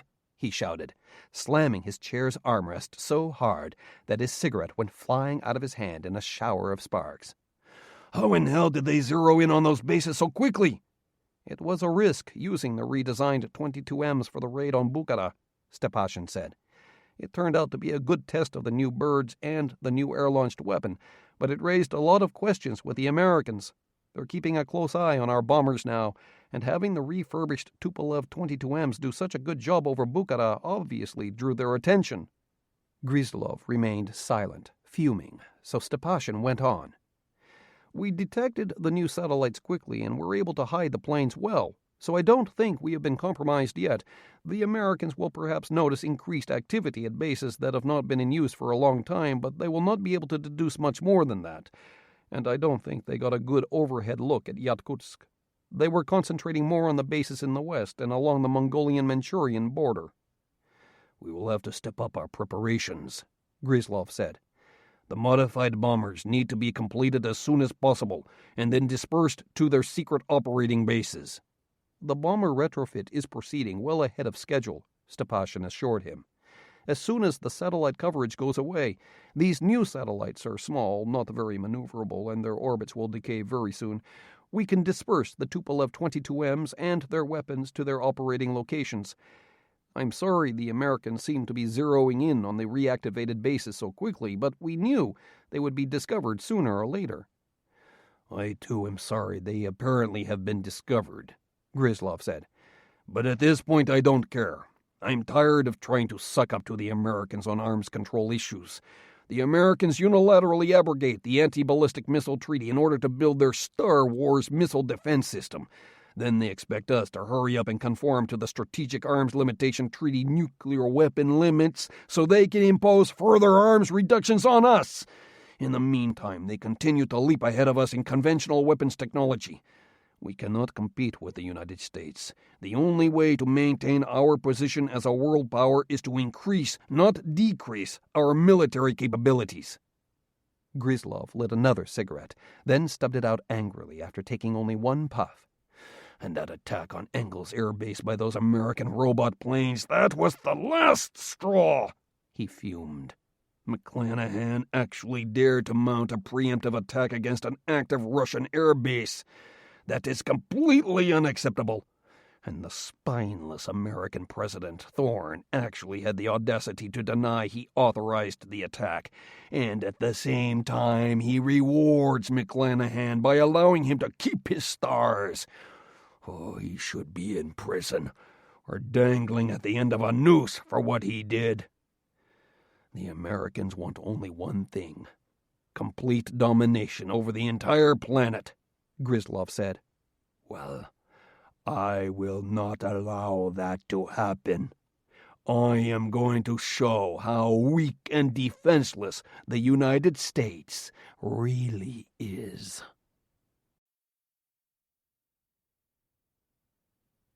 Chapter 3. Air Intelligence Agency, Lackland Air Force Base, Texas. The next day. We haven't been successful yet in locating the exact origin of those 3 backfire bombers that attacked Bukhara, Patrick McClanahan reported. He was doing the daily morning briefing of the battle staff at Air Intelligence Agency headquarters. Seated beside him was Colonel Trevor Griffin. "The Russians are keeping their entire fleet of long-range bombers out of sight. However, we have recent imagery that might give us some clues." Griffin hit the slide button. "On this orbit, we're examining 6 bases in particular, all active or former Russian long-range bomber bases in the south and far east. Omsk, Novosibirsk, Bratsk, Aginskoye, Blagovershensk, and Vladivostok," Patrick said. Vladivostok is the only base known to be operating the Tupolev 95 Bear bomber, primarily in a maritime reconnaissance role.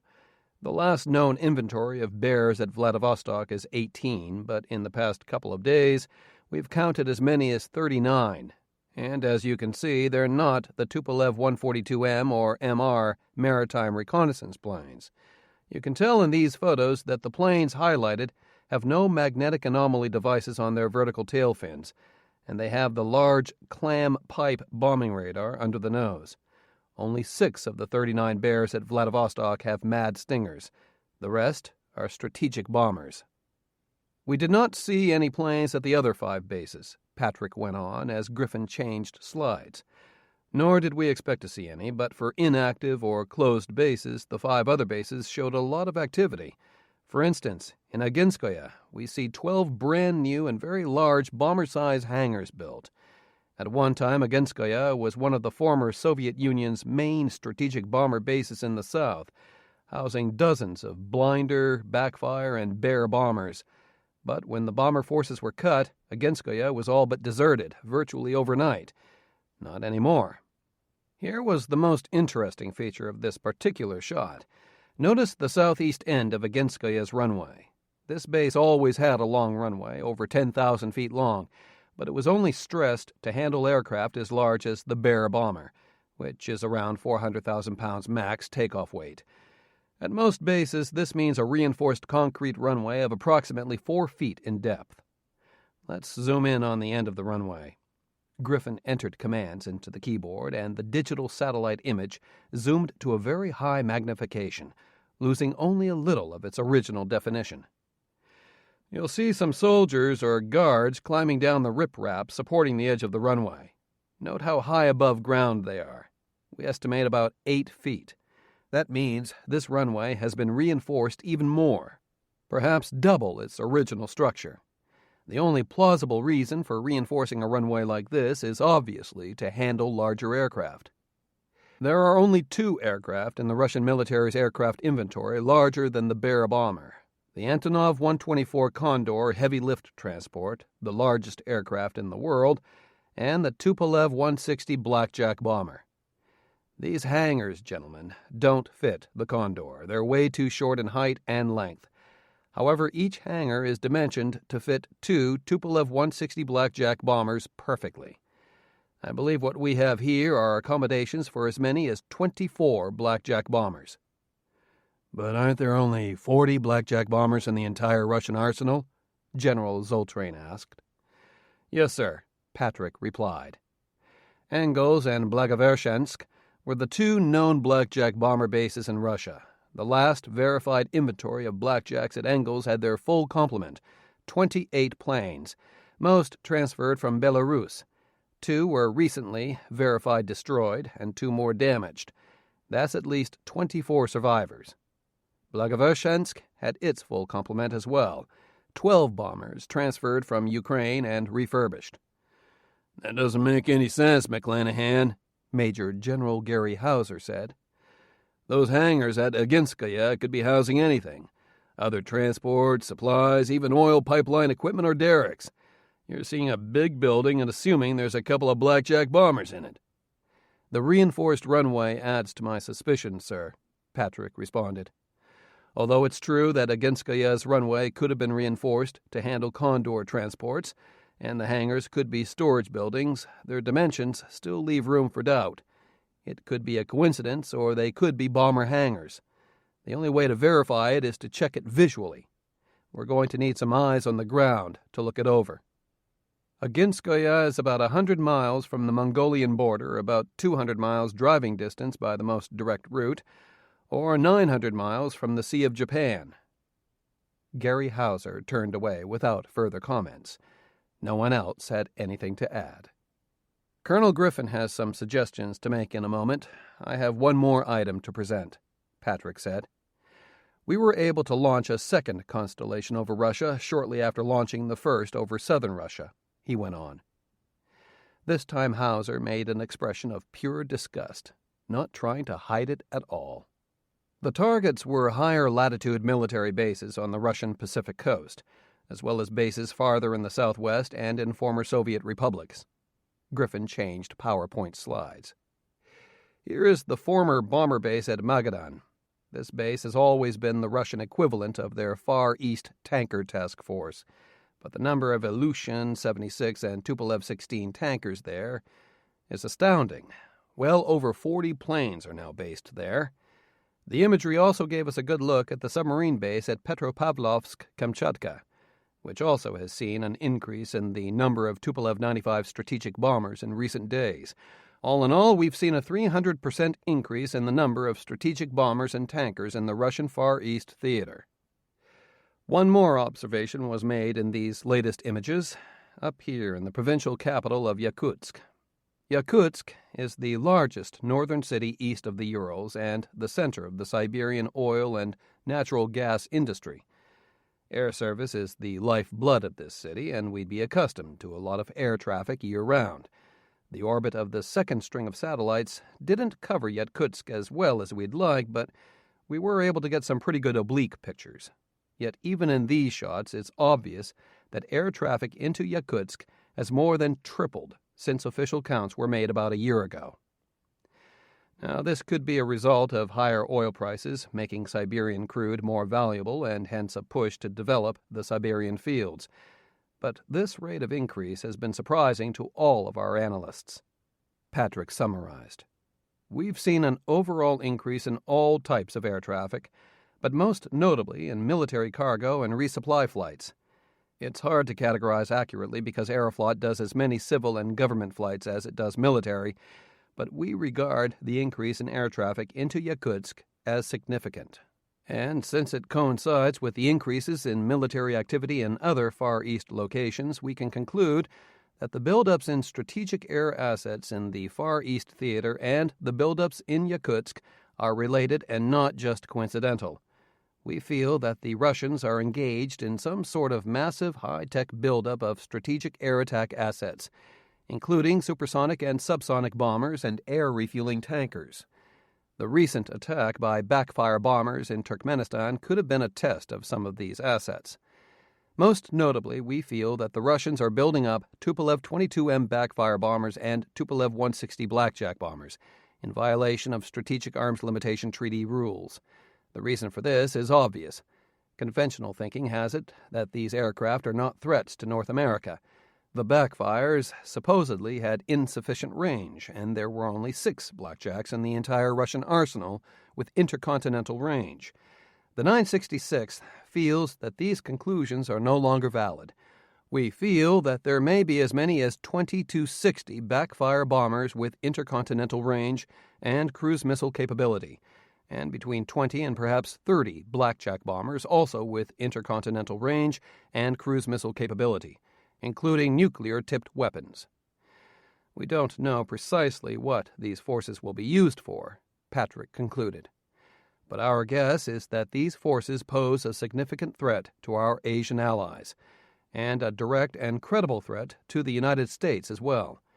We feel that these bombers, with the massive number of tankers in the theater as well, could easily reach targets all across North America, primarily above 40 degrees north longitude and west of 95 degrees west longitude, only 1/4 of the United States, but within striking distance of 50% of our land-based bombers, 50% of our ballistic missile submarines not presently at sea, and 100% of our land-based intercontinental missiles. The battle staff conference room rumbled with low murmurs and sounds of utter disbelief. But the loudest voice came from the head of the table. "Say again? What did you just say, McClanahan?" Hauser asked incredulously. Before Patrick could answer, he went on. "You've got to be shitting me, General McClanahan. You're telling me that you think the Russians are assembling a force of strategic bombers and intend to attack the United States of America? It may sound unbelievable, sir, but It doesn't sound unbelievable, McClanahan. It sounds completely asinine, Hauser retorted. You ought to know better than most of the people in this room that the Russians haven't had a credible long-range bomber force in over 30 years. The Bear bombers are relics, McClanahan, interjected Major General Ralph Noland, the deputy commander of the Air Intelligence Agency. Noland had been in AIA longer than almost anyone else, and had convinced everyone else that he was the expert on any possible subject concerning the Russian military. We've never received any credible evidence that the Russians are modernizing the Tupolev-22M backfire as an intercontinental strike platform. The Russians have been yanking backfires in favor of continued development of the MiG-29S and Sukhoi-35 fighter bombers, and for good reason. The fulcrum and flankers have more capability, are far less costly to maintain and deploy, and have similar range and combat performance. As for the blackjacks, there's no evidence whatsoever in any documentation or imagery that proves they've been reactivated and their air refueling capacity restored enough to give them true intercontinental capability. That's an unsubstantiated rumor only. And you haven't given us one shred of evidence or even any plausible conjecture that the bomber that struck Bukhara is some sort of super-secret refurbished backfire, Hauser said. No one has been able to recover the missile that went off course. The Russians are all over the impact area, so it's unlikely we'll ever get a look at it. We have scoured the intercepts and technical literature coming out of every lab and every aircraft manufacturing bureau in Russia, and there's not one mention of any programs to upgrade the backfire fleet. If it exists, it's under a level of secrecy and compartmentalization that hasn't been seen in Russia since the breakup of the Soviet Union. He shook his head. So let's get down to the bottom line, General. You still don't know where those backfires came from, is that it? Sir, my guess is that the bombers came from Bratsk, Patrick responded. And how did you deduce that? By the number of non-military flights coming in and out of Bratsk, Patrick said. The Russians have made a big deal out of hiding all their backfire bombers from satellite view of every base, but the number of Aeroflot flights going into Bratsk has increased almost threefold since the raid on Bukhara. The number of government and civil flights going into Bratsk has increased from an average of 20 per day to an average of 63 per day since the raid. Bratsk is a major city on the Trans-Siberian Railway and is a major oil transshipment point, but its air traffic has remained fairly constant for the past few years, except for the past few days when all of a sudden its civil air traffic spiked. That's it? Noland asked. That's all the evidence you have. No sign of backfire bombers being loaded. No bombs, no men and equipment on the field. No signs of increased military activity. Just a few more planes per day taking off and landing there. Sir, these additional flights going into a base that hasn't seen much activity in years could be significant, Patrick said. It simply raises more questions, and it warrants a look around with human resources. More spy missions inside Russia, is that it? Hauser asked, derisively. McClanahan, you have a lot to learn about the Air Intelligence Agency. We're not the CIA, and we're not a bunch of James Bonds ready to get an assignment to spy on the bad guys. We collect information necessary to build war plans and to defend Air Force assets. We collect information from other intelligence sources, including human data from other government agencies.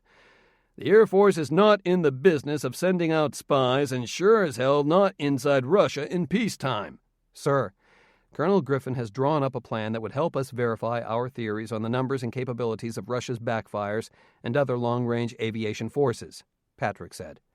We can send operatives into 3 suspected Russian bases, Omsk, Novosibirsk, and Bratsk, launched from Kazakhstan, and verify the existence of modified backfire bombers. Our other priority is a covert intelligence gathering mission to Yakutsk, launched from the Sea of Okhotsk. Didn't you hear what I said, McClanahan? Hauser said. It's out of the question. Sir, I think we've exhausted all of our signal and overhead imagery data resources, and all we have to show for it are more unanswered questions, Patrick said. The only way to discard or verify any of our data is to get guys on the ground to go in and take a look. General Hauser, I've led Air Force and CIA teams all over the world collecting intel for the Air Force, and I've assisted the Intelligence Support Agency on several missions as well, Trevor Griffin added. These missions would not be easy, but they're doable and in a very short time frame. At least it's worth a check to find out if any other agencies have field operatives in those areas. If so, we can combine forces, and Gary Hauser held up a hand, closing his eyes and shaking his head, to emphasize his weariness of this argument. I understand the reason you feel you need to send operatives in, Colonel, but what I'm telling you is that in the current political climate, the National Command Authority is not likely to approve an operation like this, Hauser said.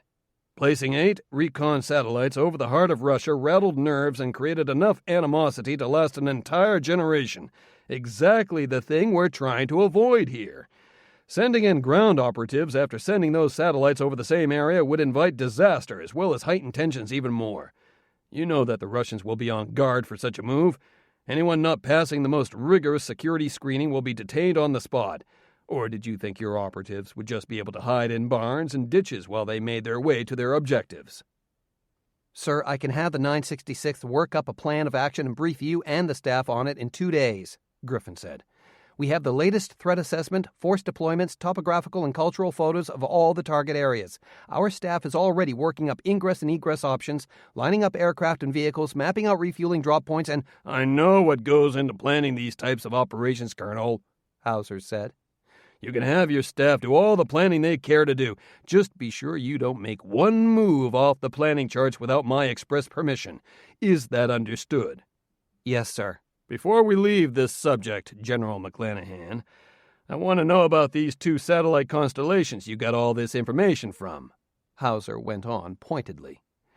I don't recall authorizing them, and I don't recall Strategic Command's briefing the staff that they were going to launch such a mission. Perhaps you could enlighten us. Whose are they, and who authorized their insertion? All eyes were on him, but Patrick didn't shrink from any of their gazes, especially Gary Hauser's. Yes, sir, he replied. When my request for overhead imagery support was denied by 8th Air Force in my capacity as 966th Information Warfare Wing Commander, I requested support from the Air Battle Force Commander, Brigadier General Luger at Battle Mountain Air Reserve Base. I knew that the Air Battle Force had on-demand satellite reconnaissance assets available. General Luger sent my request to Air Combat Command, who sent it on to the Air Force Chief of Staff, who sent it on to the Joint Staff Operations Office and to the National Security Council Liaison Office. The mission was approved by the NSC and promptly executed. Why wasn't I notified of this request? Hauser asked. Sir, you are the Deputy Commander for Intelligence of all these agencies, Patrick said. I thought you would have been notified every step of the way. I mean, why didn't you notify me that you were going around my office for support on an Air Intelligence Agency tasking? Hauser asked angrily. You had already disapproved my request, sir. And why did you not inform 8th Air Force that you were going to go around them? Hauser asked. Did you not receive the directive from General Zoltrain that all requests for operations originating in 8th Air Force go through his office before going outside the command? Yes, sir, I did, Patrick responded. But as I understand it, the Air Battle Force reports to 8th Air Force. My request for support did not go outside the command until General Luger upchanneled it to Air Combat Command. Didn't you expect that General Luger would go outside the command to get permission to execute the mission? Hauser asked. Patrick did not reply. Hauser nodded knowingly, then added, Or were you hoping that he wouldn't upchannel your request but just go ahead and launch the mission without permission from his superiors? Again, Patrick did not respond. Well, it's good to see that someone in Brad Elliott's old organization is obeying orders. General McClanahan, I am going to give you a direct order so as not to create any confusion or misunderstanding, Hauser went on. You will confine your work and your communications to Air Intelligence Agency units only. If you need information from agencies or sources outside of AIA, you will forward the request to me or General Noland first. Under no circumstances will you request information or pass information outside AIA without permission from my office. Is that clear?" "Yes, sir," Patrick replied simply. "May I ask why, sir?" Heads snapped from Hauser to Patrick and back to Hauser in surprise at the question. Hauser's eyes blazed, but his voice was surprisingly calm. "It's simple, General McClanahan. I don't trust you anymore," he said.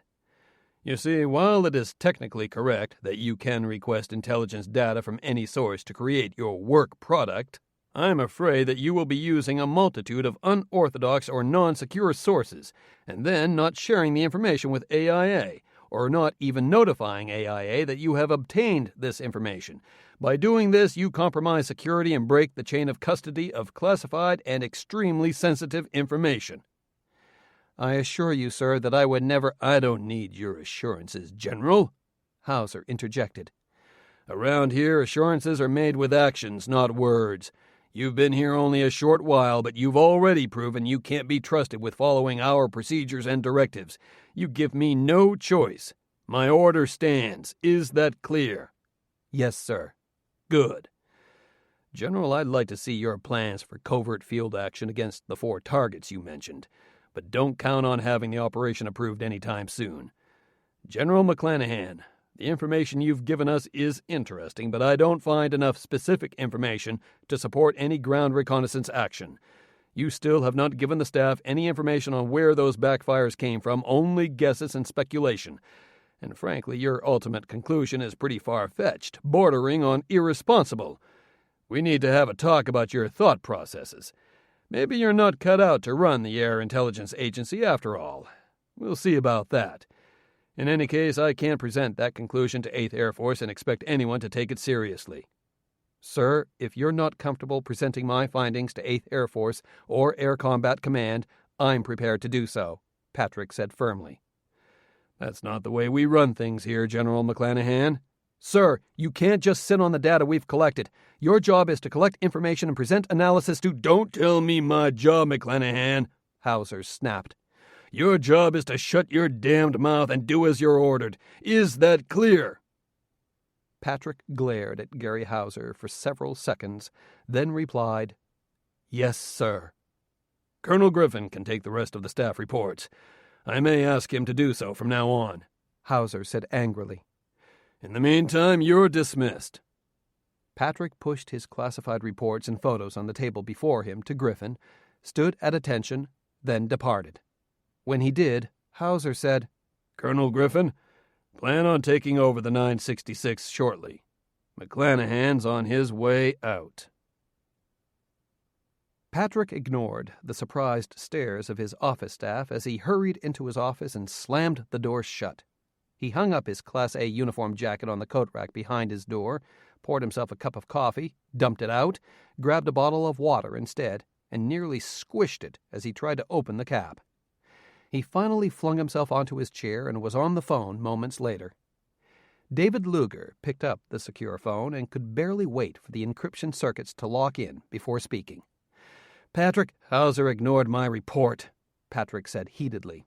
"He's not going to send in any recon personnel. Patrick, listen, Dave, I've never been so damned frustrated in my whole life." Patrick moaned angrily. "Hauser threw me out of his battle staff meeting. He's probably going to throw me out of the 966th, if not the entire Air Force." "Patrick, listen to me," Dave said. "We've been studying the imagery from the NERTSATs today, and—" "Were you able to move the top constellation?" Patrick asked. "We need better images of Yakutsk. I have a feeling that's going to be the key. We should keep an eye on Bratsk and Aginskaya, too. But all the activity up in—" "That's what I'm trying to tell you, Patrick, so just listen," Dave interjected.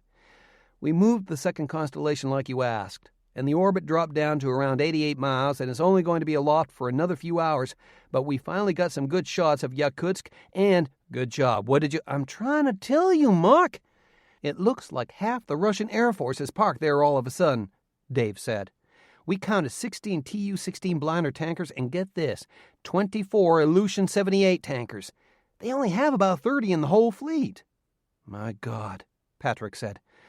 90% of the Russian tanker fleet is on one base in the middle of nowhere in Siberia. Something's going on.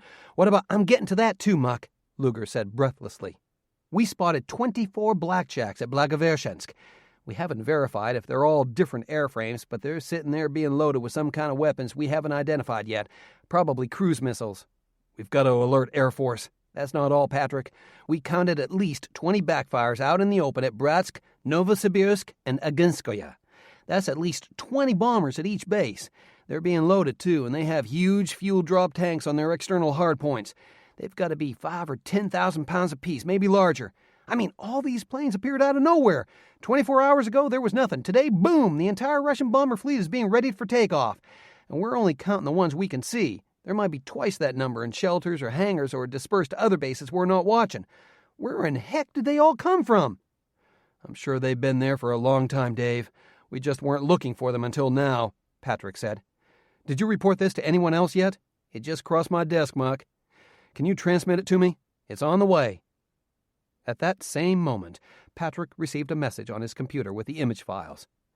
I got them. Hold on. Patrick punched in a telephone code for the battle staff area. Colonel Griffin picked up the phone. Tagger, I need to speak with General Hauser right away. I'm emailing you photos just taken from the 2 NERTSAT constellations. The Russians are on the move. I'll try, Griffin said, and he put the line on hold. But moments later he came back on. The general said not now, Patrick. I'm looking at the images. I see lots of planes, Patrick, but these are raw images. We need analysis and verification before we can present it to the staff. Tagger, these images were verified by the intel guys at Air Battle Force, Patrick said. The location and identification data have been verified. It's real, Tagger. Hauser has to look at them now. Hold on. But the wait was even shorter. I'll be right down, Patrick, Griffin said. The general wants me to go talk to you. This can't wait, Tagger. I'll come up there. Don't, Patrick. Sit tight. I'll be right there. And he hung up. Shit, Patrick thought. Now I've succeeded in getting Trevor Griffin kicked out of the battle staff meeting also. But this was too important to just sit on. Hauser won't look at the imagery, Dave, Patrick said to David Luger when he got him back on the line. He thought for a moment, then said, I'm going to send a message to the Secretary of Defense's office and let them know what's happening. They'll have to contact NORAD to activate the North Warning System, OTHB, and put every fighter they can find on 5-minute alert. But at the same time as he said those words, he knew it was going to be an almost impossible job to convince anyone that the threat was great enough to warrant activating one of the pillars of the Cold War, ADC. Years earlier, the continent of North America was defended by the Air Defense Command, or ADC, which was a joint U.S.-Canadian integrated system of military and civilian ground-based radars and military jet fighter interceptors that stood poised to stop an attack by enemy bombers or cruise missiles. Its parent organization, the North American Aerospace Defense Command, or NORAD, still existed, but aerospace defense had been replaced with air sovereignty, which generally dealt with detecting and interdicting drug smugglers. Since the late 1980s, the threat that Russian bombers would launch cruise missiles against the United States had all but disappeared, while drug smugglers had virtual free rein over America's skies, so any resources set up to detect and defend against obsolete Russian bombers was shifted to detect, track, and interdict smugglers. Along with squadrons of jet fighters stationed in Alaska, Canada, and the northern United States, the ADC used a series of long and short-range unmanned radar sites to detect unidentified aircraft. Called the North Warning System, this system replaced the 1950s-era Defense Early Warning, or DEW line, consisting of manned radars in Alaska and Canada. The ultimate radar system was deployed in the late 1980s. Called OTHB, or Over-the-Horizon Backscatter Radar, it could detect aircraft as far away as 3,000 miles by bouncing radar energy off the ionosphere. In ideal conditions, OTHB radar operators in Colorado could see Soviet bombers taking off from their Siberian bases. Along with the radar net, there were fighter interceptors on round-the-clock alert, ready to hunt down and destroy any unidentified aircraft. At one time, there had been a dozen bases and many dozens of fighters on 24-hour alert. But as the threat diminished, so did readiness. OTHB shifted from a full-time system to part-time only, and finally, it was placed in ready mode, meaning it could be reactivated if needed. The North Warning System radars shifted to part-time mode as well to reduce annual maintenance and operating costs. Finally, one by one, the fighter interceptor squadrons were inactivated, disarmed, reassigned to drug interdiction duties, or placed on generation recall status, meaning that the fighters could be placed on the line only after long days of preparation. No one cared. The Russians had only a handful of nearly obsolete bombers that were capable of launching ineffective, inaccurate, and unreliable cruise missiles. The Russian deterrent lay in its arsenal of land and sea-launched ballistic missiles. The United States had even reactivated and modernized its anti-ballistic missile defense system. The problem was soon obvious. Could the air defense network in North America be reactivated quickly and effectively enough to stop a modern threat?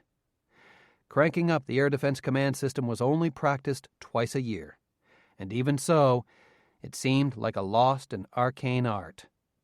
Patrick had no idea how to go about ordering an ADC reactivation, and he doubted if it could be effective enough to stop a massive Russian attack against the United States, such as the one they were seeing develop right now. "What do you want me to do, Buck?" David Luger asked. "You need to get your surveillance and intelligence data over to Air Force as soon as possible," Patrick replied. "Because when I hit SecDef with my concerns, they're going to want proof." "Patrick, Muck, what in hell do you think is going on?" Luger asked. He sounded more scared than Patrick had heard him sound in a long time. Despite his traumatic recent history, David Luger was one of the most unflappable, many called it emotionless, persons he knew. Luger possessed a well-trained scientific mind. Everything could be explained, even forecast, by using the proper mixture of research, reasoning, and theory. He never worried about anything because his finely tuned brain started working on a problem the moment it presented itself. But for any man, especially someone like Dave Luger, the reality of what he knew and the thought of what could happen were finally too much for him to contemplate rationally and analytically. "Dave, I'm looking at the pictures and the analysis, Muck, and I can't fucking believe what I'm seeing." "Dave, keep it together, buddy," Patrick said evenly. "I need you 110% on this." "What in the hell can we do?" "The first thing we need to do is turn on all the air defense infrastructure in North America and do it immediately," Patrick said. "Next, we need to begin 24/7 surveillance of Yakutsk and all the other bases where bombers have been appearing. I need eyes inside those bases, especially Yakutsk. The tankers are the key, and it looks to me like Yakutsk is turning into Tanker City. I'm going to talk to the Air Force and get them to crank up the readiness posture, but we need to take a look inside those Russian bases immediately, and the Air Battle Force is the best positioned unit to get in there. It would take a week just to convince the CIA that what we're looking at is real." "I've already received permission to forward deploy Hal and Chris to the region," Dave said. "We're going to send them to Shemya. 5 hours one way by tilt jet, but it's the best we can do unless we get some support from U.S. Special Operations Command or the Air Force." "Do whatever you can to get them out there as fast as you can," Patrick said.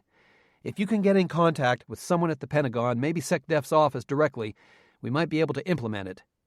"What is General Hauser going to do with the pictures we got from the NERTSATs?" "Nothing, until he's told to do something with them," Patrick responded. "That's why it has to come from the top down and higher than 8th Air Force or Air Combat Command. Hauser might even be able to shrug off STRATCOM. Get moving, Dave, and let me know if you make any progress." "Will do, Muck," Luger said, and disconnected the secure transmission. Patrick began another secure telephone call to the Secretary of Defense's office, then hung up the phone before the encrypted connection could go through. Although he had met and briefed the SecDef, Robert Goff, on more than one occasion, their encounters had been mostly negative. Patrick was usually being reprimanded for some action he undertook with less than full authority. He was losing friends and allies fast, and a phone call to SecDef's office in violation of a direct order issued just a few minutes ago in the presence of the rest of the Air Intelligence Agency staff was not going to win him any more. But this had to be done. Instead, he initiated a secure call to the commander of the Air Warning Center of the North American Aerospace Defense Command at its Command and Control Center at Cheyenne Mountain Operations Center, Colorado, deep inside the underground military base. The Air Warning Center, or AWC, was responsible for monitoring the periphery of the United States, Canada, and parts of Central America and the Caribbean for unidentified aircraft, including cruise missiles, and passing information to the Cheyenne Mountain Command Center. The Air Warning Center controlled the ground-based radars operated by NORAD and also collected data from ground, sea, and airborne military fighter control radars, other surveillance systems such as ground and ship-based radar balloons, Homeland Security radar systems, and civil air traffic control radars. Patrick's 966th Information Warfare Wing routinely passed information to AWC on the status of military forces in Russia and on events around the world which might give AWC a heads-up in adjusting its surveillance to counter enemy incursions. After several long, excruciating minutes, he was put through to the AWC Charlie Crew Commander, Lieutenant Colonel Susan Page. "It's nice to finally talk with you, General McClanahan," she said after the secure connection was made and verified. "We've received the regular information updates from the 966th, and we're very impressed with the quality of work coming from your office. I'd like to—" "Colonel Page, I have information provided me by Air Battle Force that shows that Russia may commence a strategic air attack against the United States at any time," Patrick said. "I'm recommending that NORAD implement full air defense measures immediately, including a full recall and activation of all Northern Interceptor units and round-the-clock activation of North Warning and OTHB. It's vital that—" "Who gave you this information, General? Who is this Air Battle Force?" Patrick knew she was stalling for time. She would be hitting a hotkey on her computer that would be tracing and recording this call, and perhaps notifying the senior controller at the Command and Operations Center of Patrick's information, or of a crank phone call. After Patrick briefly explained, Page said, "General McClanahan, you need to take this information to Air Intelligence Agency and have General Hauser message—" "I've already done that. General Hauser won't act on it. I need to speak directly with General Lombardi so he can decide if he wants to increase the air defense posture." General Lombardi was the commander of NORAD and the man who could activate all of the defense systems around North America with one order. "Maybe you should speak with Air Force or Stratcom about—" This was getting him nowhere. "Colonel Page, this is extremely urgent, or I wouldn't have called NORAD Commander's office directly," Patrick interjected. "I'm having General Luger of the Air Battle Force transmit his overhead imagery to you and to Stratcom, but I'm calling to advise you that I believe that a Russian combat air operation is in progress, perhaps an all-out attack against the United States using long-range bombers and cruise missiles." "Is this for real, McClanahan?" Page asked. "This isn't how AIA issues alerts to NORAD. You should—" "This alert is from the 966th Wing, Colonel Page, not from AIA," Patrick said. "The information has not been cleared by General Hauser, but I decided to contact you directly because I feel there is danger of imminent attack.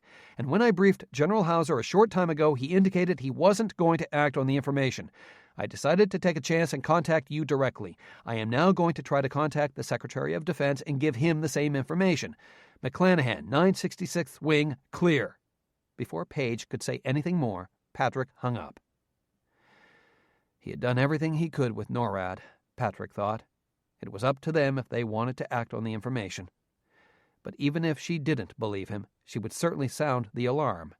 And an alarm from some place like NORAD traveled up very, very quickly. Patrick was on hold with the Deputy Chief of Staff of Air and Space Operations, the highest person he could reach at the office of the Air Force Chief of Staff in the Pentagon, when someone knocked on his door and then entered without being invited in. It was Trevor Griffin. Patrick was about to admonish him when he noticed his stony expression. "I'm on the phone with the Pentagon, Tagger." "I know, Patrick," Griffin said. "The boss knows, too." Patrick nodded and waved for Griffin to sit, but he didn't put the phone down. Griffin held up his secure cellular phone, which had a long list of SMS messages already on it. "Cheyenne Mountain called a few moments ago, and just now the chief's office called. Everybody wants to know what's going on. All hell is breaking loose. The boss wants you in the battle staff area pronto." He paused for a moment, then said with a serious expression, "Sir, what are you doing? You're out of control. You got to stop this." "You've seen the pictures and looked over my data, Tagger," Patrick said. "You know as well as I do how serious this is." "Patrick, it's all speculation," Griffin said. "It's a few buildings erected on bases that haven't been used in a few years. A bunch of tired old backfire bombers. Nothing earth-shattering about that. What are you—" "Air Battle Force got new images, Tagger. You saw them yourself," Patrick said. Yakutsk is wall-to-wall tankers now, dozens of them. Aginskaya, Bratsk, Blagovershansk, Ulan-Ude, the blackjacks and backfires amassing everywhere. As fast as they've appeared, I think they're going to disappear just as fast, all headed this way. Patrick, no one believes that, Griffin said. No one believes that the Russians would be crazy enough to attack North America. It's got to be something else, if there is anything at all. The target's not Europe. All the bombers and tankers are in Siberia, Patrick said. Unless they're going after China or Japan, I think the target is the United States. Why? Why would they attack the U.S.? Gryzlov. He wants revenge for my attack on Engels, and he wants to kill 10,000 enemy soldiers for every one Russian soldier we kill, Patrick said. The guy's crazy. He's in charge, and he wants payback. Patrick, this is nuts, Griffin breathed. How in the world are you going to convince anyone of this? They all think that you... That I'm trying to stir up shit. That I'm trying to get back at the guys that took away my command and sent me here, Patrick said. I know what they think, but there's only one thing that matters. We do everything we can to protect the United States of America. Patrick noticed Griffin's exasperated expression. Yeah, I know. I sound like some goody-goody comic book hero, but that's what I believe. Patrick heard a series of clicks and a rain-burst signal on the phone, and then a voice said, General McClanahan, stand by for the chief. A moment later, Kuzner here, secure. General Kuzner, this is General McClanahan, 966th Information Warfare Wing, secure. I have a possible situation that requires your immediate attention, sir. McClanahan, do you have any idea the shitstorm you've caused over here? Charles Kuzner, the Air Force Chief of Staff, responded angrily. The NORAD Command Center issued a red alert to the Joint Staff Operations Center, telling us that one of the AIA wing commanders warned them that the United States was under attack by Russian bombers. Did that warning come from you? Yes, sir, it did. For Christ's sake, McClanahan, where's General Hauser? Does he even know about any of this? I briefed General Hauser and the AIA staff on the findings from 2 recent satellite constellation overflights just minutes ago, sir. He indicated to me that I didn't have enough actionable information. I disagreed, and I felt that my information needed immediate attention. So I called Air Battle Force and asked them to draw up a plan for ground reconnaissance. Air Battle Force? Kuzner retorted.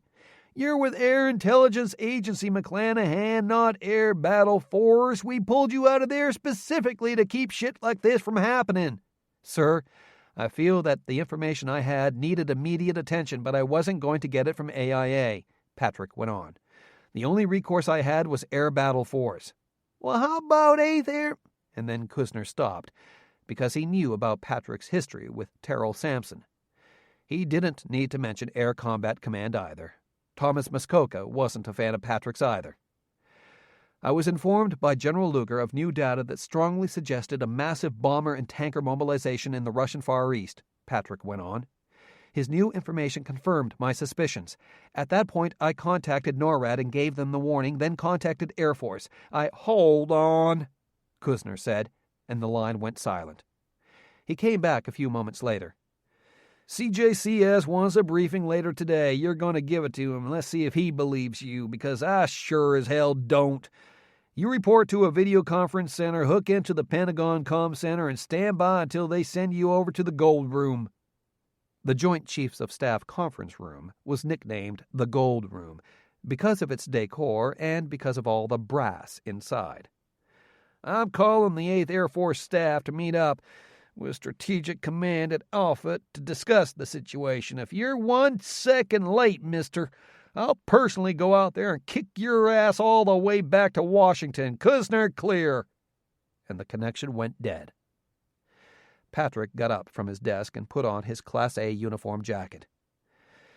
Well, this is probably the second command I've given up in less than a month. It's got to be some sort of record. I'll tell you the same thing I told David Luger before I left Air Battle Force, Tagger. Pay attention to what your head and your heart tell you, not what some bureaucrat tells you. I will, Patrick, Griffin said. But you're not going to lose this command. I think this time you're wrong, Tagger, Patrick said. He opened his wall safe and extracted a red folder marked Top Secret. Griffin knew what it was, and he wished Patrick would put it back in the safe where it belonged. My last recommendation, get your ground recon plan to Kuzner ASAP and press him on it. Get in contact with Dave Luger and Hal Briggs at Air Battle Force for help. They have gadgets and weapons you won't believe." "We'll plan this thing together, sir," Griffin said. "I'll go with you to the battle staff area." "Negative. I want you to get your ground ops plan forwarded to Air Force right away. I want to see it kicked off in 8 hours. "Okay, I'll take care of it." He stuck out his hand. "You haven't been here long, Patrick, but I already know I'd follow you to hell and back if you asked me to go." Patrick smiled, shook Griffin's hand, nodded, and left to report to the battle staff area for the video conference. Gary Hauser showed up moments after Patrick did. Patrick stood at attention as Hauser stormed over to him. "I'm getting on a plane in a few hours to report to Strategic Command Headquarters to explain what the hell happened here today," Hauser said angrily. "My boss and his senior staff, the entire Strategic Command senior staff, half the senior staff from NORAD, the chairman of the Joint Chiefs, and undoubtedly the Secretary of Defense will be grilling me on what you did today. What am I supposed to tell them? I think you flipped out or something. Is that what you think I should tell them?" He stepped toward Patrick until he was almost nose to nose with him. "I just have one question for you, General McClanahan," Hauser said. "What in hell do you want?" "Want, sir?" "What do you want, McClanahan?" Hauser barked, standing just inches from Patrick, leaning down to snarl directly into his face. "Do you really want to be in the Air Force, or do you want to go out in a blaze of glory? Do you want to serve your country, or do you want to just soothe your own bruised and battered ego? Do you want to destroy the careers of those around you, or are you crazy enough to believe that what you're doing here is the right thing?" "Sir." And then Patrick stopped and locked his eyes on his 2-star commander. Hauser's eyes blazed and a jaw muscle twitched. "Gary, I'm getting sick and tired of putting up with your bullshit." "What in hell did you just say?" Hauser shouted. "I said I'm not going to put up with your bullshit anymore," Patrick repeated. "I gave you information on what could possibly be a major attack against the United States, and all you can do is blow me off. I contacted NORAD and the Pentagon because you're too full of yourself to do it." "Get the hell out of here, McClanahan, before I—" "I've been ordered by General Kuzner to brief the Joint Chiefs on the alert I issued NORAD," Patrick said. "I'm staying. You're not going to have a chance to weasel out of this." "Weasel out?" "I'm going to give my information to the JCS, Gary, and then you can tell them why you chose to ignore it." Hauser shook his head. "You've gone off the deep end, McClanahan," he said. "I always knew you were a loner and a little strange, but now I know you've just completely lost it. Your career is over, my friend. Not only have you disobeyed a lawful order, but you have some sort of delusional problem that makes you a danger to the United States in any sort of command position. As soon as this briefing is over, pal, you're relieved of duty as 966th Commander. I will prefer charges against you for disobeying a direct order and for insubordination. You will report to your quarters and await the convening of a court-martial. And if I can, I'll make sure you spend the last remaining years of your career in a military prison camp." "Gary, all you've done since I've arrived at Lackland is threaten me," Patrick said. "That's not leadership. That's tyranny. I'll be glad to get the hell out of here, even if it's to a prison cell, as long as I don't have to put up with your adolescent nonsense again, sir."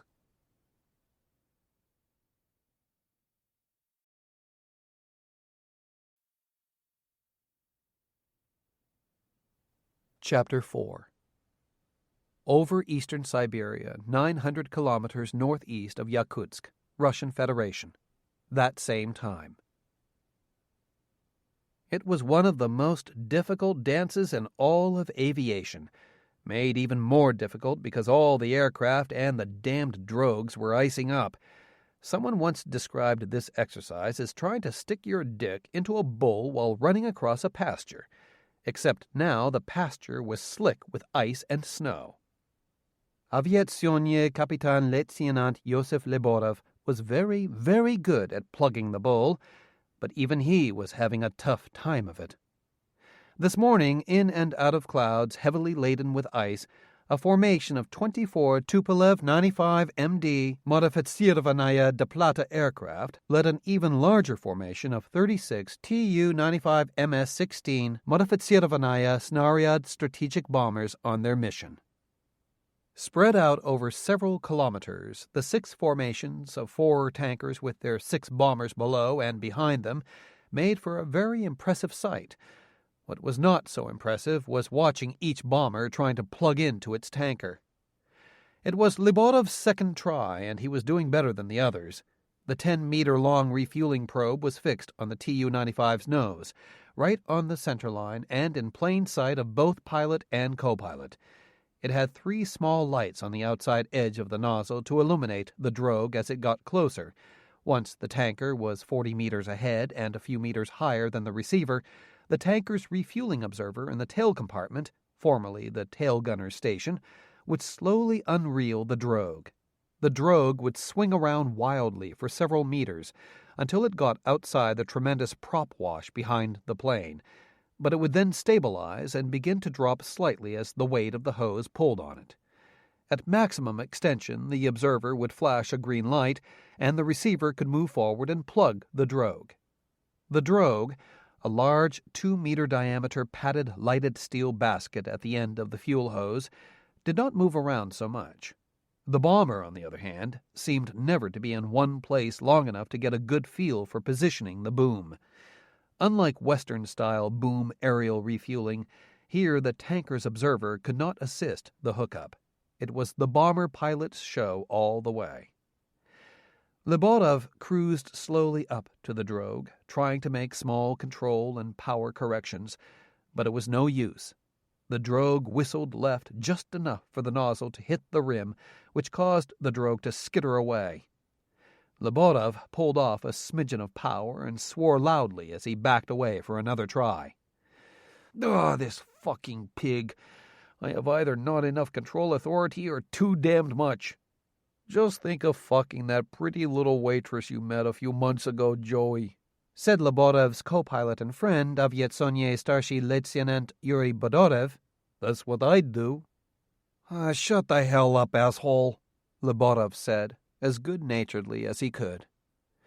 Refueling behind one of our own planes isn't as easy as it sounded when they first came up with this idea, Bodorev remarked. Without external stores, Tupolev 95 bombers had a maximum range in excess of 12,000 kilometers. Air refueling was usually not a necessity, but several months ago they started practicing air refueling again, using Tupolev 16 tankers. Then, just weeks ago, modified Tu-95 tankers had been brought in. No one understood the reason for all this innovation and experimentation, until now. Want me to give it a try, Joey? No, I'm just out of practice, Lyuborov said, forcing himself to relax. How are the gauges looking? RPMs are matched, trims are within limits, power settings are within 1 or 2% of each other, and fuel tanks are balanced within 200 kilos, replied the flight engineer, sitting right behind the co-pilot. Just plug this whore and let's go, Joey, Bodorev said. You're the flight leader. Show the other kids how it's done.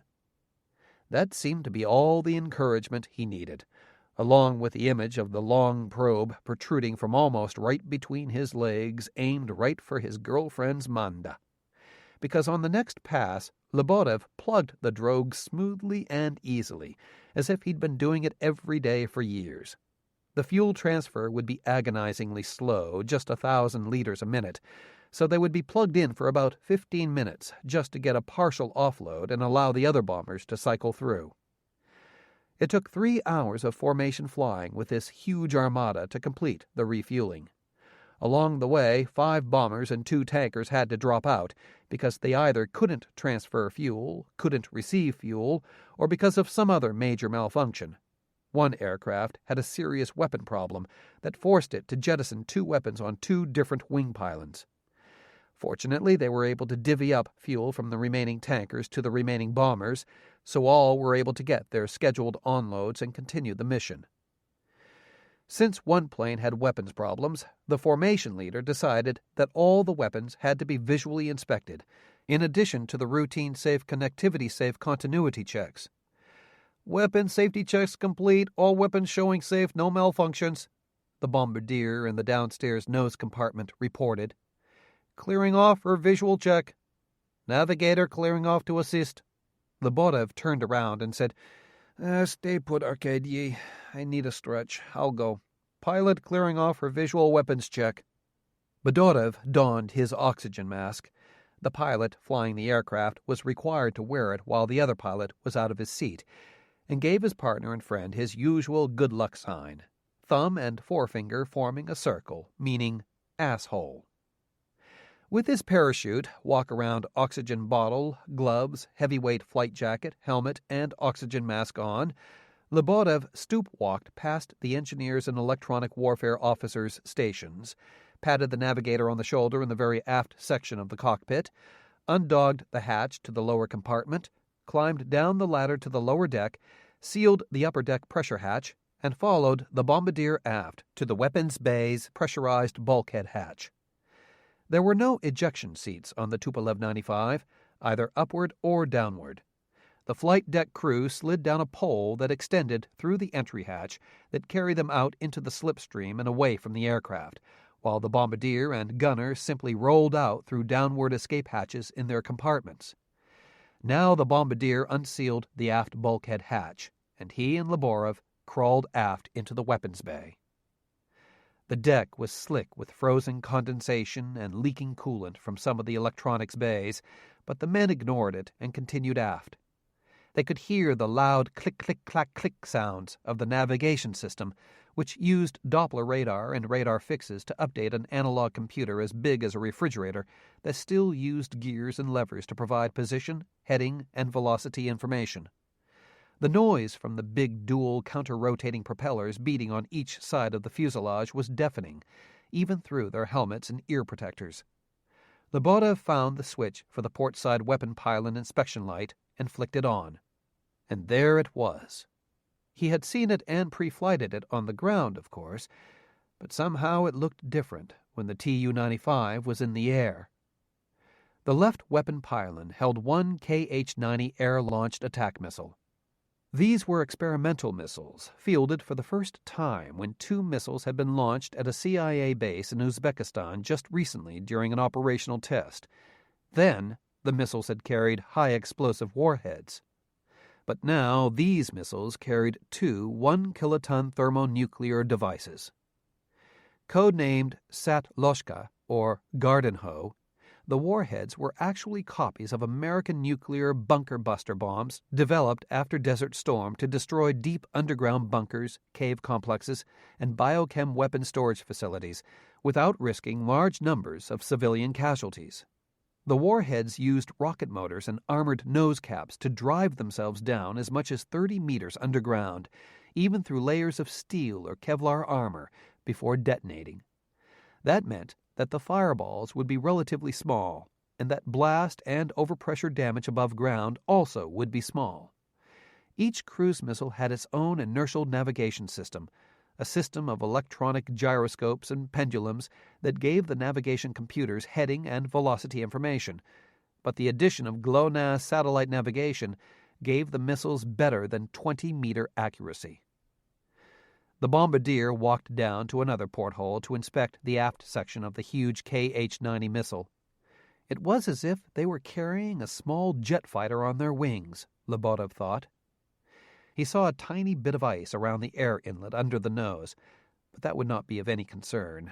Less than a minute after launch, the exterior of the missile would heat up to several hundred degrees centigrade as it approached its top speed of 5 times the speed of sound.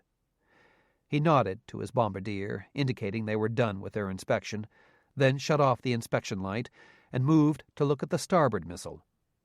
Everything having to do with nuclear weapons always had to be 2-officer, even if it meant looking at the weapons from inside the plane.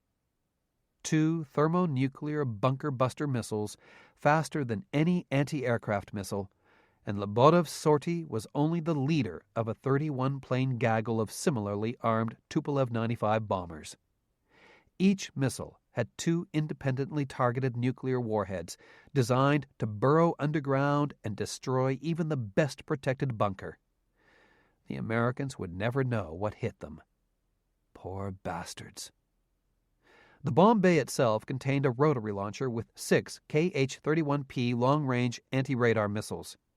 As they closed in on their launch point, Lebedev and 3 of the other lead bombers would be responsible for shutting down the local radar sites along their intended route of flight, including Yellowknife, Pine Point, Uranium City, Lynn Lake, Fort Nelson, Cold Lake, Edmonton, and Whitehorse. The ramjet-powered KH-31s had a range of 200 kilometers and a maximum speed of Mach 3, with a 90-kilogram high-explosive fragmentary warhead that would shred a radar antenna or a building into pieces in the blink of an eye. The inspection complete, Lebedev and the bombardier crawled along the narrow catwalk back the length of the bomb bay and looked in on the gunner, seated in the very aft tail cabin. They did not ask him to open his pressurized hatch. That meant he would have had to put on his oxygen mask and depressurize his compartment, but instead just knocked on the porthole and got a thumbs up from him. The gunner was surrounded by box lunches filled with low-residue snacks, a small stack of magazines, numerous bottles of water, and metal boxes to store his relief bags. Normally, the gunner stayed up front with the crew in a jump seat until close to enemy territory, but during formation flying, his job was to keep an eye on the wingmen through his large windows and tail radar, so he had to spend the entire mission in his little compartment. Despite the bone-chilling cold, Lebedev was bathed in sweat by the time he'd returned to the cockpit and strapped himself into his seat again. "Pilot's back up," he reported. "You look like shit," Lebedev said cross-cockpit to his aircraft commander. "You didn't rot Yegel with the bombardier again, did you?" "Screw you." Lebedev looked at his friend carefully. "You okay, buddy?" Lebedev was silent for a few moments. Then, shit, Yuri. No one deserves to die in their bed under a fucking nuclear fireball." "That's not our concern nor our decision, Joey," Lebedev said.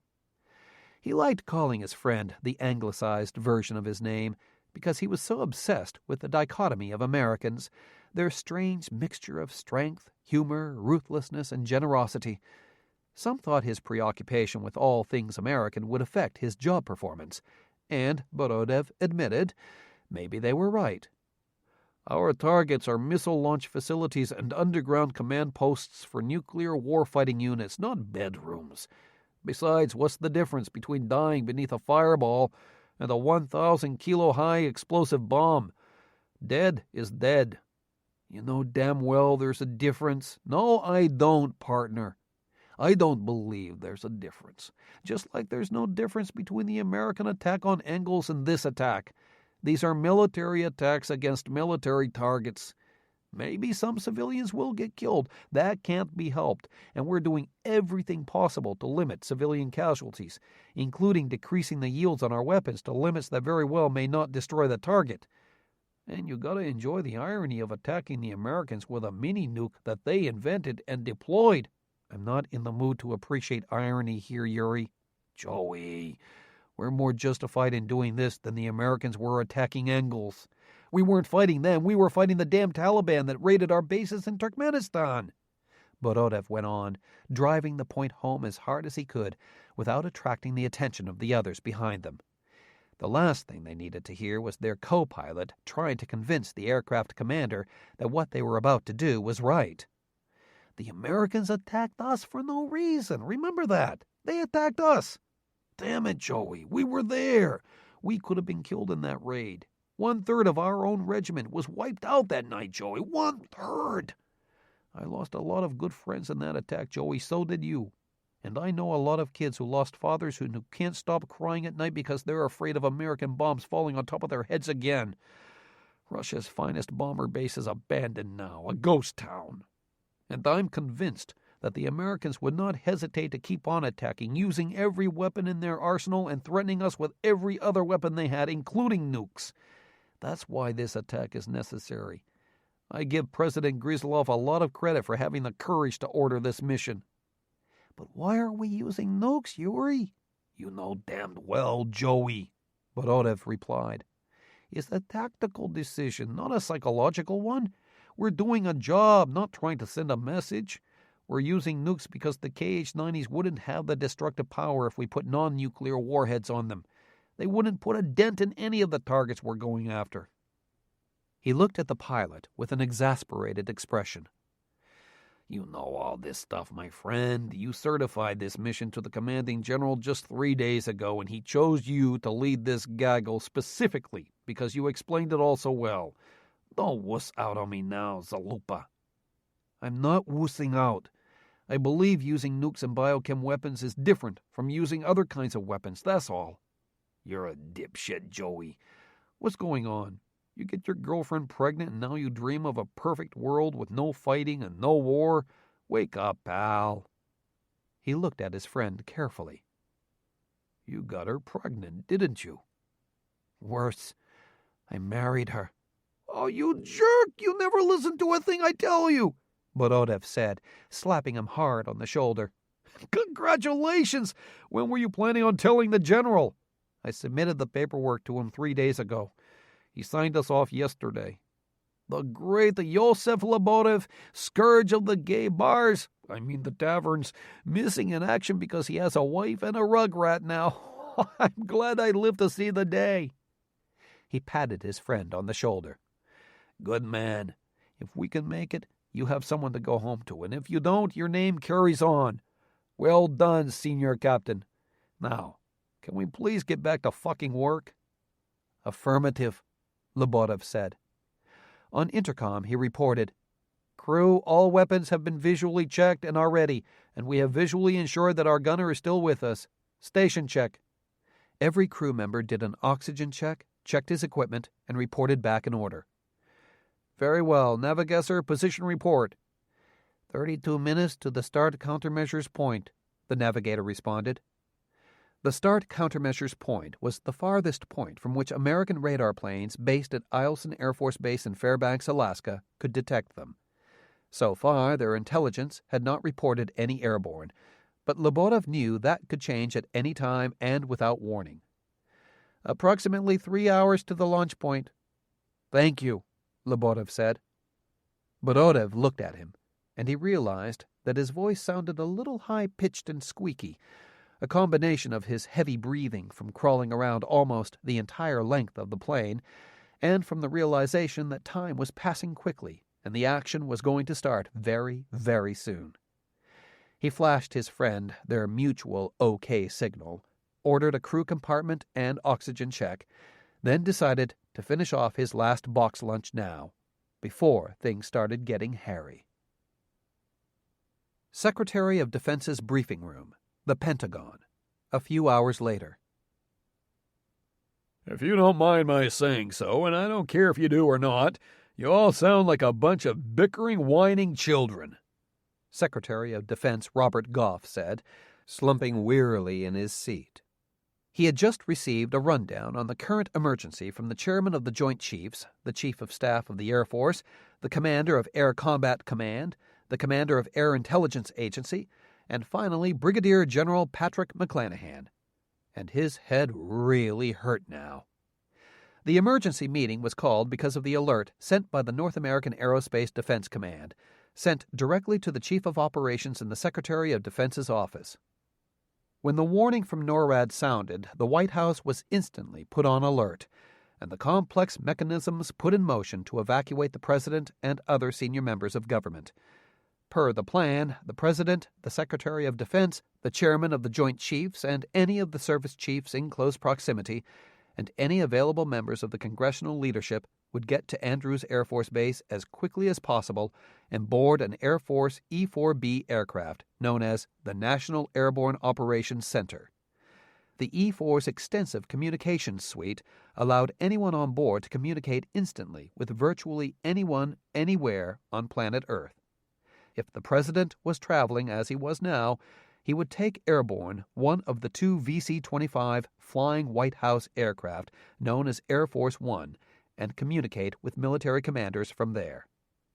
If they couldn't make it to Andrews, key government leaders would be evacuated immediately to an undisclosed location, which almost everyone in Washington knew to be the Mount Weather Special Facility, codenamed High Point, the 434-acre mountain base near Barryville, West Virginia, operated by the Federal Emergency Management Agency to implement the National Continuity of Government Plan.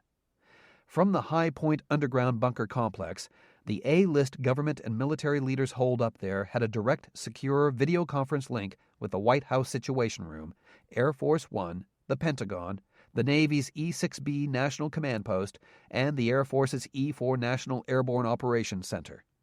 Anywhere the President or the strategic warfighting commanders were likely to be in an emergency. But neither the President nor anyone in his cabinet would evacuate Washington unless absolutely necessary, and it was up to Secretary of Defense Robert Goff and Chairman of the Joint Chiefs of Staff Richard Venti to give the President their recommendation. After receiving a fast status briefing from Venti and a slightly more detailed briefing from the commander of NORAD, General Randall Shepard, Goff immediately called the White House operations staff and gave them a no imminent threat message. It was not an easy message to send.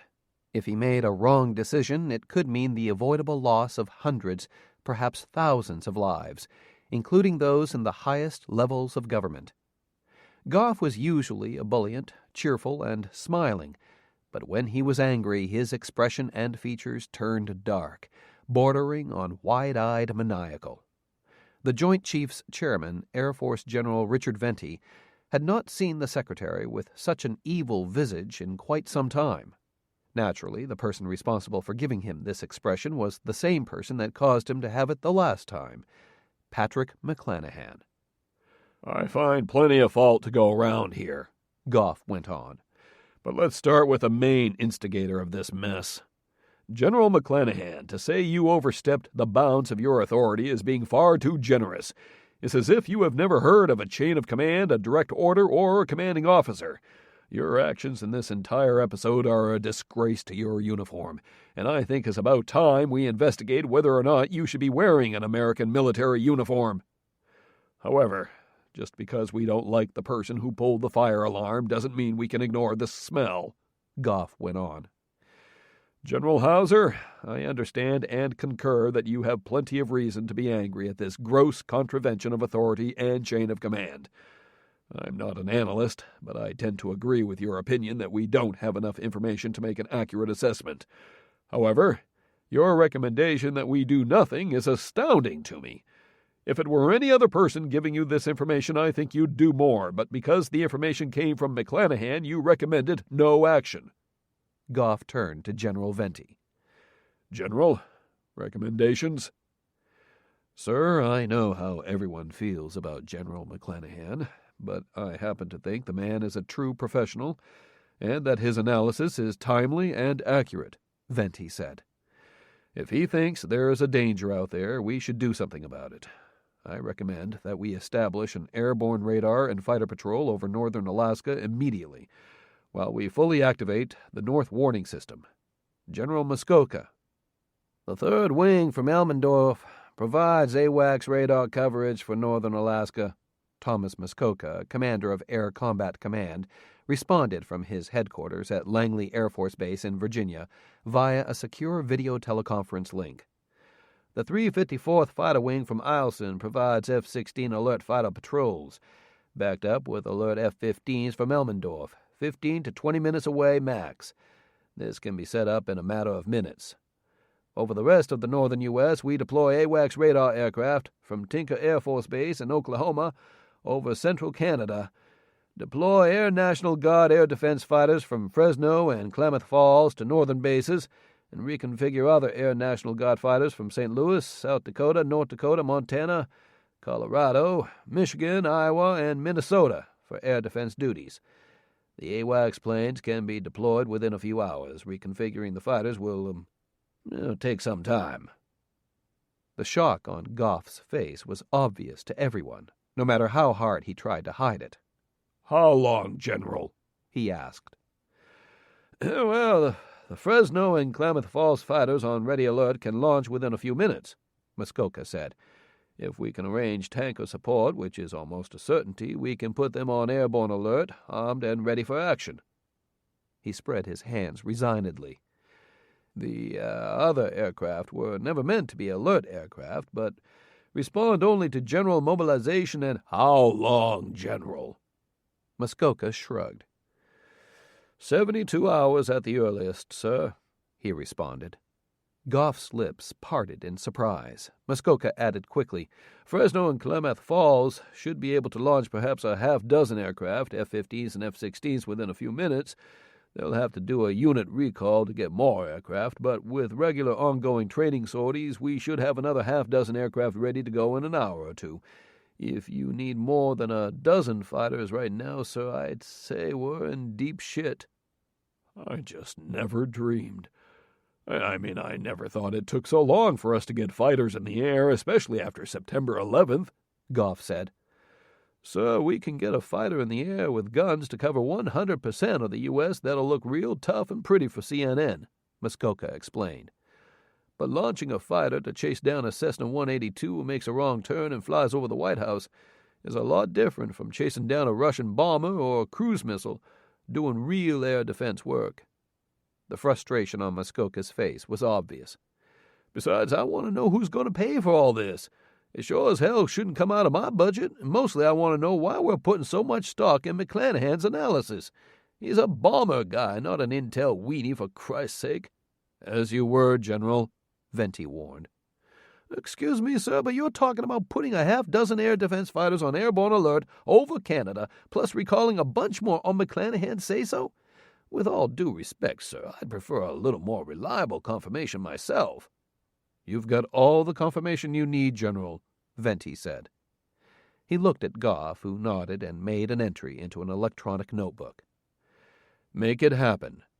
"Roger, sir," Muskoka said, and he could be seen in the video conference screen lifting a phone to his ear and giving the orders.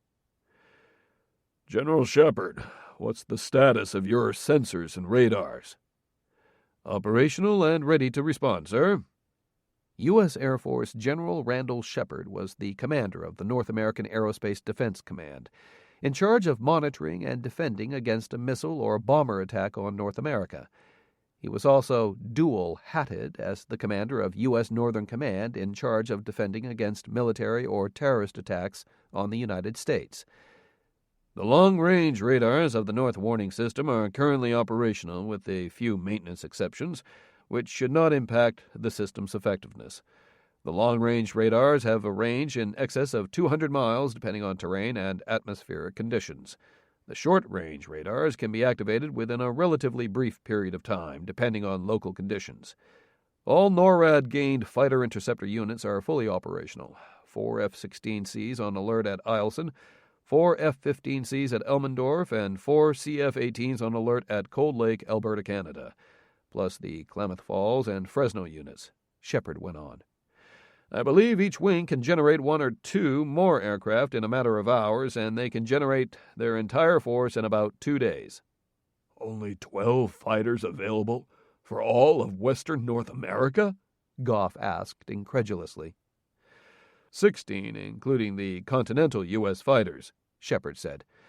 "We're at full authorized manning, sir. We have just enough funding to field the units we have out there right now.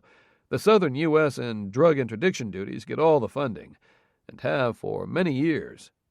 He looked at Patrick McClanahan's image on the video teleconference screen and added, "I still find it hard to believe we're under a Russian bomber threat, but be that as it may, we can respond to any threat." "What about OTHB?" Goff asked. Shepard at first appeared to be confused, then pained, before replying. "Sir, I think the staff or General McClanahan is in possession of outdated information. We operate only one OTHB array out of Bangor, Maine, which is dedicated only to atmospheric sampling and experiments as directed by the National Oceanic and Atmospheric Administration, or on request by the Department of Homeland Security, which, by the way, has never put in a request to use it. The West Coast OTHB system is in warm storage, and the Alaskan system was canceled about 14 years ago and was never even completed." "Can the West Coast system be reactivated, General?" Goff asked. "Yes, sir, but it would take about 2 weeks to calibrate it and certify its accuracy and reliability," Shepard replied. "Even then, it might not be reliable enough to give you the information you want. The AWACS planes are your best bet, sir. You get them airborne, and we can plug them into the network right away and have wall-to-wall coverage. The AWACS information is merged into North Warning and all the other ground radar facilities, and it forms a very complete three-dimensional picture. The AWACS are on the way, General Shepard, Venti said. He turned to Goff and said, Sir, I request that NORAD direct Eielson, Elmendorf, and Cold Lake to generate NORAD-dedicated Bravo Force alert sorties as quickly as possible. Agreed, Secretary Goff responded.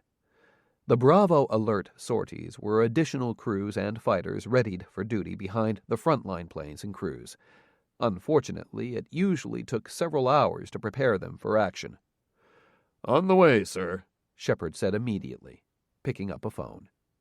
General Muskoka made a note and handed it off-screen to his deputy.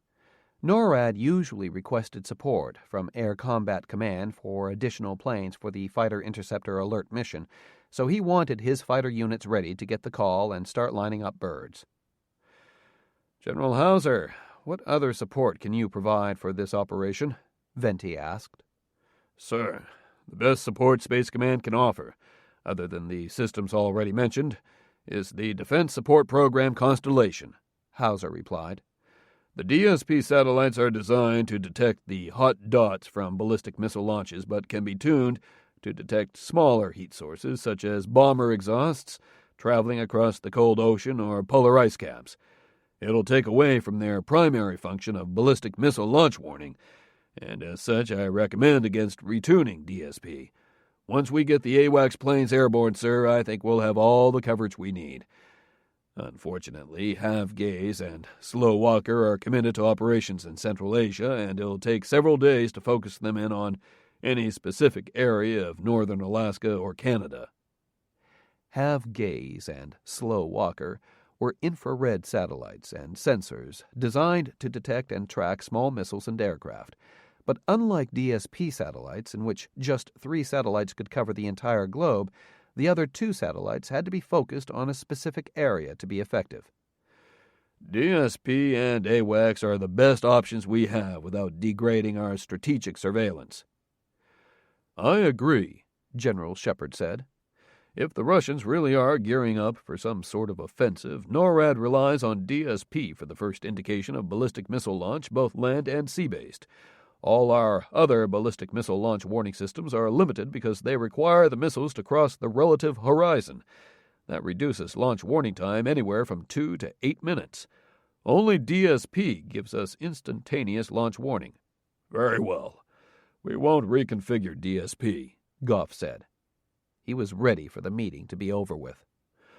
All right, we have AWACS planes on the way from Eielson, plus the alert fighters, plus fighters on the way from the CONUS bases, and we're firing up the North Warning radars. Anything else we're overlooking? No response. In that case, sir, I'd suggest dispersing the bomber and fighter fleet to alternate generation bases or to civil airfields, Patrick McClanahan interjected. If the Russians do attack, I believe they wouldn't go after civilian targets, only military ones. Military aircraft would therefore be safer at civil airfields. General McClanahan, I have agreed to the increased surveillance measures because I think that's a prudent step and because we have much of that infrastructure already in place, Secretary Goff said irritably. But I'm not going to agree to any more moves that would disrupt day-to-day operations or create increased anxiety among our people, our allies, or the Russians, until I get more information. He paused, looking around the conference table. Anything else? Yes, sir. General Muskoka of Air Combat Command chimed in. He looked uncomfortable, but pressed on. General Luger of the Air Battle Force submitted a mission plan to me that could supply you with the information you need. His proposal is to send a small armed recon force into Yakutsk, Russia, to ascertain the exact level of tanker aircraft activity there. According to the satellite images, Yakutsk is turning into some kind of major Russian tanker base all of a sudden. General Luger feels that we may only be seeing a small portion of the aircraft there. That damned Air Battle Force outfit is not an intelligence organization, Hauser retorted. Pardon the fuck out of me, Hauser, Muskoka said, but I'm not here to listen to your opinions about my operations forces. Knock it off, both of you, Venti warned. But Muskoka wasn't nearly done shooting back at Hauser. This is what I'm telling you, Hauser. Dave Luger's Air Battle Force ground team is in the Aleutians, and they're in position and ready to do a sneak-and-peek operation to Yakutsk," he went on. "Now, unlike McClanahan, I trust Luger." Patrick's face remained stoic, despite the direct indictment, but if Muskoka noticed Patrick's lack of reaction, he made no indication of it. "If it was McClanahan, he'd already be in Yakutsk by now, raising all kinds of hell. Luger pushed his men to the limit of his authority and stopped, and I commend him for it. The question I put forth to the Secretary and the chiefs is simple. Do you want Luger's boys to go forward or not?" "What's your recommendation, General Muskoka?" Secretary Goff asked. "Luger's 10 men are the only assets we have in that entire region prepared to get us the information we need," Muskoka replied. "His plan is simple. It involves only a few aircraft and men, and it has a fairly good chance of succeeding. In about 2 hours we can get the scoop on Yakutsk. I recommend you authorize them to proceed. They might appreciate a Marine Force Recon or Army Special Forces team standing by to back them up."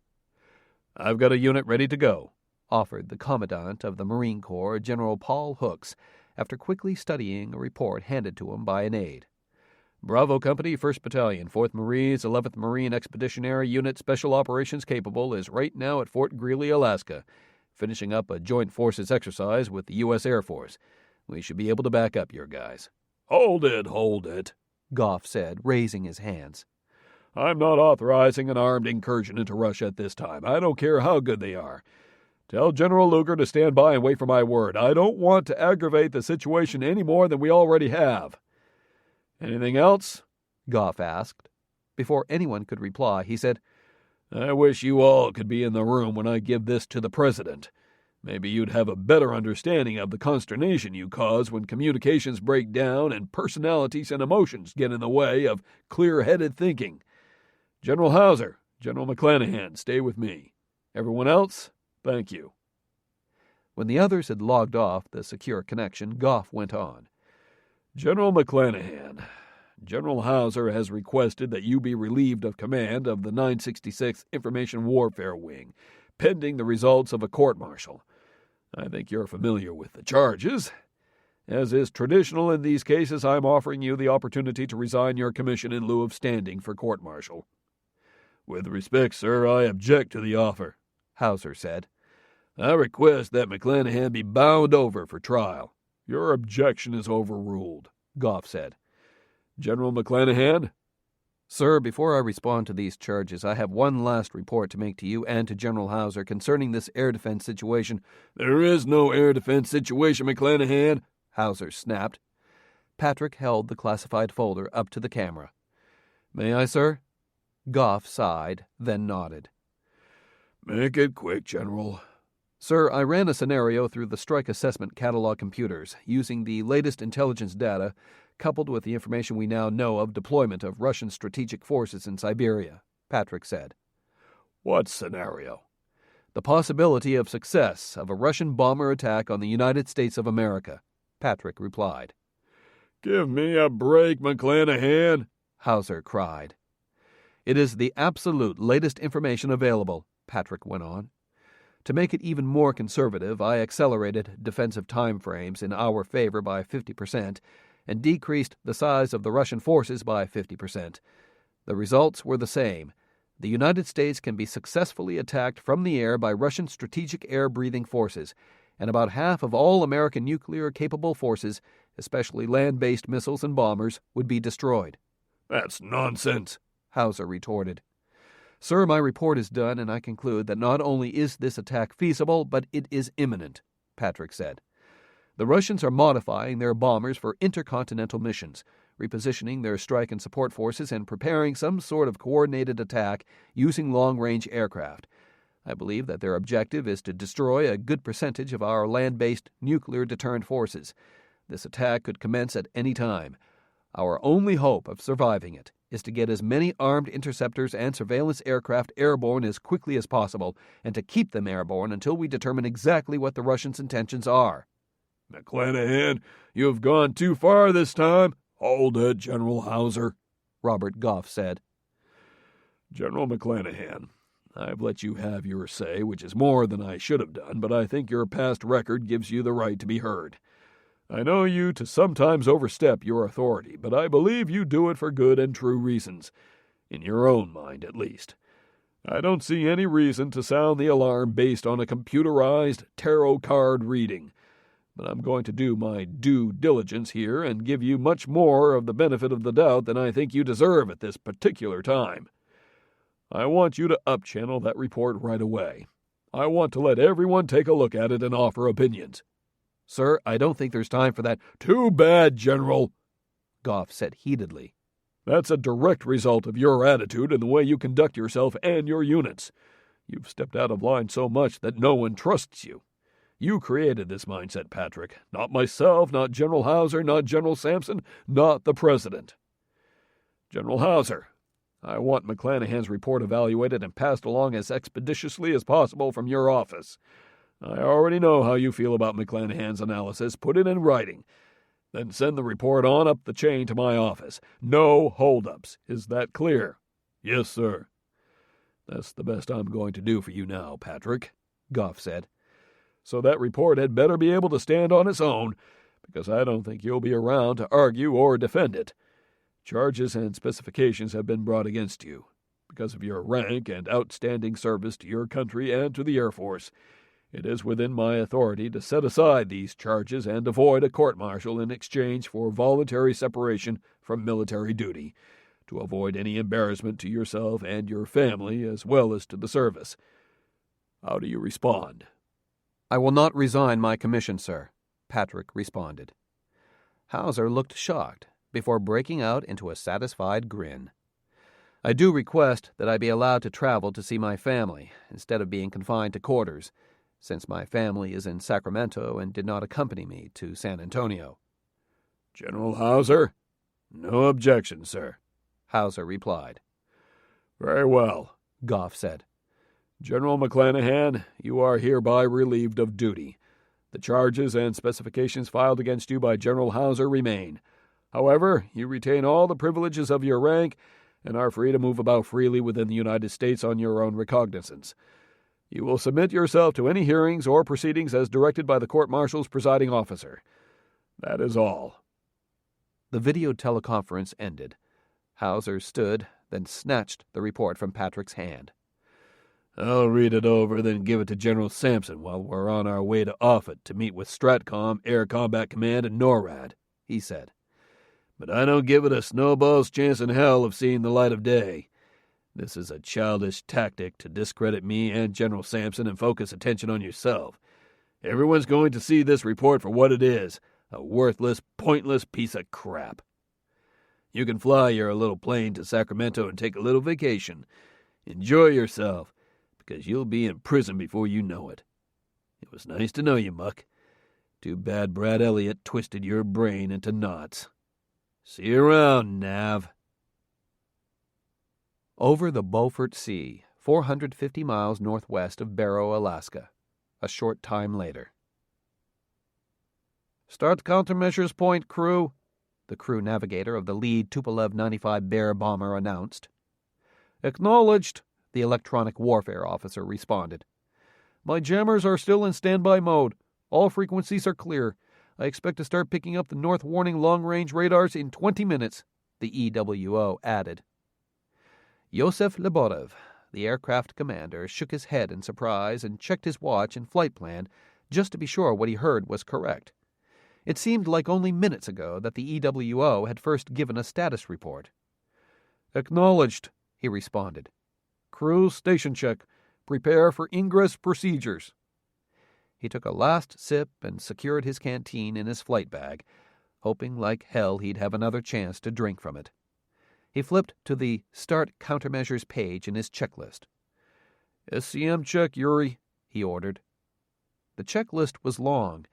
It directed them to extinguish all external lights, turn off transponders and any other radios that automatically transmitted a signal, such as the formation distance measuring equipment and air refueling rendezvous beacons. Make sure radio switches were configured so no one would accidentally transmit on an outside frequency. Turn down all interior instrument and cabin lights. and reduce cabin pressurization so any piercing of the fuselage would not produce an explosive decompression. Even the smallest, tiniest lights still left on in the cockpit seemed like searchlights in the ink-black sky. And he found himself checking each light switch 2 and 3 times, then finally pulling the circuit breakers to make sure he could not accidentally turn them on. He had done this checklist so many times in training missions and simulators, but it took on a whole new level of importance now. He had no sooner finished the checklist a few minutes later when he heard a buzzing sound in his headset, and sweat spontaneously popped onto his forehead and the back of his neck, chilling him instantly. "Threat warning, India Juliet Band," the EWO shouted. "F-16 Falcon Interceptor." "Low-level descent checklist," Lebotov shouted, and simultaneously pushed the nose over and pulled the throttles of his 4 Kuznetsov turboprop engines back to keep the airspeed below redline. "Co-pilot, notify the formation. Evasive action. Proceed to opposed ingress routes immediately." In order to ensure that the maximum number of planes made it past the defenses, the 4 6-ship formations would break apart and go in single ship, following slightly different routes. Some planes were separated by only 1 or 2 degrees of track, less than 100 meters altitude, or less than a minute's time. Borodov's voice was as excited and high-pitched as a woman's as he got on the radio to notify the rest of their package that enemy fighters were inbound. That would be the last transmission to his comrades until they all met back at base, or in hell. An F-16. They hadn't expected an F-16 up here for another hour at least. He adjusted the propeller pitch of the rearmost propellers to increase drag so he could increase his descent rate. "Has he seen us yet?" It was a stupid question. They had to assume that the American fighter had them. They also had to assume that there was more than one fighter out there. The American Air Force almost always traveled in 2-plane formations. Fortunately, the F-16's radar did not have a true look-down, shoot-down capability, so they had a chance if they could make it to low level. The radar clutter of the Arctic Ocean and then the ruggedness of northern Canada would hide them very effectively. "I don't think so, sir," the EWO responded. "His radar is still in long-range scan, and his track has not changed. He's heading northeast, across but away from us.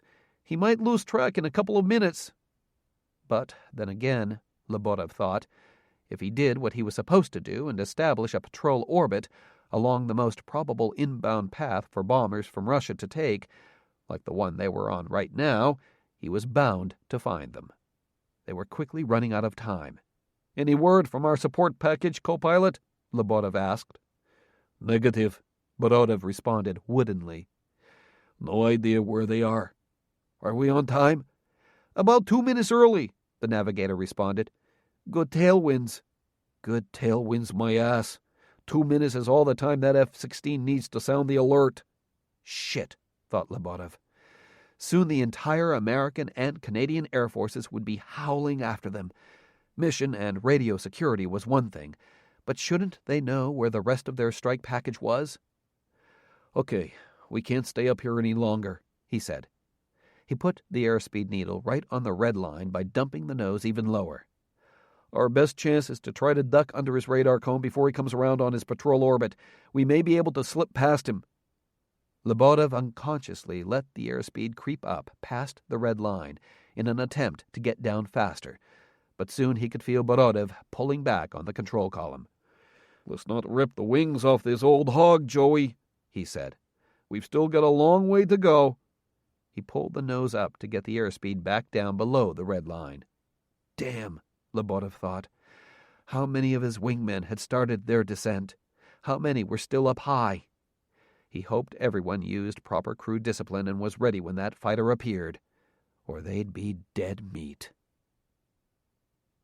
Aboard an F-16C Fighting Falcon fighter, over the Beaufort Sea, that same time. Knife point, Hunter 4, Blue 4. Hunter, this is Knife Point, Strangle Mode 3 and Charlie, go active. Stand by for Mickey check. Hunter, acknowledge. Verify you're single ship this morning. Knife point, Hunter checks. I'm single ship. My wingman will join up later. Copy that, Hunter. Negative contacts. Cleared into track Gina 2. Deploy. Advise Joker. Hunter copies. Wilco. To tell the truth, thought U.S. Air Force First Lieutenant Kelly Foreman, she preferred being up here by herself, without having to keep an eye out for a wingman or flight lead. The Alaska sky was an absolute delight to fly in.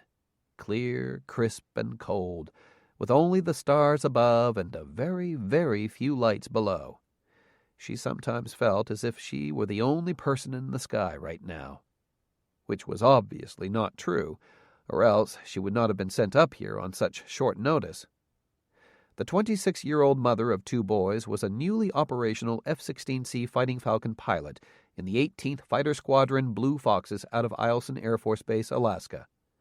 Although the Blue Foxes were a ground attack fighter unit, using the Lantern night attack and low-level navigation system, they were often tasked with the air defense mission as well, operating with the 19th Fighter Squadron's F-15 Eagle fighters and the 962nd Airborne Air Control Squadron's E-3C AWACS radar planes out of Elmendorf Air Force Base in Anchorage. But tonight she was all by herself. Even after an hour she was still by herself. Her wingman was still broken, still on the ground. Another F-16 had just taken off a few minutes earlier with one of the 168th Air Refueling Wing's KC-135 tankers based at Eielson and wouldn't rejoin for another 30 minutes. Foreman was 200 miles northwest of Point Barrow, Alaska, over the seemingly endless expanse of the Arctic Ocean. She had just entered her assigned patrol orbit, which was a narrow triangular course aligned northwest-southeast at an altitude of 15,000 feet.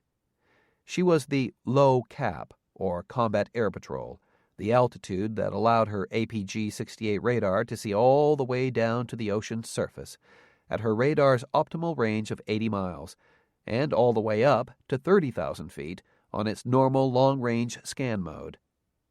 Once her wingman joined her, he would take the high cap, 24,000 feet, so he could see as high as 50,000 feet. As briefed, Foreman reduced speed to save fuel and started her turn northwest bound in the triangle. "Hunter 4's established in Gina 2, she reported to Knife Point. Knife Point was the call sign of the Alaska NORAD Regional Surveillance Center based at Elmendorf Air Force Base, which combined radar information from the North Warning System, Federal Aviation Administration, Transport Canada, and other military and civil radars into one regional control center. Knife Point was different from an air traffic control center. Unlike air traffic controllers who strived to keep aircraft safely separated, the Knife Point controller's job was to maneuver fighters as close as possible to other aircraft. "Roger, Hunter," the controller responded. "No contacts." Up here at the top of the United States, Knife Point relied on the North Warning System radars to see any intruders. The FAA radars in Fairbanks and Anchorage did not have the range to see this far north. The North Warning System, or NWS, in Alaska consisted of 4 long-range partly attended radars nicknamed Seek Igloo, plus 8 short-range unattended radars called Seek Frost, which closed the gaps in the longer-range systems. Air patrols were a combination of monitoring the instruments, keeping track of the aircraft in its patrol track, twisting the heading bugs at the corners to head down the next leg, watching the radar and radar warning receivers for signs of aircraft, and staying awake. Foreman enjoyed air defense exercises because she knew there was going to be an intruder, and it was her job to find it. In the real world, she had to assume there was an intruder out here in all this darkness. Many times air defense fighters would be launched after being detected by the FAA or North Warning System, and she would be vectored into position while radar silent and intercept the intruder from behind to attempt an identification. Those were damned exciting. Not so this time. She didn't know the exact reason she'd been launched and sent to this patrol, but so far there was no sign of intruders. Often fighters were sent into air patrols because the Russians had spy planes nearby, or because NORAD, the Air Force, or the Canadians wanted to test or observe something. It was impossible to know, so she assumed there was a bad guy out here that needed to be discovered. But she had been launched right at the end of her duty day, after studying for a pre-check ride written exam while doing her normal training duties. An 8-hour duty day, followed by several hours flying in the wee hours of the morning. Swell. This could turn into a very, very long morning. She had just turned eastbound after completing her initial 50-mile northwest patrol leg when she heard, "Knife Point, this is Hunter 8, Blue 4. It was Foreman's wingman, finally checking in with the NORAD controller. "Hunter 4, Knife Point, your company is on Freak." "Roger that, Knife Point. Hunter 4 checking off to talk with company aircraft. I'll monitor your frequency and report backup." "Roger, Hunter. Cleared as requested." Foreman switched over to her secondary radio. 8, this is 4 on tactical. About time someone showed. Girls don't like being stood up, you know. Sorry about the delay. Nothing's working right on the ramp this morning. Must be a full moon. We're about 200 miles out. How's everything going? Nice and quiet. Established in the low cap. The bird is doing okay. She punched instructions into her navigation computer, checking her fuel reserves. Joker +1 on board. The Joker fuel level was the point at which she had to leave the patrol area and head for home. She had 1 hour left on patrol before she had to head back in order to arrive with normal fuel reserves, which in Alaska were substantial. Because weather and airfield conditions changed rapidly here, and because suitable alternate airfields were very, very few and far between in this big state, every fighter flying in Alaska took as much fuel as possible with it on patrol.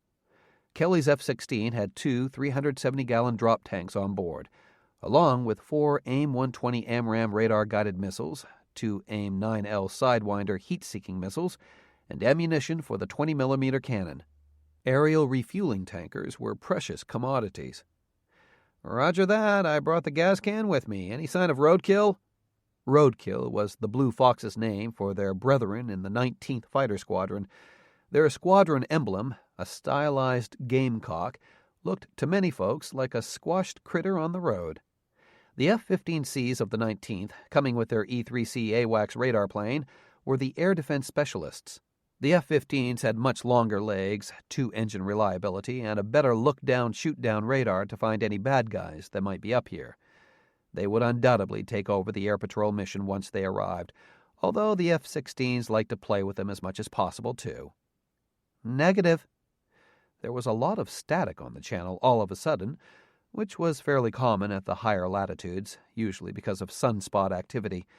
The northern lights were beautiful up here, but the solar flares that caused the sky to light up with waves and waves of shimmering light played havoc with the radios. "Raj, I'll give you a call if I hear from them. See you in a few." Despite the growing static, Kelly instantly felt much better. Although she enjoyed flying by herself, it sure was comforting to hear a friendly voice on the airwaves, to know that friendly forces were on the way, especially the tanker. Foreman was a couple of minutes from her turn to the southeast when the radar target box winked on, at the extreme center-left edge of her heads-up display. "Got a nibble," she told herself as she made a hard left turn to center up on the newcomer. It was high enough so it probably wasn't an ice floe or some other.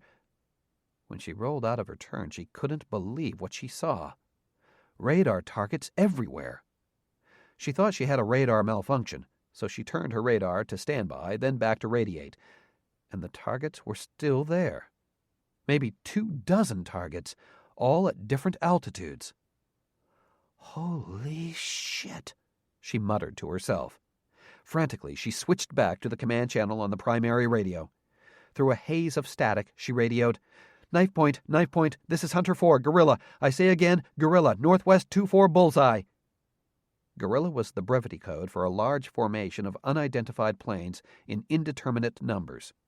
Foreman gave the target's position relative to an imaginary point that changed on every patrol.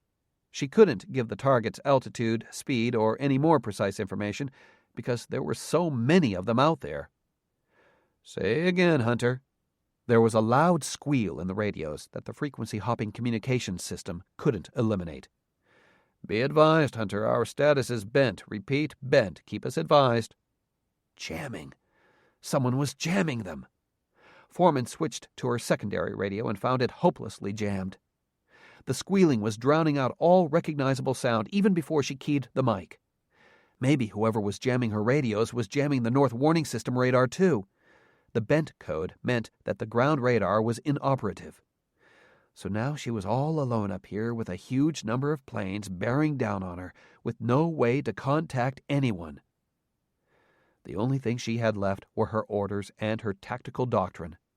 Any unidentified aircraft entering the air defense identification zone had to be identified, and if they acted in a hostile manner, they were to be shot down immediately, as quickly as possible before reaching U.S. airspace.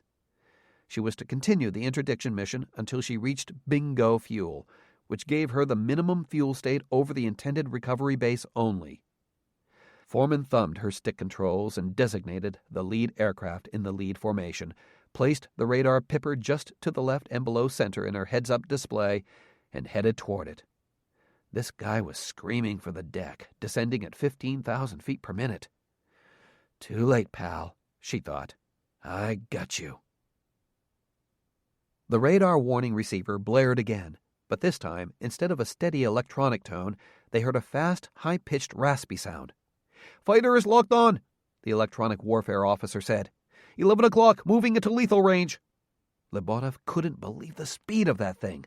It seemed only seconds ago that they first got the warning. "What the hell should I do?" he shouted. "Turn left, head into him," the EWO shouted. "That'll increase his closure rate, and he'll be forced to maneuver." That wasn't necessarily so with an F-16. They could shoot Sidewinder missiles directly into your face all day long, but he had to give the pilot something to do until they got low. "All jammers on and operating. Chaff and flares ready. Passing 2,000 for 500, the navigator said. "Screw that, Nav. We're going to 100 meters, Lebotov said. "If he wants to come down and play, let's get way down into the weeds." Bravado? Maybe. But he wasn't going to get shot down without a fight, and there was one place the Tupolev 95 liked to fly, and that was down low. 30 miles. 20 miles.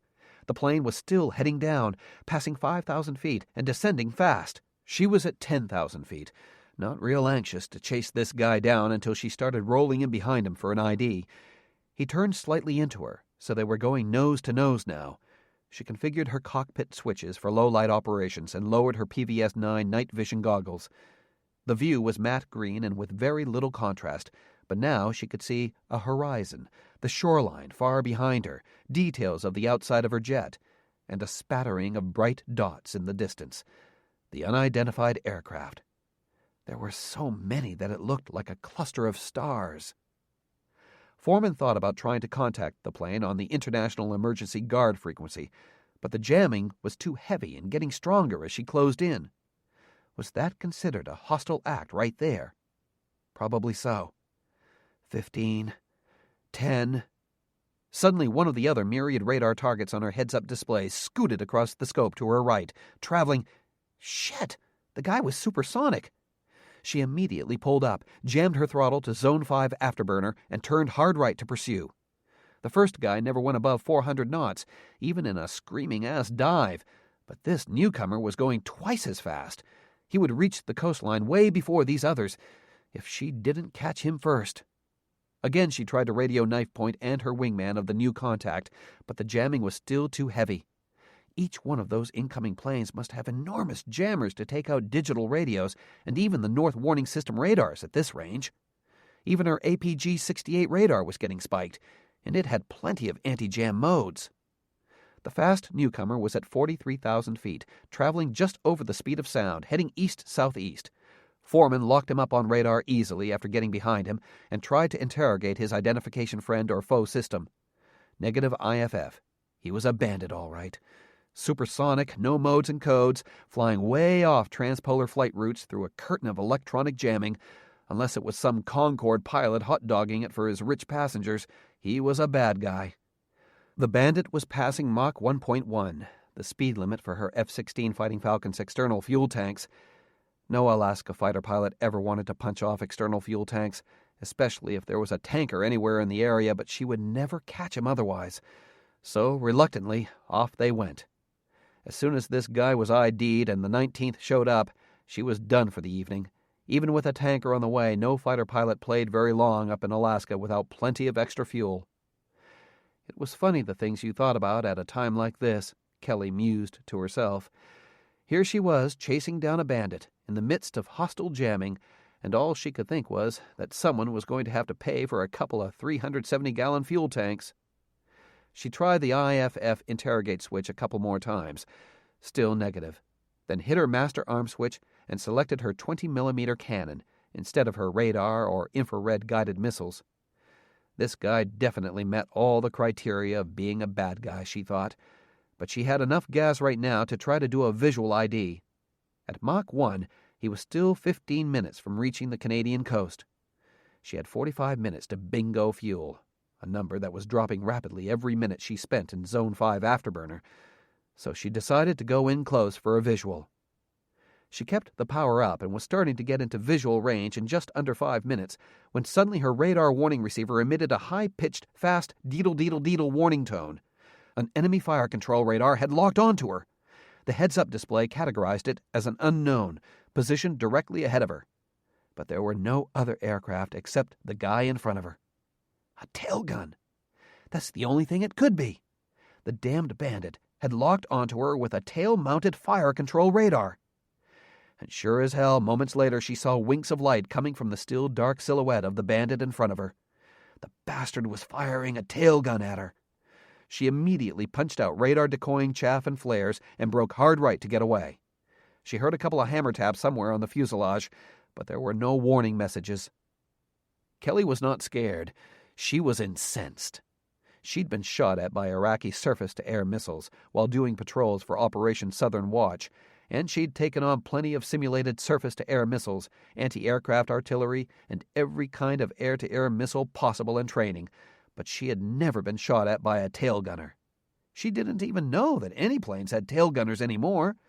Furious, she flipped her arming switch from the cannon to her Sidewinder missiles and tightened her turn, getting ready to line up on the bandit. No question any longer, the guy was a hostile. She wished she could tell her wingman or the 19th about the other bogies heading in, fearing they all might have tail gunners, but the jamming was still too heavy. No matter. This guy was going down.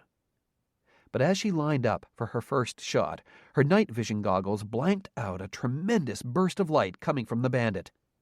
It was a missile launch, but the missile was huge, hundreds of times larger than an air-to-air missile. The tail of fire had to be 200 feet long. The missile shot straight ahead for a mile or two, then pulled up abruptly. A few moments later, she heard a sonic boom, followed by a large flash of light, and the missile accelerated and disappeared in the blink of an eye. "Oh, Christ," Foreman thought. "He's firing attack missiles toward Canada." They were too fast to be cruise missiles. They looked like air-launched ballistic missiles. As soon as Kelly got a lock indication, she fired a Sidewinder. Seconds later, another big missile launched from the bomber. "Oh, my God," she muttered, and she fired her last Sidewinder. The first Sidewinder veered from the attack plane and went after the second missile, but it accelerated off too quickly. The Sidewinder couldn't reacquire the plane and fell harmlessly away until it exploded. Just milliseconds before the second Sidewinder hit, the bandit launched a third big missile. Her second Sidewinder hit the enemy aircraft directly in its right engine. The bandit veered right, stabilized, veered right again, started to turn left, then made a slower, steadier right turn, crossing directly in front of her. Foreman closed in for the kill. At 4 miles, as the bandit made its turn, she recognized it as a Russian Tupolev 22M bomber, nicknamed Backfire, its variable geometry wings slowly swiveling forward. It had 2 large external fuel tanks beside the fuselage on each side. Smoke and fire were trailing from the right engine, getting heavier each second. She switched to her cannon, zoomed down on him, and opened fire. Shells peppered the fuselage and left wing, and now, through her night vision goggles, she could see puffs of fire coming from the left engine. The Backfire aimed right for the Canadian coast, still over 100 miles away. She doubted if it would stay aloft, for her attention was drawn to a bright streak of fire above and to her left. She realized with horror it was another one of those huge air-to-surface missiles. In her desperation to shoot this guy down, she forgot she was single ship, that there might be more bombers out there, and that she was responsible for them all until help arrived. That was probably why this backfire turned right instead of left, to distract her enough so the wingmen could launch their missiles.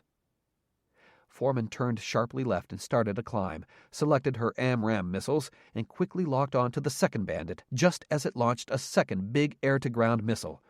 But then her radar warning receiver screeched again, and this time the hammer blows and shudders she'd felt before came back twice as hard. In her drive to hose the first backfire and then diverting her attention to the second Bandit, she'd flown too close to the tail end of the first backfire and gotten into its kill zone. The engine instruments were still okay, but she could feel a vibration in her control stick and rudder pedals. And then she noticed it, the right wing fuel gauge dipping well below the level of the left. She immediately started transferring fuel from the right wing to the fuselage and left wing tanks, but there was probably no room in the other tanks for the right wing fuel. She was going to end up losing it. Fuel was life up here in the Arctic. And as she fretted about her fuel state, the second Bandit launched a third missile, then started to do a 180. Now she assumed that each backfire carried 3 of those big honking missiles, and she assumed that there were more up here, so instead of pursuing the second Bandit, she searched farther west and south for more high-flying fast movers. Sure enough, 2 more supersonic bogies appeared. She quickly verified that they were not transmitting any friendly IFF codes. They were not. She had to fly west a few minutes to get within range, which was not the direction she needed to be flying.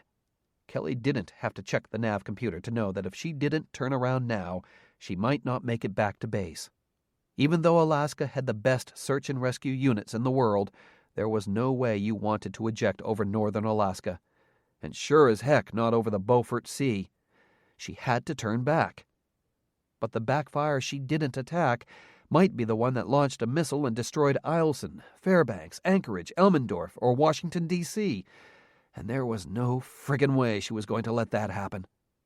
She started a gradual climb and turned westward to get within position to attack with whatever ammunition she had left. As quickly as she could, she maneuvered and locked up both backfires, interrogated for friendly IFF codes once again, received a negative reply, then fired 1 AMRAAM missile at each. Both backfires immediately started ejecting chaff and flare decoys, but she was close enough for the decoys to have no effect and the missiles to stay on target. The first backfire was hit on the left side of the fuselage and started to spin almost straight down into the Beaufort Sea. The second was hit in the belly, and the hit must have detonated the missile in its belly because the backfire blew apart in a spectacular cloud of fire. The explosion then ignited the 2 external missiles, adding their destruction to the tremendous fury of that blast. Foreman had to peel off to the north to stay away from that massive blast. She swore she could feel the heat right through her bubble canopy and winter-weight flight gear. Kelly repeated the attack with 2 more supersonic targets. 1 AMRAAM missed. She scored another hit on a backfire but couldn't see what happened to it because she had removed her night vision goggles due to the longer ranges involved. Next, "Warning, fuel low," the computerized co-pilot, nicknamed Bitching Betty, intoned. 1 more glance at her fuel gauges. The right wing was almost empty, and the left wing and fuselage tanks were less than half full. Crap! She was right at emergency fuel level. 60 minutes of fuel, 60 minutes flying time to Eielson. But the tanker was on its way, and there was 1 emergency airfield at Fort Yukon that she might be able to use. She still had plenty of ammo in the cannon. Time to get busy. Foreman lowered her night vision goggles and did strafing runs on 2 more backfires, scoring hits on both, but unsure if she'd done any damage. She then turned farther to the west to look for more targets, and there they were. As she saw it, there were several waves of attackers, multiple levels of slower-moving planes, most of them descending to low altitude, and another wave of high-speed attackers at higher altitude that appeared to be blowing past the slow movers and launching huge hypersonic missiles, perhaps to pave the way for the slow movers. "Warning, fuel emergency," Bitching Betty chimed in. In her drive to get as many enemy planes as possible, Kelly had ignored her fuel state. She knew that her wingman was coming, but he was still at least 20 minutes away. She was almost out of ammunition, admittedly having been a little excitable and trigger-happy on her first gun pass, but being more frugal as her supply got lower and lower. She tried the radios again. Still jammed. The data link hadn't activated yet, meaning that the AWACS plane from Elmendorf hadn't arrived yet. There was no indication that her wingman was anywhere in the area, so she couldn't even lead him to the bandits. With the sky full of enemy planes all around her, she came to the horrifying realization that she was done for the day. She had no fuel and no weapons. The enemy aircraft were heading farther to the southeast, within visual range of the Canadian coastline by now. They were heading away from Eielson, so she couldn't pursue. It was the hardest thing she'd ever done in her life, but she had no choice except to break off and head for home. And then she saw them. More missiles flying overhead. The backfires that she couldn't down were launching their missiles, and she was powerless to stop them. Foreman pointed her F-16's nose toward Eielson, entered the emergency beacon code into her transponder, and throttled back to max range power. On radar, she could see even the slow movers down low passing her easily. Her radar tracked 12 bandits cruising on their way toward North America, and it detected even more missile launches. She kept trying her radios, but it would be no use until every one of the bandits had disappeared from radar. As she slowed to her best range power setting, the vibration in her stick and rudder pedals got worse. She couldn't go below 300 knots without the fighters shaking so violently that she thought she could lose control at any second. That was not good. It meant that air refueling was probably out of the question. Hunter 4, this is Hunter 8 on company. How do you read? Thank God the jamming had subsided enough to hear human voices, she told herself. 2 by 8, she responded. How me? Weak and barely readable, her wingman said. We tried to raise you earlier, but no response. I have you tied on. 30 at 12 bullseye, base plus 11. What's your state? 8. I engaged 7. Repeat, 7 bandits, Foreman said breathlessly. Do you copy? You engaged 7 bandits? Did you make visual contact? Affirmative. Russian backfire bombers. 2 of them launched what appeared to be very large air-to-surface missiles. I got 6 of the bandits. There were several groups of bandits, the backfires up high and slower movers that descended to low altitude. They were headed southeast. I have been unable to contact Knife Point. Can you try? Over. Hunter 8 was farther south, away from the Russian planes that were jamming them. She hoped he'd have better luck. Now Foreman's wingman sounded as breathless as she did. Stand by, he said. On the primary radio, she heard, Knife Point, this is Hunter 8. It took several tries to reach the NORAD controller. Hunter 4 has engaged large hostile attacking bomber force. He gave the approximate position and direction of flight. We copy all, Hunter Flight, the controller responded. We encountered heavy midging on all frequencies. We have lost contact with all Seek Igloo and Seek Frost sites, unable to provide service at this time. The controller paused, then said, We saw the gaggle go by, but we couldn't talk to anyone, and then we lost our radars. There wasn't a damn thing we could do. North American Aerospace Defense Headquarters, Cheyenne Mountain Air Force Station, Colorado. That same time. Triple C, this is Haydock. We have a situation, the intercom announcement began.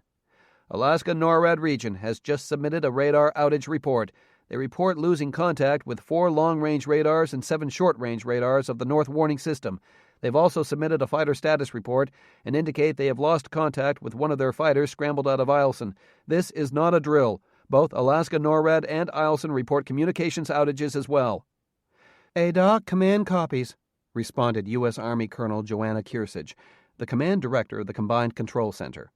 All OC, stand by. Systems warm up the hotlines. This is not a drill. Kearsage was a former Patriot Air Defense Brigade commander from Fort Hood, Texas, and a 22-year Army veteran. She once thought that nothing compared to deploying her brigade out to the field on short notice and putting her beloved Patriot missile system through its paces. And then she got the assignment to the mountain. She'd been wrong. For 8 hours every day and a half, information from all over the world flowed right to her fingertips, and she made decisions that affected the lives of 2 great democracies and the peace and freedom of the entire world. There was nothing else like it. At first, the idea of living in a huge underground bunker was not very appealing. The Cheyenne Mountain Operations Center was a series of massive excavations covering 4.5 acres deep inside the mountain. Inside the granite excavations was a rabbit's warren of 15 steel buildings, most of which were 3 stories tall, all mounted on springs to absorb the shock of a nuclear blast or earthquake. There was no contact between the buildings and the rock. Flexible corridors connected the buildings.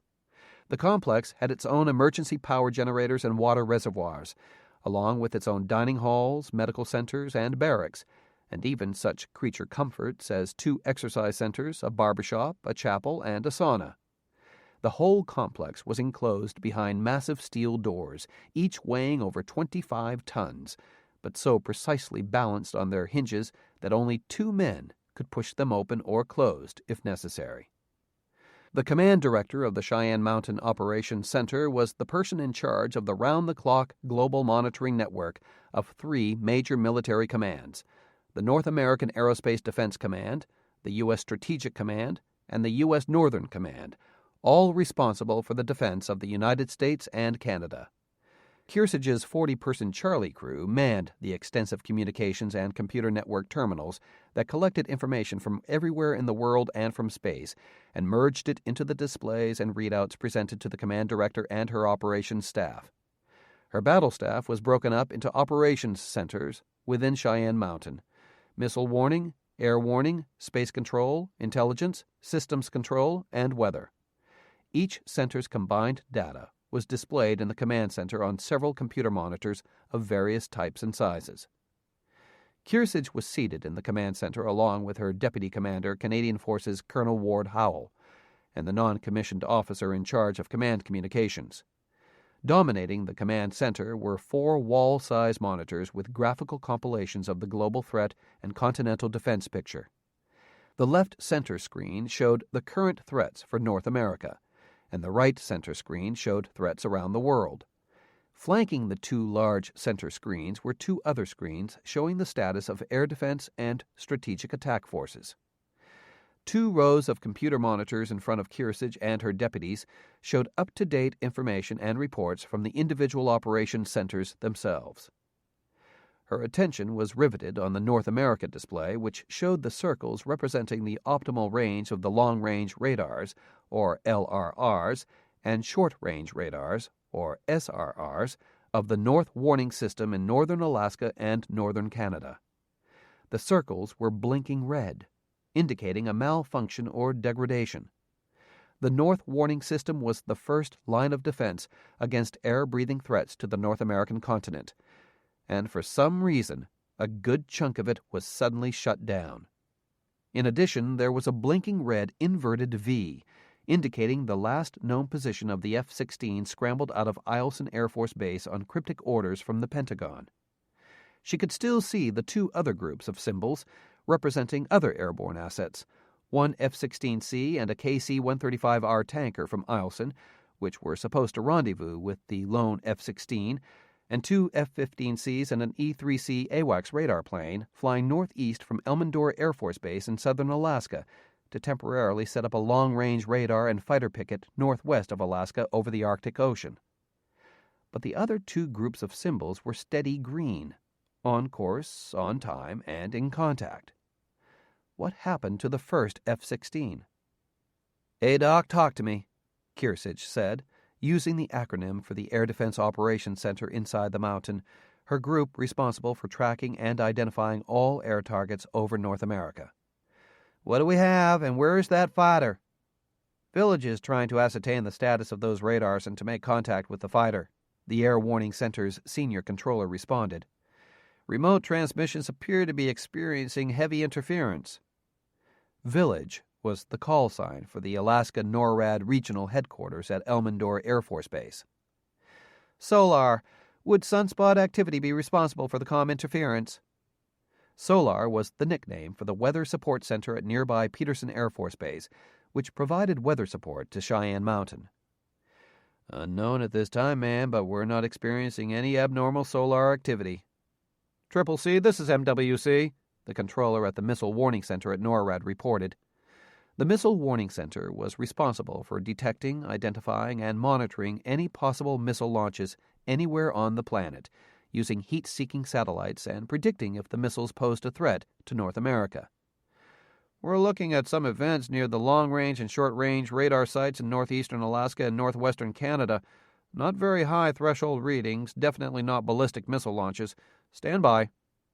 Events were how they referred to whatever hotspots the heat-sensing defense support program satellites could pick up, anything from oil well fires and forest fires to ballistic missile launches. Village, this is Anchor. What do you think? Anchor was Kearsage's code word for NORAD headquarters. Ma'am, we're in contact with the fighter's wingman who took off from Eielson, and we're in contact with the F-15s and AWACS that launched out of Elmendorf, the senior controller at the Alaska NORAD region headquarters responded. Some sort of localized interference over the Beaufort Sea. Are you going to submit an ECTAR? Negative, not at this time, the senior controller responded. Kearsage allowed herself to relax a bit. An Electronic Countermeasures Tactical Action Report, or ECTAR, was an important notification because it was often the first indication of an enemy attack. If there was some kind of jamming, the NORAD regional operations centers were supposed to launch airborne radar planes and prepare to transfer control to them. So far, they had not lost tactical command. That was a good sign. MWC, what have you got for us? Triple C, we recorded a few brief hot events, the Missile Warning Center's controller responded. Not sun-like glints, but very brief flares, perhaps a fire or explosion.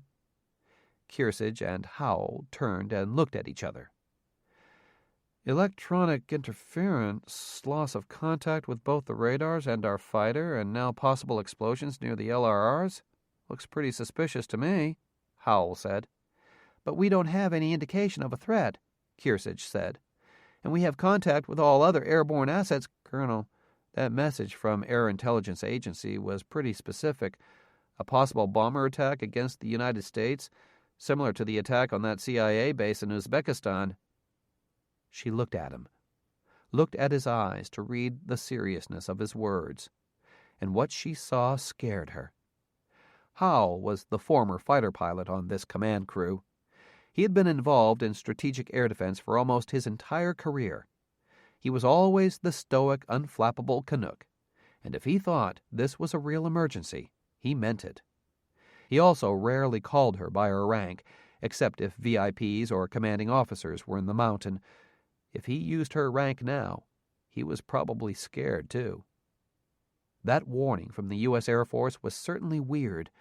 Normally, intelligence data flowed directly from whatever source, usually Air Intelligence Center or sometimes directly from the U.S. Space Command, to NORAD. This time, a warning had been issued by the Chief of Staff of the U.S. Air Force. This indicated some kind of turmoil in the Pentagon. That was usually very, very bad news. Someone had broken the chain of command, which usually resulted in confusion and chaos. She heard through the grapevine that it was a flap in Air Intelligence Agency, involving its powerful commander and the new commander of one of its information warfare wings, none other than Patrick McClanahan. That, Kearsage thought, explained a lot. McClanahan had the worst reputation of any general officer since Lieutenant General Brad Elliott. He was simply a flakeoid. He couldn't be trusted. He had obviously said or done something that got everyone at the Pentagon riled up. His specialty. Now they had to expend lots of time, energy, manpower, and resources proving how stupid the guy was.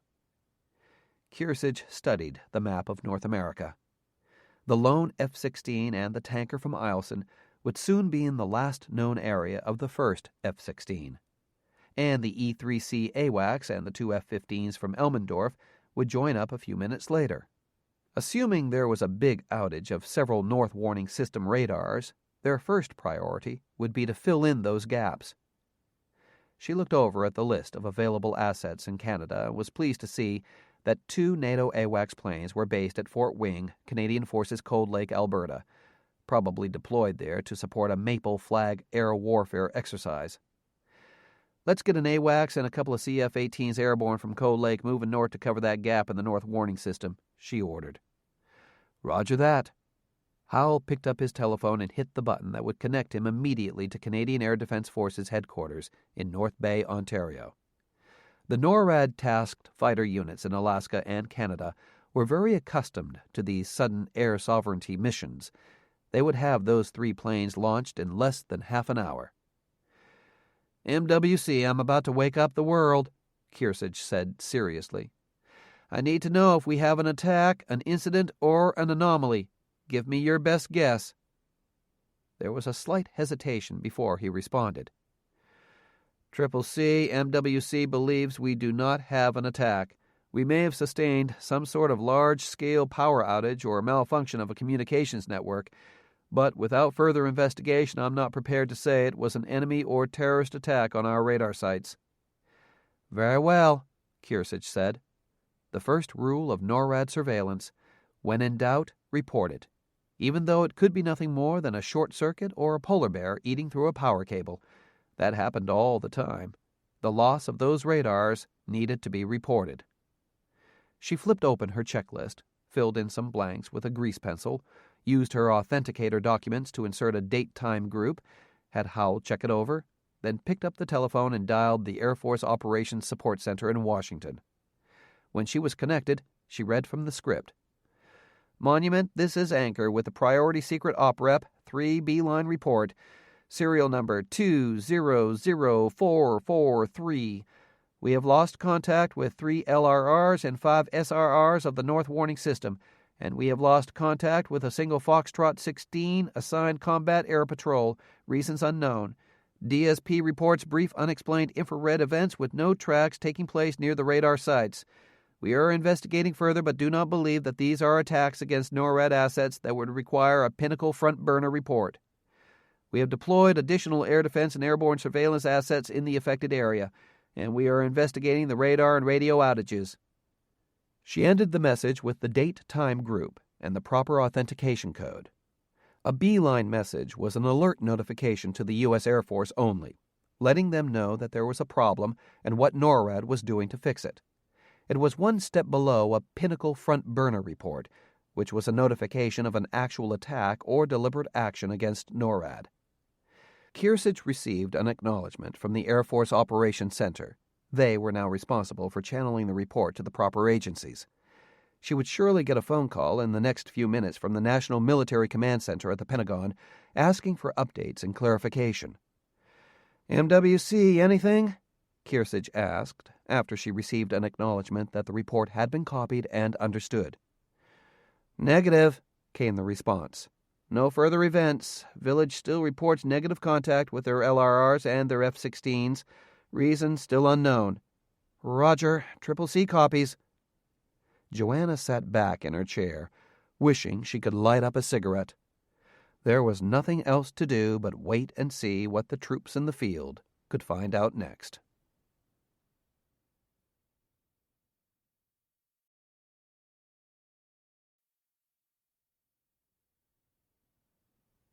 Chapter 5.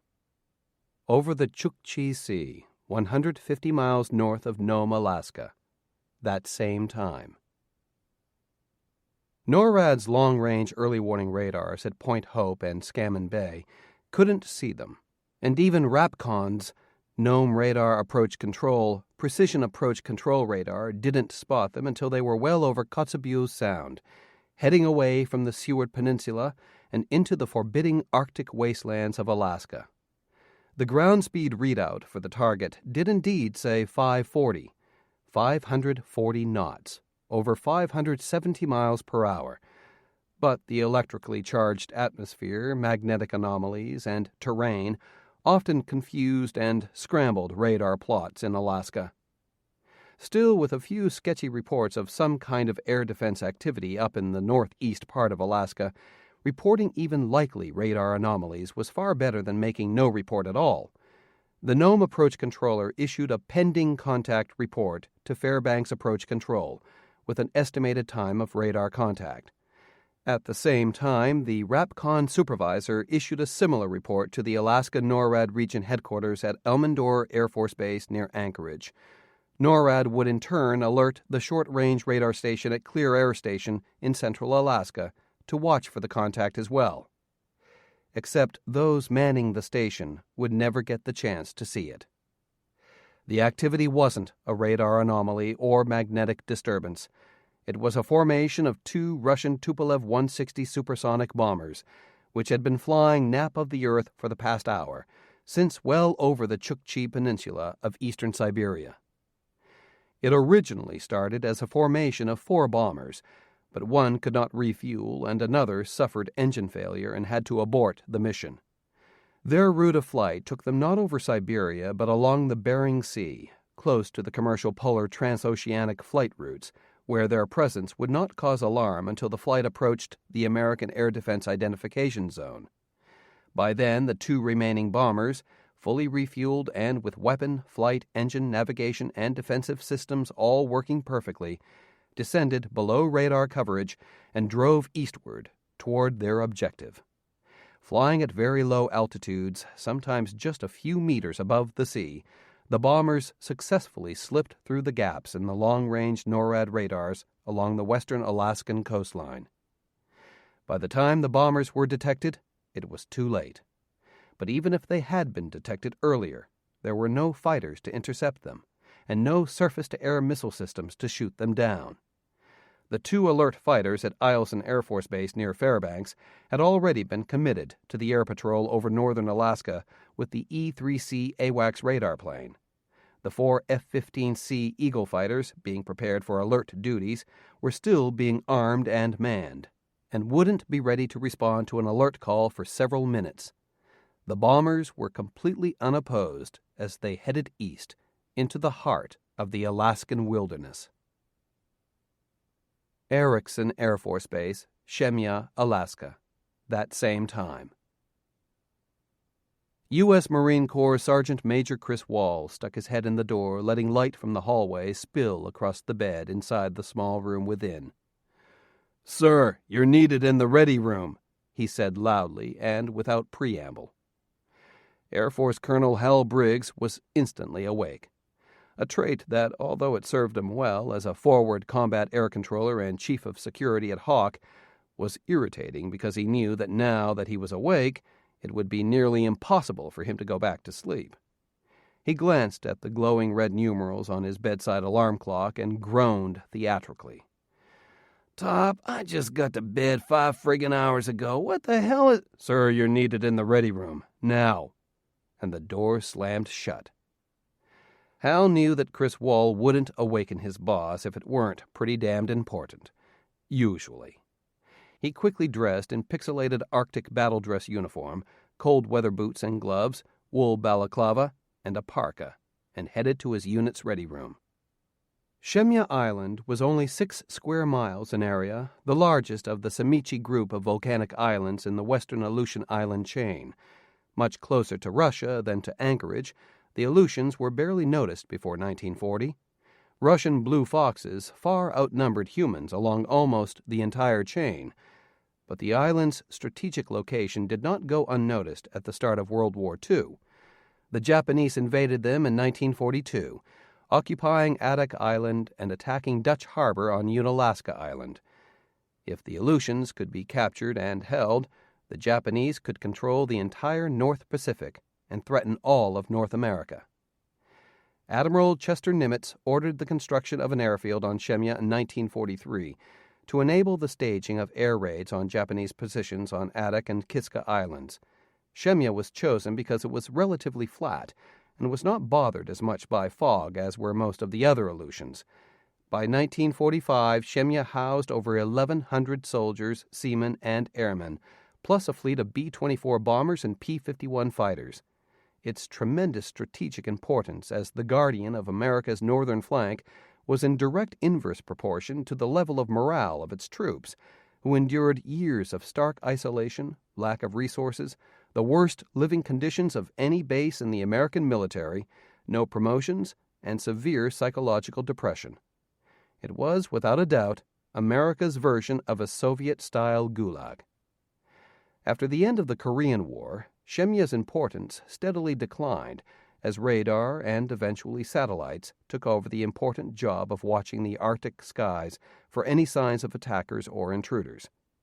At the end of the Cold War, with the Russian threat all but eliminated, the Air Force Station was closed and put into caretaker status, with just a handful of civilian technicians on hand to service the massive Cobra Dane ballistic missile tracking radar, nicknamed Big Alice, and other intelligence-gathering systems.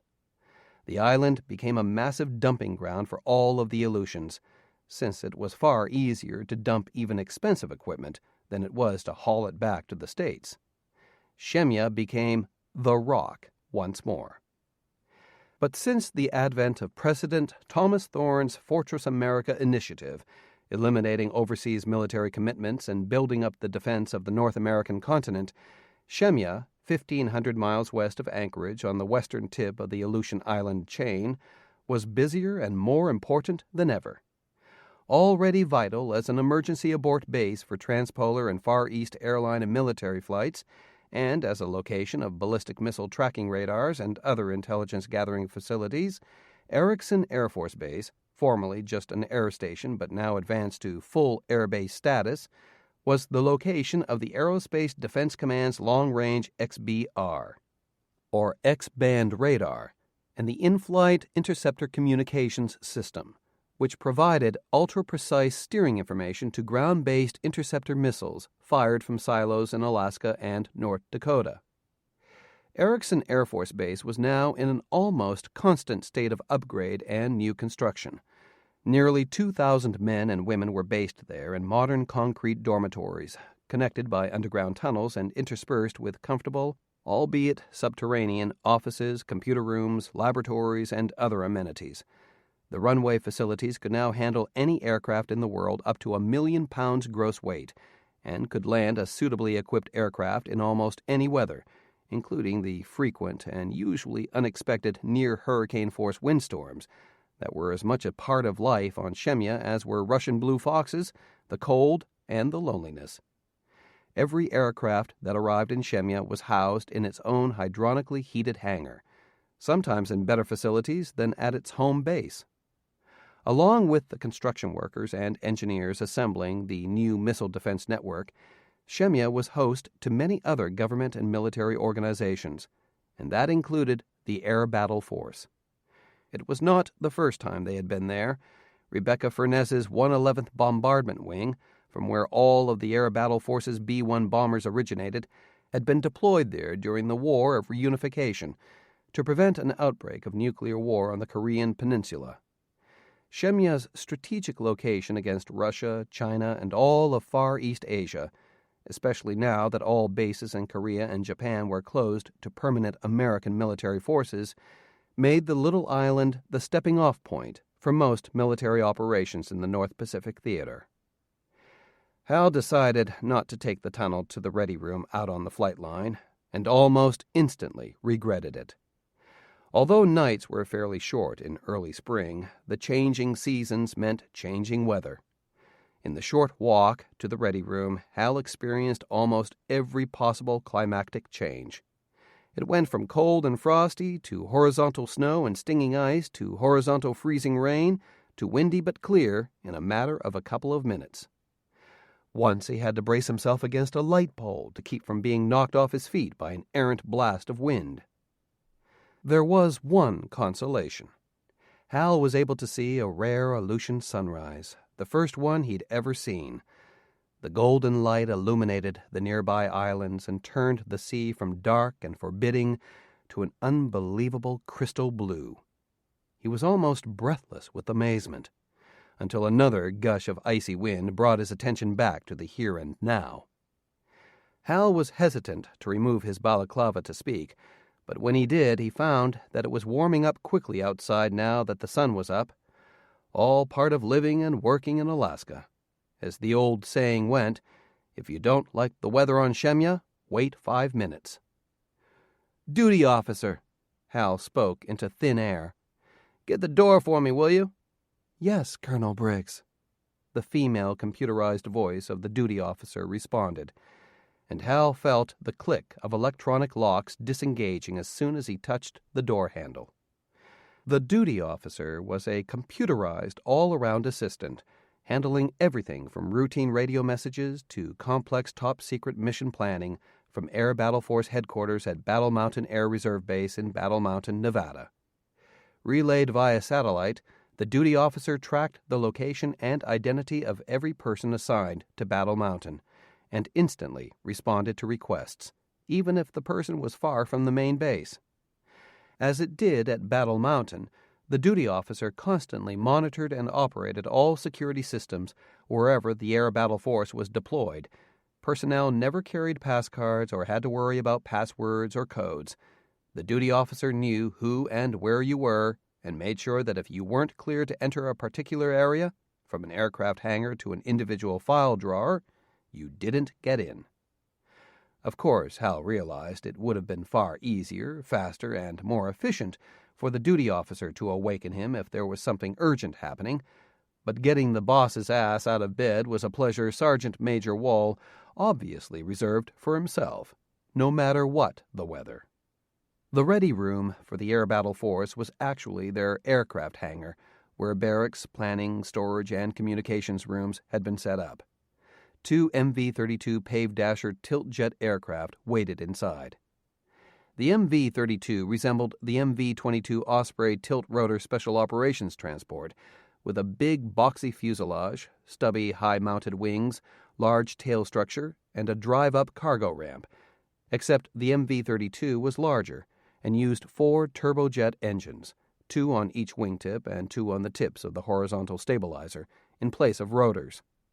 Like the MV-22, the Pave Dasher could take off and land vertically, yet fly like a conventional fixed-wing aircraft, but the MV-32 could fly 50% faster than the 22 on just a little more fuel.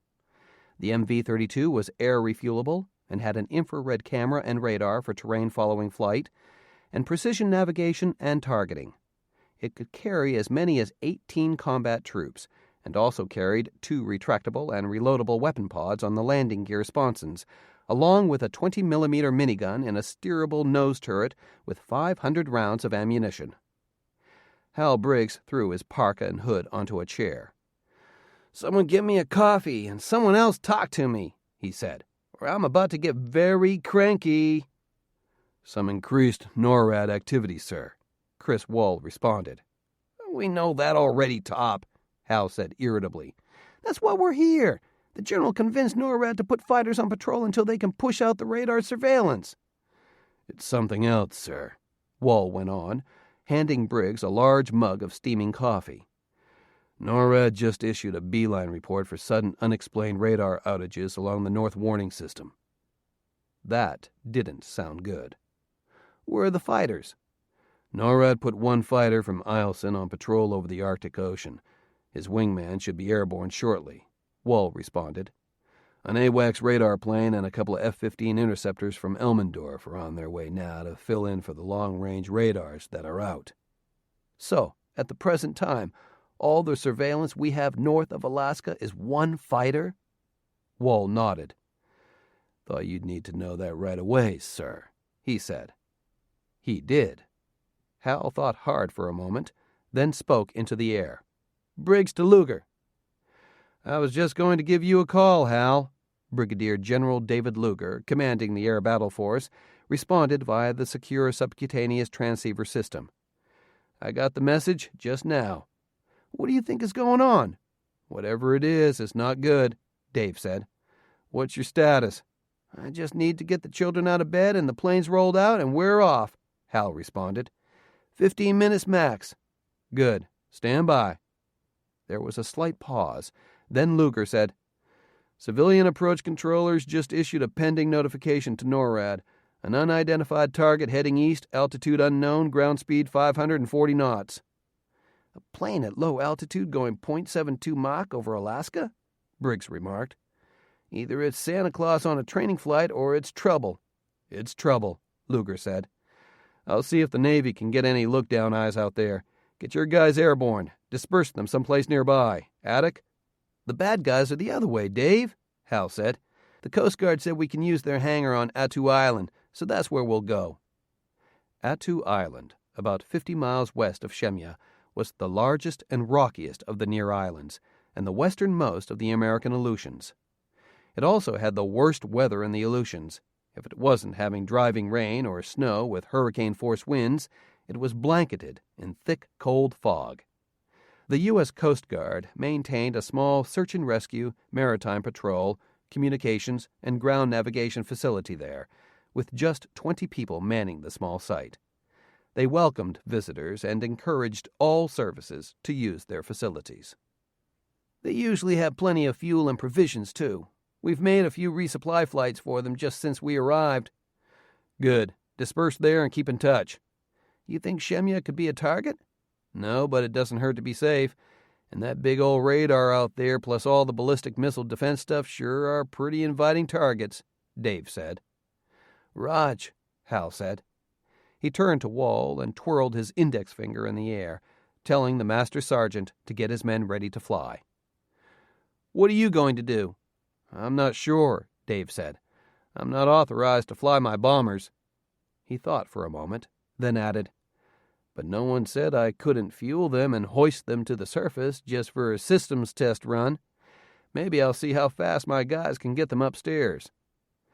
Unlike any other airbase in the world, Battle Mountain Air Reserve Base was built 12 stories underground in an abandoned National Alternate Military Command Center first built in the 1950s. The facility was originally constructed to house an entire fighter-bomber air wing and over 5,000 men and women, and protect them from all but a direct hit by a 1-megaton nuclear device. Aircraft were raised up to the surface on 8 large elevators located at the end of the airfield's 12,000-foot-long runway and at the mass parking ramp. Sounds like a good idea to me, Hal said. We'll report in when we're safe on Attu. Roger that. Any word from the general? Even though Patrick McClanahan had been gone for several weeks now, everyone still referred to him as the general. He's not at AIA headquarters anymore, Dave said. He may be heading back to Sacramento. I think he may have gotten spanked for going around Hauser and Sampson about what the Russians are doing. I have to admit it's quite a stretch to see a bunch of tankers at one base in Siberia and conclude that the Russians are going to bomb the United States, Hal said. But that's the general. He's a smart guy and one hell of a leader, but he does tend to lead with his chin sometimes. Hal, it scared the hell out of me when I saw all those bombers and tankers at those bases. And now with that Beeline report about the North Warning System radars down, I'm more scared than ever, Dave Luger said. We'll know what happens this morning. In the meantime, I want to make sure our unit is safe. We're on our way, boss, Hal said. We'll report when we're on alert on Attu. Briggs out. Back at Battle Mountain, Luger thought about the situation for a moment, then spoke. Duty officer, set condition Alpha Foxtrot 1 for the Air Battle Force Alpha Alert Team, and set condition Echo Foxtrot 2 for all other aircraft. Then get me Colonel Shrike at Elliott Air Force Base. Roger, General Luger. Set condition Alpha Foxtrot 1 for the Alpha Team, and Echo Foxtrot 2 for all other aircraft, the duty officer responded. Please stand by for counter order. Furnez to Luger. Rebecca Furnez radioed excitedly a few moments later. I didn't hear an exercise classification. What's going on? This is not an exercise, Rebecca, Dave said. I want all the Alpha Alert aircraft into Foxtrot 1. Luger, I damned well shouldn't have to remind you that we're not authorized to fly our aircraft anywhere, Rebecca said angrily. You remember that little order from the Secretary of Defense, don't you? By the time the crews arrive and the planes are hoisted to the surface, I'll have authorization, Luger said. Then why not order an Echo generation for all aircraft? Rebecca asked. You ordered an Alpha launch for the Alpha Force. That's a survival launch for our aircraft with weapons aboard. Even though the planes were decertified and declared non-mission ready, David Luger and Rebecca Furnez had directed that the Air Battle Force's Alpha Force, composed of 2 EB-1C Vampire bombers, 4 EB-52 Megafortress bombers, and 4 KC-135R tankers, remain loaded with weapons, fueled, and ready to respond at short notice for combat operations. These planes could be airborne in less than an hour. The other planes were all in various stages of readiness, but in general, the Bravo Force could be ready in 3 to 6 hours, and the Charlie Force could be ready in 9 to 12 hours. Rebecca, something's happening up in Alaska, Dave said. And after what we've seen in Siberia, that's enough warning for me. I need you to countersign the order to launch the Alpha team right away." "You're going to end up out on your ass even faster than McClanahan," Rebecca said. "Rebecca, I want your word that you won't launch any aircraft, even the tankers, without my counterorder," Rebecca said. "Otherwise, I'll defer my countersignature to higher headquarters." "Agreed." A moment later, he heard the duty officer report. "General Luger, generation order verified by General Furnez. A-hour established." A moment. "Colonel Shrike is on the line. Secure." "Put him on." "Shrike here, secure." Colonel Andrew Amos Shrike was commander of Elliott Air Force Base at Groom Lake, Nevada, the super-secret weapon and aircraft testing facility north of Las Vegas. "This is General Luger at Battle Mountain." "What do you need, General?" Shrike said testily. Shrike was a 23-year veteran of the U.S. Air Force. He had received an Air Force commission through the Officer Training Corps program after graduating from the University of Texas A&M in electrical engineering. Through hard work and sheer determination, he rose through the ranks all the way to full colonel, wrangling a pilot training slot for himself at a time when the Air Force was riffing, reduction in forces, pilots left and right. He was hand-selected by Terrell Sampson to take over the High Technology Aerospace Weapons Center, with strict instructions not to turn it into a secret combat base. Specifically, not to let McClanahan, Luger, Furnez, Mace, or Cheshire turn it into their private combat operations center. But on a personal level, Shrike resented the young, brash men and women like Luger who got promoted by doing outlandish, audacious things that Shrike himself would have been busted for in his early years. He had been taught that the way to get promoted was to follow orders and run a tight ship, not contravene orders and disregard the chain of command. Luger was 10 years younger but was already a one-star general. In Shrike's book, that was pure crapola. "I'd like my AL-52s fueled and ready to load the laser as soon as possible," Luger said now. "I'm flying flight and technical crews down on a KC-135 in 1 hour." "I'd be happy to give them to you and get them the hell out of my hangars, General, as soon as I see some paperwork," Shrike said. To call Andrew Shrike anal would be an understatement. He took a personal, direct interest in every aspect of all operations at the High Technology Aerospace Weapons Center. Nothing happened there without his express knowledge and approval. "But since I haven't seen or heard anything from you guys in weeks, it won't happen. It'll take you an entire day just to get authorization for your tanker to land here, and another week at least to get permission to launch those things out of here." David Luger could feel that familiar tension creeping into his brain and spinal cord, the feeling of dread, of abject fear, of impending pain. And he felt his body start to move into self-defense mode. He found he couldn't speak, couldn't react. He just looked straight ahead, feet planted firmly on the floor, arms becoming rigid. "Anything else, General? It's early and I've got a lot of work to do." Dave stammered, but no words were coming out. "Nice to talk to you, sir," Shrike said flatly, obviously not meaning one word of it. "Good, Colonel." Dave finally spit. He blinked, gritted his teeth, and willed his back and neck muscles to move. "Yes, General, what is it?" "I want those planes ready for my cruise in 1 hour." "I told you, General, it won't happen," Shrike said. "You need the proper—" "Damn it, Colonel, you do as I goddamn tell you to do," Luger suddenly blurted out. "You don't need authorization to fuel those planes and open the fucking hangar doors, and you don't need authorization for an R&D team that already has clearance to both the aircraft and the facility to arrive there. I'll get all the other authorizations. Now move those planes like I told you to do, or I will nail your ass to my front gate, warning all you other insubordinate assholes not to mess with me." And he disconnected the line. When he looked up, he saw most of his senior officers, Rebecca Furnez, Colonel Darren Mays, her ops officer, Colonel Nancy Cheshire, commander of the EB-52 Megafortress and the AL-52 Dragons of the 52nd Bomb Squadron, and Lieutenant Colonel Samantha Hellion, commander of the EB-1C Vampire Bombers of the 51st Bomb Squadron, staring at him as if he had grown an extra head. "What are you standing around for?" Luger snapped. "I want the Alpha Force ready to launch into the Foxtrot 1 airborne alert area in 1 hour, and I want the rest of the force on the roof and ready to fly in 2 hours. Nancy, get your Dragon crews loaded up on a KC-135 and ready to fly to Dreamland to get the birds ready for combat operations." "Are you serious, sir?" Nancy Cheshire asked incredulously. Cheshire was a veteran Dreamland test pilot and one of the original program directors of both the EB-52 Megafortress airborne battleship and the AL-52 Dragon airborne laser, both modified B-52 bombers. "We're going into combat even though we haven't been recertified?" "Not quite. I said I want all our planes ready to go into combat," Luger said. "But I'm authorized to do everything necessary to have my force survive an attack against the United States, and that's what I plan to do." "What attack against the United States?" Cheshire asked. "The one that very well could be happening right now, if what Patrick thought might happen really does happen," Dave said. "I've got a feeling he's correct.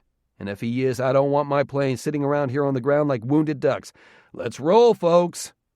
He paused, then said, "Duty officer, get me General Muskoka's office at Langley right away. Urgent priority." Clear, Alaska. A short time later. The Tupolev 160 supersonic bombers accelerated to 1,200 kilometers per hour and climbed slightly to 500 meters above the ground shortly before crossing just north of Wolf Mountain in central Alaska. They received a ready indication moments later, but the navigator bombardier knew well enough to wait until the designated launch point, because his KH-15 missiles would lose valuable range if they had to climb over or circumnavigate the mountain. At the pre-planned launch point, the bombardier flipped a switch from safe to commit, which started the KH-15 missile countdown. The Tu-160's attack computers immediately downloaded navigation, heading, and velocity information to the missiles, which allowed the missile's gyros to perform their final transfer alignment to prepare them for flight. As soon as the missiles reported ready, the aft bomb bay doors flew open, and 4 KH-15 missiles were ejected down into the slipstream, one every 15 seconds. Each one fell about 100 meters in a slightly nose-low attitude, while the air data sensors sampled the air, computed roll and bank velocities, set the rear fins for stabilization, and then fired its first-stage solid rocket motor. The KH-15 shot ahead of the bomber in the blink of an eye, sped ahead for a few kilometers, then started a fast climb. The second Tu-160 fired 4 missiles from its rear bomb bay as well. In 15 seconds, the missiles were at 20,000 meters altitude, where they began to level off as the second stage motor ignited. They cruised at twice the speed of sound for another 45 seconds, then started a descent. Their precision inertial accelerometers kept them on course for their target, now less than 80 kilometers away. Like Shemya, Clear Air Station in central Alaska was a rather isolated location that was growing in importance and development with the advent of the Aerospace Defense Command's ballistic missile defense system.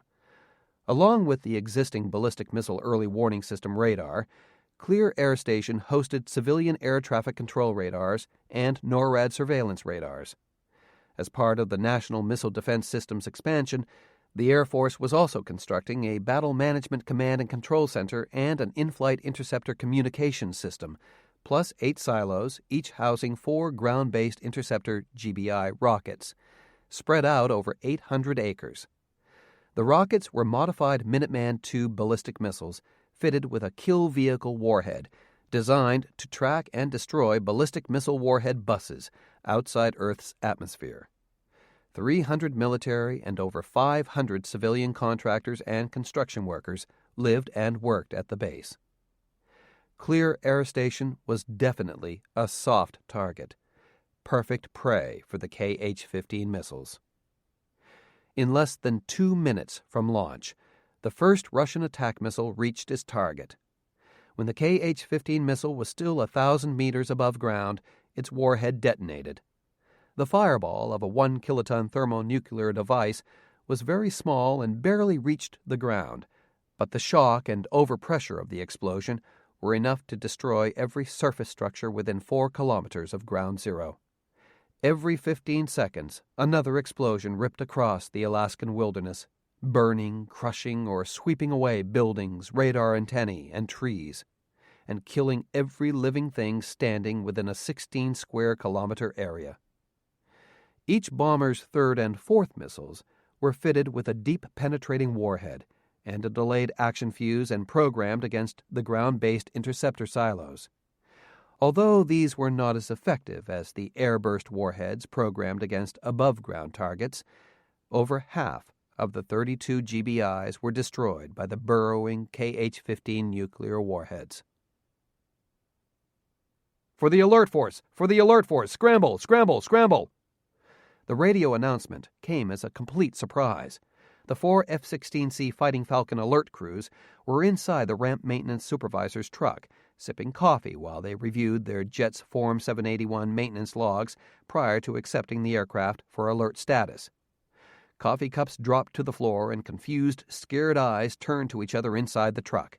"Holy shit!" one of the younger pilots shouted as they all collected their flight gear. "What do we do?" "Get your ass airborne, that's what," answered one of the other pilots, the flight commander. "Get rolling as fast as you can." He dashed for the door, hoping like hell the others were right behind him. The alert ramp at Eielson Air Force Base was in a state of slight disarray. With the 2 alert aircraft airborne in support of the newly established air patrols over northern Alaska, the wing was still in the process of preparing more aircraft for alert. The 3rd Wing at Eielson kept 2 F-16's interceptors in preload status, ready to be armed and fueled, but with no crews assigned, in support of the air sovereignty mission for Alaska. Normally, it took anywhere from 1 to 3 hours to get the preload birds ready to fly, but in this heightened state of alert, with the alert aircraft suddenly committed to fly airborne patrols, the 2 preload aircraft were almost ready, and 2 more F-16s were less than an hour away from Ready 5 status as well. The 4 aircraft being pre-flighted were in alert shelters, with both forward and rear doors open and with many different teams of maintenance technicians inside checking systems and running checklists. The crew chiefs were furiously racing around their aircraft, yelling at the maintenance teams to finish up and get out of the hangars, removing streamers and plugs and closing inspection and access panels. Their pre-caulking checklists were not yet complete, so they had to be sure that all steps in several other checklists were done, as well as the scramble checklist itself. The pilots did the same, following right behind their crew chiefs, running several checklists simultaneously in a mad dash to get their jets ready to fly. But in less than 10 minutes, pilots were climbing inside the 2 Ready 5 interceptors, and soon engines were started, the taxiways cleared, and the 2 Falcons started taxiing to the active runway. But they would not make it airborne. 2 minutes after the last warhead detonated over Clear Air Station, the Tu-160 Blackjack bombers screamed overhead, continuing their missile run. With the NORAD and FAA radars down, they would be virtually invisible as they pressed their attack. 5 minutes after passing over Clear, the Tupolev 160 bombers were in position to begin their second missile run. Each bomber launched 4 missiles against 3 separate target areas around the city of Fairbanks, Alaska: Fort Wainwright, Eielson Air Force Base, and Fort Greely. Like Shemya and Clear, all these 3 locations had components of the new ballistic missile defense system under construction. In addition, Eielson was the location of the Alaskan Battle Management Headquarters, which was a mirror to the main command headquarters located in North Dakota. All 8 missiles were bunker-buster weapons, designed to explode deep underground, but the blast effects were more than powerful enough to heavily damage all 3 military bases. As soon as the 2 Russian bombers launched the remaining weapons in their aft bomb bays, they headed southwest across Alaska, staying clear of the radar sites around Anchorage, Bethel, and Dillingham. In 20 minutes, they were feet wet over the Bering Sea. 2 F-15C Eagle fighters launched from Elmendore Air Force Base near Anchorage to pursue, but they never got within range to spot them at low altitude. And the Russian bombers still were not finished with their attacks. Aboard the Russian Tupolev 95 MS Bear bomber, a short time later. "Feet dry, crew," the navigator radioed. 90 minutes to launch point." Lyubotov was in the middle of his attack briefing when the navigator gave his report. The cabin got instantly quiet. They still had a long way to go before this part of their mission was over, but actually making it into North America was simply an incredible feat in itself. Even the most optimistic planner gave them a 1 in 10 chance of getting this far. And as far as Lyubotov could tell, every Tupolev 95 MS in his formation that had completed an air refueling had made it. The old rattletraps had done their jobs nicely so far. The Tupolev 22M bombers had done their job admirably too. They had created a curtain of electronic jamming that screened the attack force from detection until their long-range KH-31 anti-radar missiles were in range to destroy the North American Aerospace Defense Command's North Warning System radar sites. As far as he could tell, they had lost just 6 22Ms and no 95Ms. Roger Nav, Lyubotov responded after a few moments. "Station check crew." Each one of his crew members responded with his crew position and then performed the routine check, which included switches, oxygen, safety equipment, lights, radios, and required logbook entries. They had done a station check just a few minutes earlier, but doing that simple yet important task, Lyubotov hoped, would get their minds back on the mission and away from the danger they were continuing to fly into. When everyone had finished, Lyubotov went on. "Okay, crew, let me get through this damned briefing, and then you can have some quiet time to yourselves before we do our thing. After weapon release, we'll head directly west toward the Rocky Mountains, then northward along the military crest to evade any surviving radars. We still have all of our anti-radar missiles on board, so we'll attack and destroy any military radars we encounter, such as AWACS, fighter intercept, or fire control radars, and secondarily any ground surveillance radars. If possible, we'll retain any unused weapons for force reconstitution. Our primary forward landing base is Norman Wells, which is located on the Mackenzie River west of Great Bear Lake. In fact, we'll be flying close to it on our inbound leg. We have Spetsnaz commandos and mechanics on the ground waiting for our signal to help us refuel." "Has that been confirmed, sir?" the flight engineer cut in. "Are they really there?" "They were in place when we departed, but we haven't heard a thing since," Lyubotov responded. "We won't know for sure until we're getting ready to land. If we get no word from them, we'll decide what to do as a crew. Either land and attempt a refueling ourselves, land and abandon the plane, bail out and crash the plane, or risk flying across Alaska attempting to make it back into eastern Siberia." Again, the crew got very quiet. "Anyway, as soon as possible, we'll take on as much fuel at Norman Wells as we can and, as the Americans say, get out of Dodge. Whatever the hell that means. We then will try to make it past any American fighter patrols and across to any friendly base. Anadyr is the primary recovery base. If we top off our tanks at Norman Wells, we will have enough fuel to make it all the way to Novosibirsk or Petropavlovsk with no problems. Weapon disposal procedures. If we have any of the KH-90 weapons still on board and we can't launch them against secondary targets, we'll take them with us," Lyubotov went on. "If there is any danger whatsoever of their falling into enemy hands, we'll jettison them safe over isolated enemy territory, open ocean, or ice pack. If we're on the ground, we'll jettison them pre-armed on the ramp. They won't detonate, and they'll be useless after their chemical batteries run out. Lastly, if the weapons cannot be jettisoned at all, our only option is to bail out of the aircraft and let the weapons crash with the plane. If we do make it on the ground, under no circumstances shut down power to the weapon arming panel. I will stay in the pilot's seat and I will have full authority on whether to retain or jettison the weapons. Bottom line, we don't let viable nuclear weapons fall into enemy hands. Of course, none of this applies to the KH-31 since they are non-nuclear. Survival and evasion. If we are forced to bail out, crash land, or ditch, it is each individual crew member's responsibility to survive and to make your way to a designated recovery or exfiltration point. Our post-strike exfiltration zones are near Norman Wells, Pine Point, Inuvik, Prince Rupert, Whitehorse, and Fort Nelson.